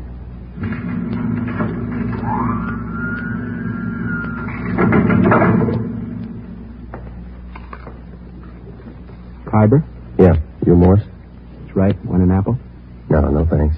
Well, sit down. All right. Now, what'd you have in mind? I got a couple $100 to spend. Can you handle it? Who sent you? You know who sent me. Sure I do. I just want to hear you say it. Ludd. We can handle it. What'd you have in mind? I said $200 worth. That's 40 caps. We got it. None of that Mexican junk. I want European stuff. You bought before. You'll take what we got. That last buy I made through Ludd, the junk was cut to nothing. I can only use so much milk and sugar, you know. By the time it got to you, it was probably cut pretty thin. So was the price you paid for it. I'm not looking for bargains. I push the good people on with good stuff. You'll do better this time. You're not dealing with Ludd. Sure, we cut it. No more than anybody else. Not as much as Ludd. When can I get it? You got some sick people? Couple. Have it for you in an hour. Where's the meat? Got a watch? Yeah. What time you got? 12 minutes after 8. Add a minute. Make it 13 after. Okay. An hour from now. 9:13. Meet Ludd at Macy and Brooklyn on the corner. He'll tell you what to do. Will Ludd have it? Meet Ludd at 9:13. See you later, Kyber. Oh, wait a minute. How do I know you're leveling? How do we know you are? I went out the front of the subway terminal building. I took a cab down to 7th and Main. I got off and walked into Pop Sherman's bar. I called the office and set up a meeting with Ben and the captain. I ordered a beer, paid for it, left my change in the bar, asked the bartender to watch it, told him I'd be right back. I went out the back way, crossed the alley, and got down to Los Angeles Street. I walked up to 9th and picked up a cab to take me to Fulton and Covina Avenue. I got out and walked 2 blocks. It was 8:41. Joe? Hi. You meet Morse? Yeah. Sure nobody tailed you? I took all the precautions. What's the setup? I'm not sure, and I don't have much time. I'm going to make the buy tonight. When? 9:13. You don't have much time. Kind of rushing it, aren't you? I figured I'd better play along. Who's the meet with? Morse told me to meet Ludd at Macy in Brooklyn. Said that he'd carry it from there. Costello in on it? I don't know. You got it all. All right. We'll start picking up the Flats gang. Everyone but Ludd. What do you think? Well, the way I got it figured, Morse is Costello's runner. He checked me out, and as far as I could tell, he thinks I'm okay. Yeah. I got a hunch Ludd's going to take me to either Morse again or Costello or possibly both. I don't know where the actual meet's going to be. That means a tail, Joe. We'll have to pick you up at Macy in Brooklyn and stick with you until after Ludd leaves, if he does, and follow through with you. Figure it wide, Skipper. Don't worry, I know we're close. What time you got, Romero? 10 minutes to 9. Turn down the next block. Right. Pull up here, Ben. Here you go, Friday. Keep your chin covered. Yeah. Hey. Hello, Phil. Friends of yours in the car? Why? I know him. They ain't friends of mine. I didn't say I knew him. I don't know the guy driving, but the other guy, I seen him lots. Just about 4 weeks ago, we all seen him, huh? That fuzz, white, narcotics man. Oh, yeah. Well, they've been riding me since they picked me up with a gun. Won't do, cop. Narcotics man ain't got nothing on you. That was robbery, remember? They got a make on me from Nebraska. They've been on me ever since I got here. That figures. You're one of them. All right, look, Jerry. I'll argue with you later. I'm in a hurry. I got to meet Ludd. I tag along. I want to see Ludd, too. You going to spill to Ludd about what you think? Maybe. I figure I owe it to him. I known him a lot longer than you. I know he ain't no cop. And you're sure that I am? I know you are. Let's see what Ludd thinks. Yeah. All right, come on. On your feet. Get out. I looked at my watch. It was 2 minutes to 9. In 15 minutes, I had to meet Ludd. I had to hit Jerry Fell. I couldn't take the chance of him getting to Ludd before I did. I couldn't leave him. I couldn't take him with me. I pulled him to his feet and half dragged and half carried him 2 blocks before I spotted a patrolman. Hey, officer! Officer, over here! Yeah, what's the trouble? I'm Friday, Central Narcotics. Yeah. Take this man and get him downtown. Contact Chief Brown. He'll identify me. Serial number 2288. Friday, Narcotics. The suspect's name here is Jerry Fell. You got it? Yeah, you got some kind of identification? No, I haven't. Not a thing. This is special duty. I'm sorry, I don't know you. I have to hold you till I call in. All right, but hurry, huh? Call box right here.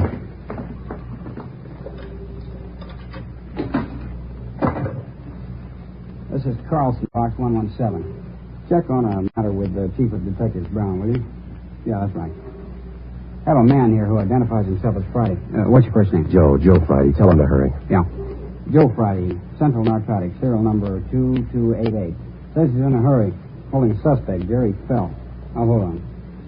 My watch says 5 after 9. What time you got? I got 6 minutes after. It might be a little fast. Any cab stands around here? 4 blocks up the street. Which way? That way. Yeah. Okay, I will. Thank you. Okay, Sergeant. Sorry to hold you up. Need any help? No, you just hang on to this guy. Don't let him go. I started to run. Macy in Brooklyn. 6 blocks away, and I had 8 minutes to make it. A narcotics buy is one date you're not late for. Either you're there at the specified time or there's no deal. The veteran narcotics peddler knows that that's the only safe way for him to operate. A minute, one way or the other, could mean an arrest. I ran. You're out of breath, Kyber. Anything wrong? No, the cab broke down. I didn't want to be late. Hey, you got 40 seconds. That's cutting it pretty thin, but it'll do. Come on. All right. Right here. By this lamppost? That's it, right in front of it. Don't move to the left or right. Stay put. They'll handle the rest. So long.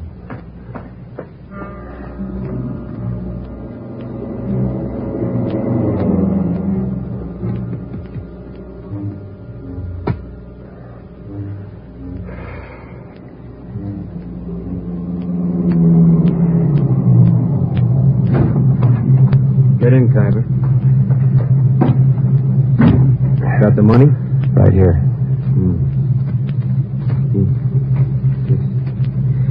200. Here's your package. Okay. That's it. Joe Kyber, meet Ralph Costello. Hi. Hello. Out this side, Kyber. Okay. I'll see you.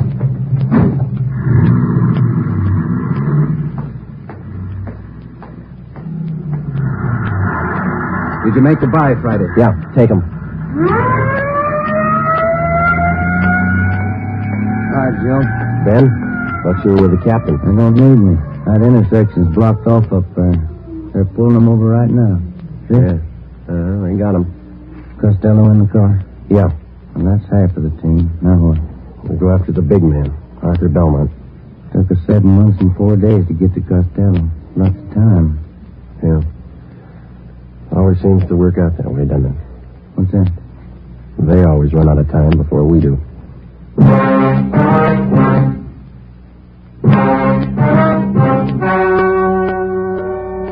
The story you have just heard was true. Only the names were changed to protect the innocent. On July 6th at 10:45 p.m., Ralph Costello was taken to the Narcotics Bureau, the interrogation room. In a moment, the results of that interrogation. It's amazing how many long cigarette smokers are changing to Fatima. Here is the actual report. From coast to coast, Fatima has more than doubled its smokers. Yes, more and more smokers every day are discovering that Fatima is the best of all long cigarettes. Smokers find Fatima has a much different, much better flavor and aroma than any other long cigarette. They find that Fatima is extra mild because it's the long cigarette which contains the finest Turkish and domestic tobaccos superbly blended to make it extra mild. Enjoy extra mild Fatima yourself. Best of all long cigarettes.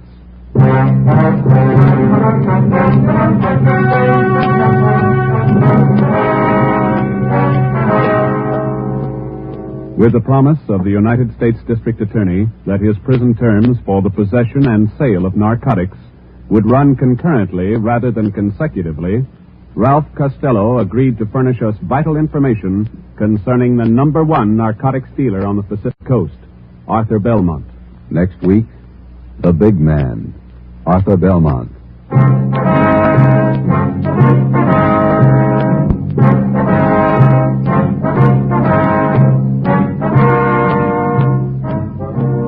You have just heard Dragnet, a new series of authentic cases from official files. Technical advice for Dragnet comes from the Office of Chief of Police W.A. Wharton, Los Angeles Police Department.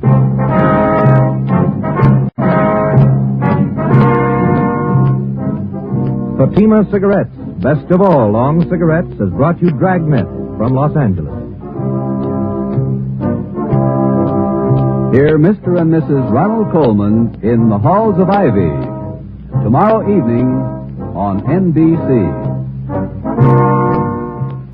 Thanks for listening to HOJO Radio. We have more classic radio coming your way next.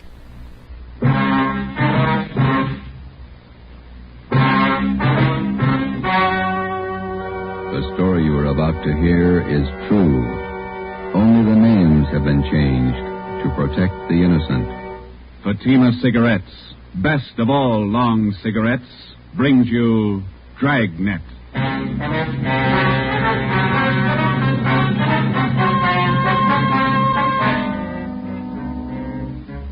You're a detective sergeant. You're assigned to Narcotics Bureau. For 7 months, you've been working with federal and state agents in breaking a narcotics ring. You've apprehended the small fry.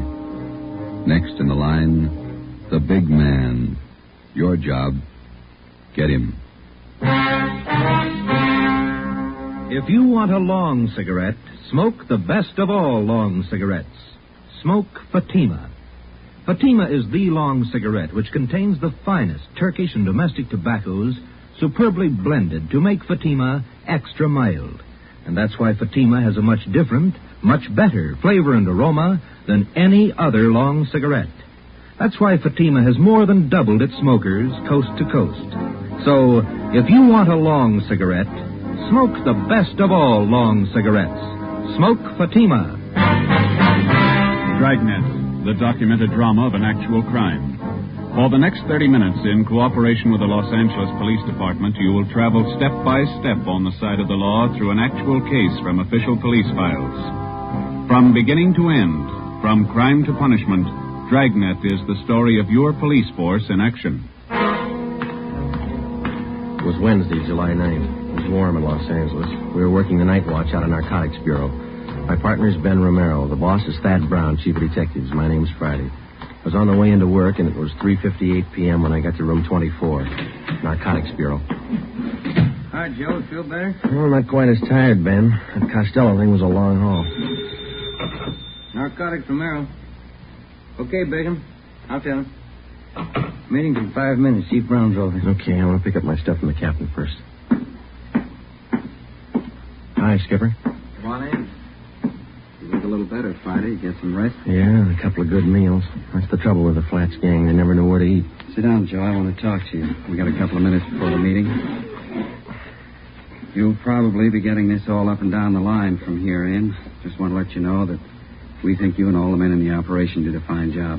My part wasn't much. You did more than I did. Oh, we all worked, but you had the dirty end of it. Good job. Here's your equipment. You'll need it now. Oh, yeah, thanks. Badge, your ID card, your gun. 6 shells, that's all of it, huh? Mm-hmm. That's it, thank you. You better get it. Yep. Here's one for you. Look at this. What's that you got? Mug shot of a girl picked up in a narcotics raid last night. Oh, a pretty girl. Long blonde hair, beautiful eye. She looks young. High school girl? She was when that picture was taken, 1947. She was 16. Here, look at this one. Yeah. Same girl. Yeah. That's the way she looked at 11:30 last night when we picked her up. She looks 50. 19 years old. 3 years on heroin. She might as well be dead. She is. 8 o'clock this morning. Let's go. It's time for the meeting. You just looked at the best reason I know of for getting Belmont. She get her stuff from Belmont? Costello was pushing to her. He got his stuff from Belmont, the old one. Camaro, let's go. Right with you. Anybody brief you on the Costello interview, Joe? No, not yet. Chief Brown will fill you in. Here we are.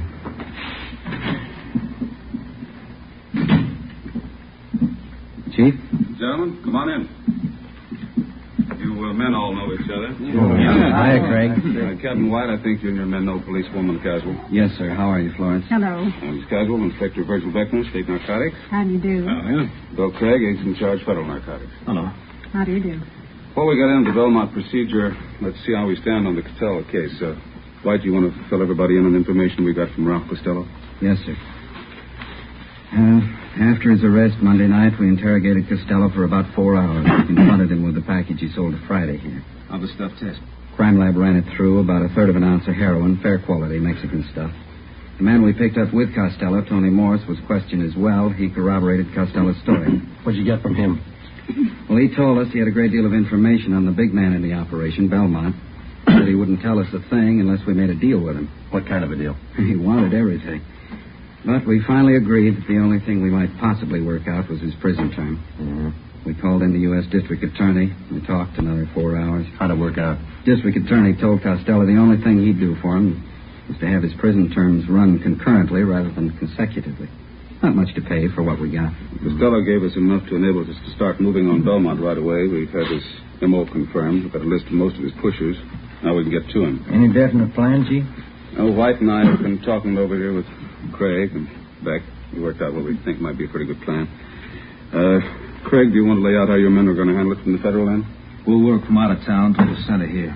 We'll check his contacts across the state lines. We've already traced his connections to the east, New York Syndicate. We'll keep working that end.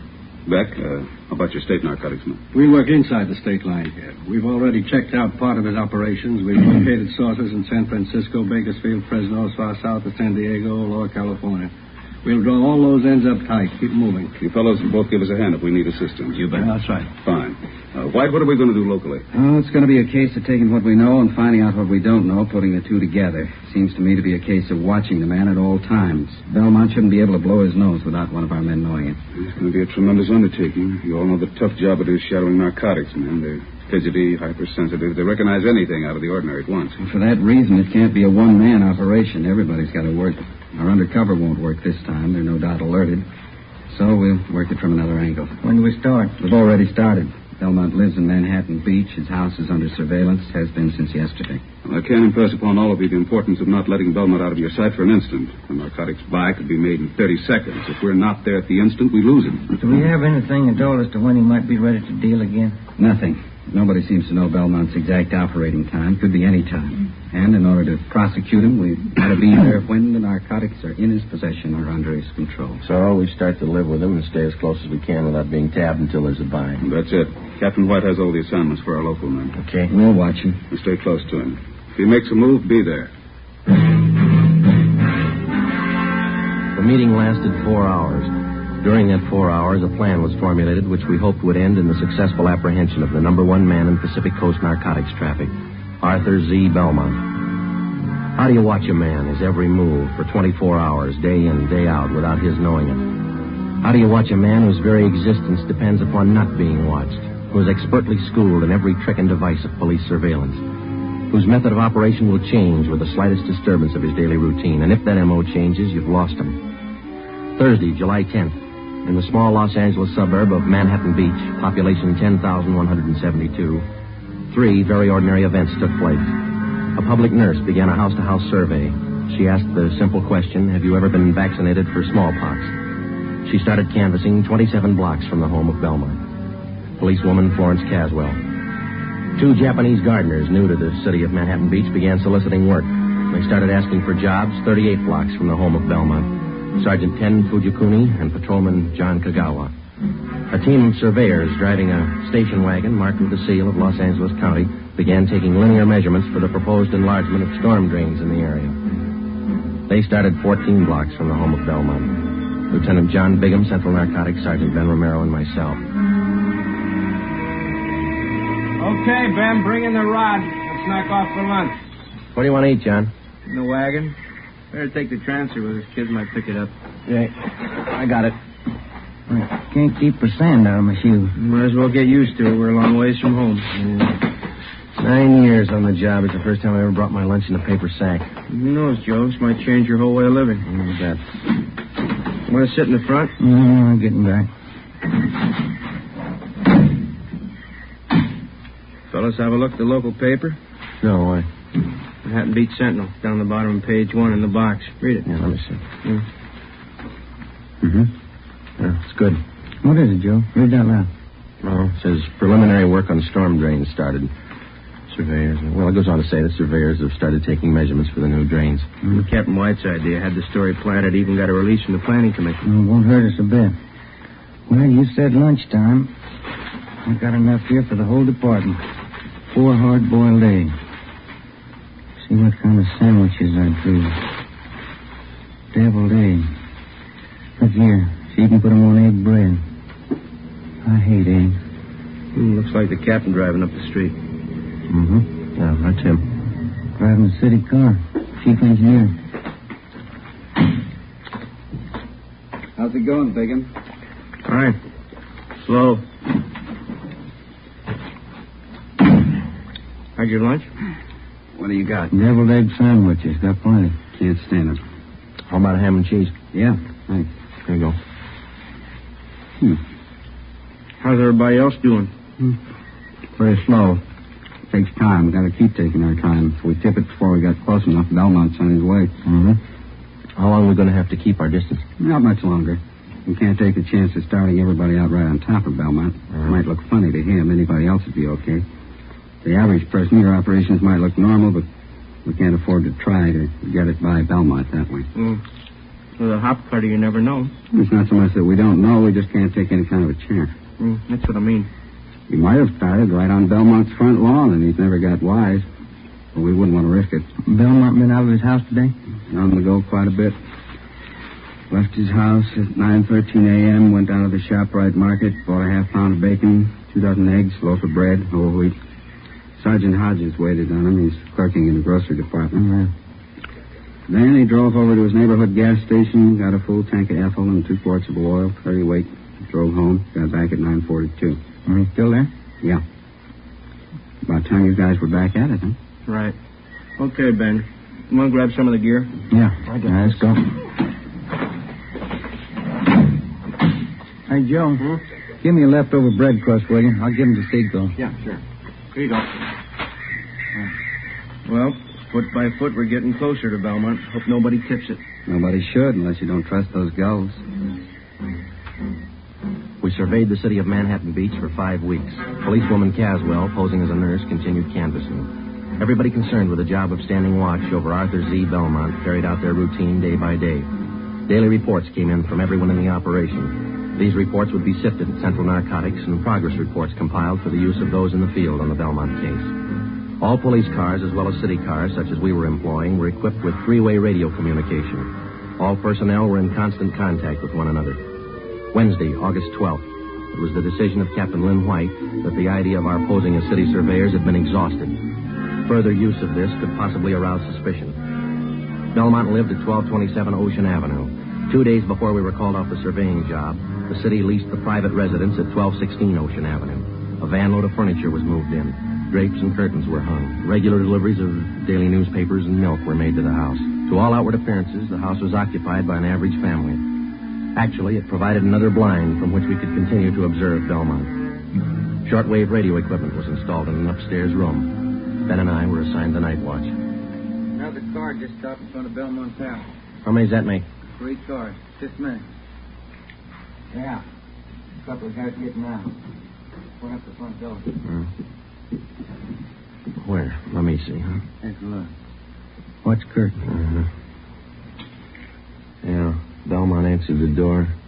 He's letting him in. Something's doing. What do you think? I don't know. You called Captain White, didn't you? Oh, an hour ago. Just after the first car pulled up. He'll park in the alley and come up the back way. I better check with everybody again. This portable seemed to warm up slower than our car radio. About the same. Here we go. Unit 140K to Unit 145K. 145K, go ahead. Just checking. Your location the same? That's right. Ocean Clipper. We got 3 cars to cover now. Stand by. Roger. Unit 140K to 143K. 143K, we got it. Standing by. Location still good? Same. Be talking to you. Stand by. 140K to 149K. 149K, go ahead. Stay put. We got 3 cars now. Yeah, we heard. Still the same spot. Standing by. Roger. Captain just pulled into the alley, Joe. Don't worry out. Good. Belmont's porch light just went out. Let's see. 3 guys came in the first car. 2 in the second, 2 in the third. Is that right? Yeah, 7 all told. 8 counting Belmont. Maybe he's running for office. Joe, Ben, any changes since you called me? Another car. Anybody you know? Too dark to see their faces.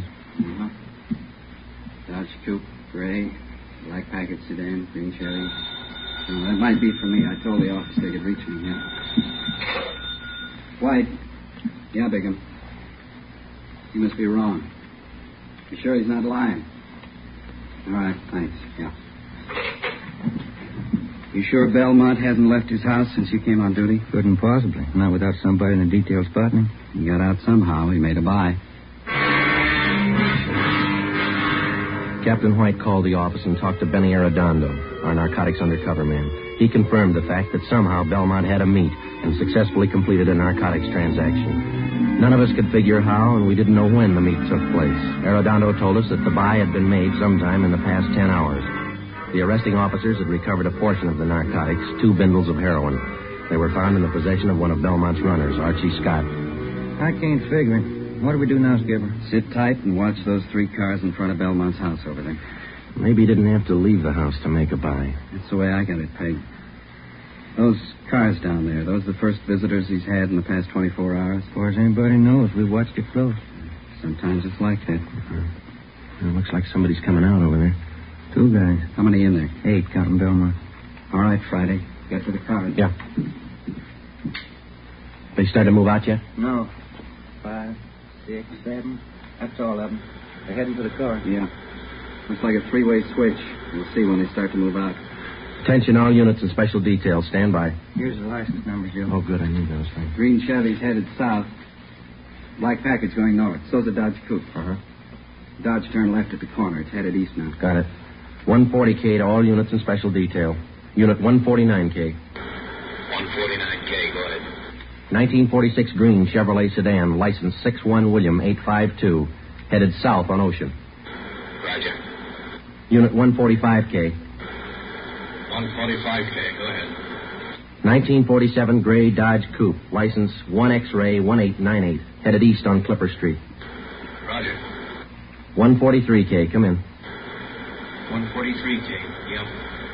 1939 black Packard sedan, license 6 Mary 6778, headed north on Ocean. Roger. Down spot. Could be a dry run. We couldn't afford to chance it either way. Nothing to do now but wait it out. That's right, and pray for rain. It was 8 minutes past 8 p.m. We sat back and waited for the reports to come in from the cars. At 8:25 p.m., 17 minutes after the alert was broadcast, Unit 149K reported in on the gray Chevrolet sedan. The car and its occupants were thoroughly searched. No trace of narcotics was found. 8:42 p.m., 34 minutes after the alert. Unit 143K to 140K. 143K, go ahead.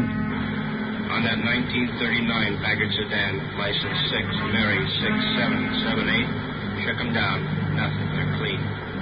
8:50 p.m., 42 minutes after the alert, the report on the third and final car came in, the 1947 gray Dodge Coupe. That's it. Not a trace of narcotics in any of those 3 cars. Belmont beat us. Tough luck. It's going to be tougher. Now he knows we're after him.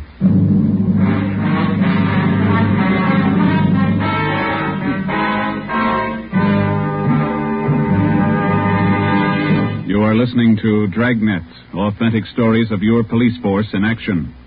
Now, here's an authentic report from Fatima Cigarettes.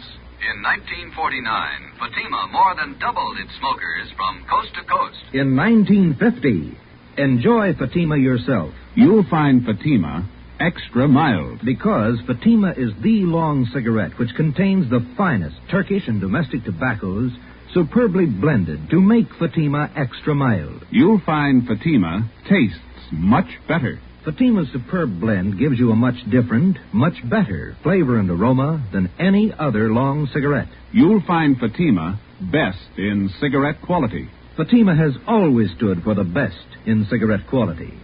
For a new year of greater smoking enjoyment, buy Fatima in the appealing golden yellow package. You will agree, Fatima is the best of all long cigarettes.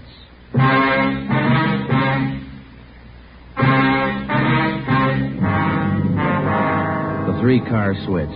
3 cars arrive at a given point at different times. The meet takes place. The drivers of the various cars leave the given point at the same time. Each drives away from the point in a different direction, making it 3 times as difficult to follow them. The practice was not new to the Narcotics Bureau or the dealers in narcotics. It usually includes the dry run, in which the actual mechanics of the narcotics are carried out, but neither the merchandise nor the money is on hand. This practice forces the narcotics officer into pure guesswork. If the officer doesn't follow up, the buy could be successful. If he chooses to follow up, he takes the chance of exposing himself and tipping his hand on a rehearsal. In the case of this particular car switch, we lost. But taken in the car roundup were 7 of Belmont's trusted runners. 6 of these men refused to talk, but the 7th, Clifford Bissell, gave us a lead to one of Arthur Belmont's most trusted friends. His name was Floyd Ketchel. He and his wife lived at 357 Evergreen Drive, Linwood. It's a nice house. Yeah. Yes? Police officers, we'd like to ask you a few questions. What about? Well, as you probably know, there's been a series of burglaries here in your neighborhood. No, I didn't know. Oh, yes, quite a few. Would you mind if we came in and talked to you about it? I don't know anything about any robberies around here. Everything's okay. This is just a routine check, Mr. Ketchel. Everybody else in the neighborhood's cooperating. Only take just a minute. All right, you can come in, but I have to leave in about 15 minutes. Thank you.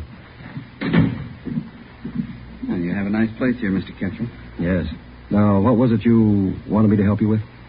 You know a man by the name of Clifford Bissell? No. How about Arthur Z. Belmont? Who? Arthur Z. Belmont. Bissell says you and Belmont are good friends. I don't understand this. I thought you wanted to ask me about some robberies. I wonder if you'd mind rolling up your left sleeve. I'd like to look at your arm. What for? You're a user, aren't you? No, I'm not. Then you know what we're talking about, don't you? No, I don't. Do you have any narcotics here in the house? Certainly not. You mind if we look around? Why do you want to search the house? Why won't you show us your left arm? Floyd Ketchel would admit nothing, but he allowed us to search his home and grounds. An extra detail of men was called out to aid us in the search. We covered every foot of the acre of ground. This took 2 days. We found nothing. On the 3rd day, under the flooring of an upper bedroom of the Ketchel home, we found Ketchel's plant. He was using heroin. You want me to call Belmont, is that the idea? That's right. We want you to set up a meet with him. I'm not going to rat on Art. He's a friend of mine. Well, suit yourself. We found your plant there. We've got you. You'll be the fall guy. You mean I take all the heat? Why not? Bissell put the finger on you. We got to have somebody. Why pick on me? We just told you. We found the stuff here. Basel fingered you. You're it. All you have to do is make a phone call. You won't have a clean slate, but it's going to sound a lot better in court. All right. It makes sense. You know what to tell him. We've already been over all that. Call him now. Friday, listen in on the extension. If Ketchel changes his mind in the middle of the conversation, I'll see that he hangs up. Yeah.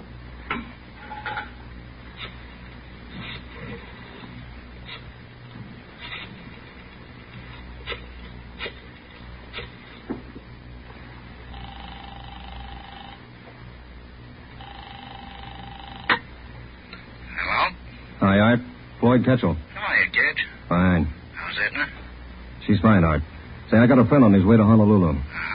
He wants to take a little package along. Gotta have it. You know him? Is he okay? Yeah. Old friend. You sure? Yeah. You have to be pretty careful. Got hit Wednesday night down the beach. Yeah? Who'd they get? Basel and 6 guys from New York. Got off easy. It was a dry run. I didn't know that. Nothing in the papers. It isn't hit yet. It will. How much does your friend need? Going to be in the islands for quite a while. Says a couple ounces should do it. You got the money now? He's good. Can you swing it tonight? Boat leaves from San Francisco day after tomorrow. He hasn't got much time, has he? Okay, you want to pick it up? Yeah. All right if I bring him along? I want you to meet him. Good customer. If you're sure about him, yeah. 8:30 at the store. We'll be there, Art. 1,100 cash. Yeah. Better be okay, kid. He is. Better be. I had one dry run this week. I can have another. 3:22 p.m. We took Mr. and Mrs. Floyd Ketchel back to Central Division, where they were booked on suspicion of violation of the State Narcotics Act. 4 p.m. We met in the office of Chief Detective Thad Brown. You need $1,100, is that right? Yeah, that's right. How much was in the Secret Service fund? $223. Allotment for this month's all gone. Well, where'd you get the rest of it? You haven't got it all yet. Primera's the banker. How you got it figured, Ben? Well, let's see. I've got it all written down here.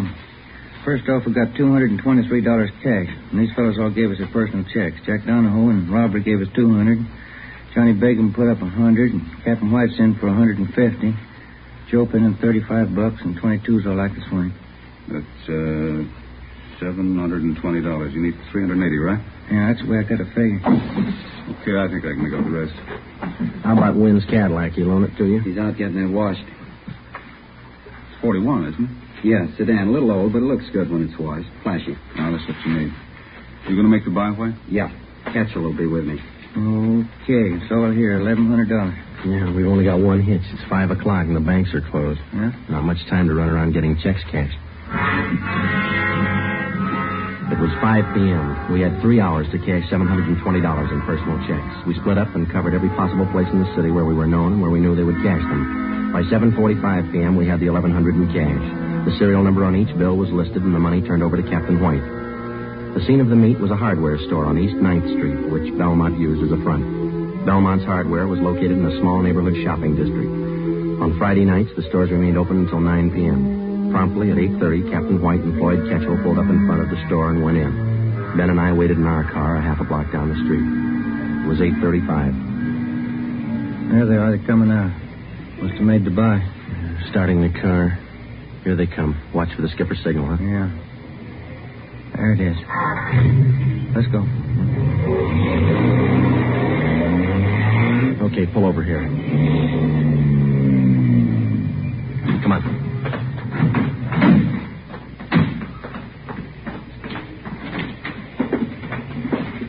There's a clerk back there. You see Belmont?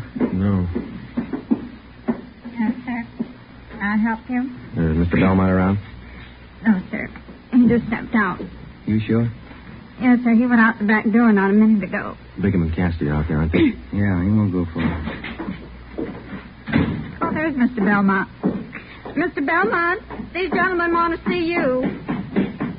Running up the stairs to mezzanine. Come on. All right, Belmont. Wait a minute. What's that barrel? Watch it. Look out! Pushing that barrel down the stairs. All right. Let's go. Come on. There he is. He's trying to reach that skylight. Belmont, get on. You'll never make it. Slipping, Joe. Belmont!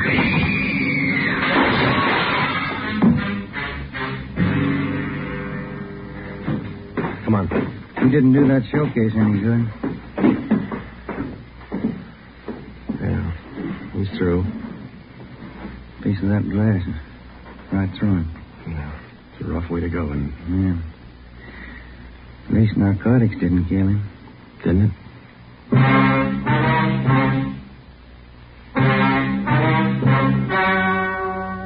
The story you have just heard was true. Only the names were changed to protect the innocent. On December 10th, 1948, trial was held in Superior Court, Department 87, City and County of Los Angeles, State of California. In a moment, the results of that trial. It's amazing how many long cigarette smokers are changing to Fatima. Here is the actual report. From coast to coast, Fatima has more than doubled its smokers. Yes, more and more smokers every day are discovering that Fatima is the best of all long cigarettes. Smokers find Fatima has a much different, much better flavor and aroma than any other long cigarette. They find that Fatima is extra mild because it's the long cigarette which contains the finest Turkish and domestic tobaccos superbly blended to make it extra mild. Enjoy extra mild Fatima yourself. Best of all long cigarettes.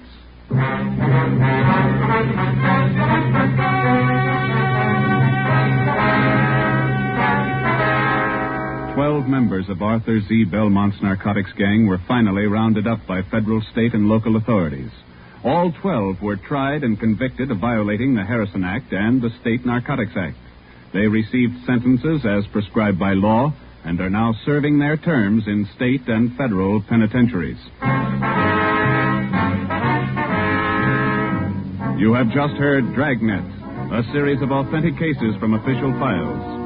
Technical advice for Dragnet comes from the Office of Chief of Police W.A. Wharton, Los Angeles Police Department. Fatima Cigarettes, best of all long cigarettes, has brought you Dragnet from Los Angeles. Be sure to hear Mr. and Mrs. Ronald Coleman in Halls of Ivy tomorrow on NBC. Thank you for listening to HOJO Radio. We'll be back again very soon.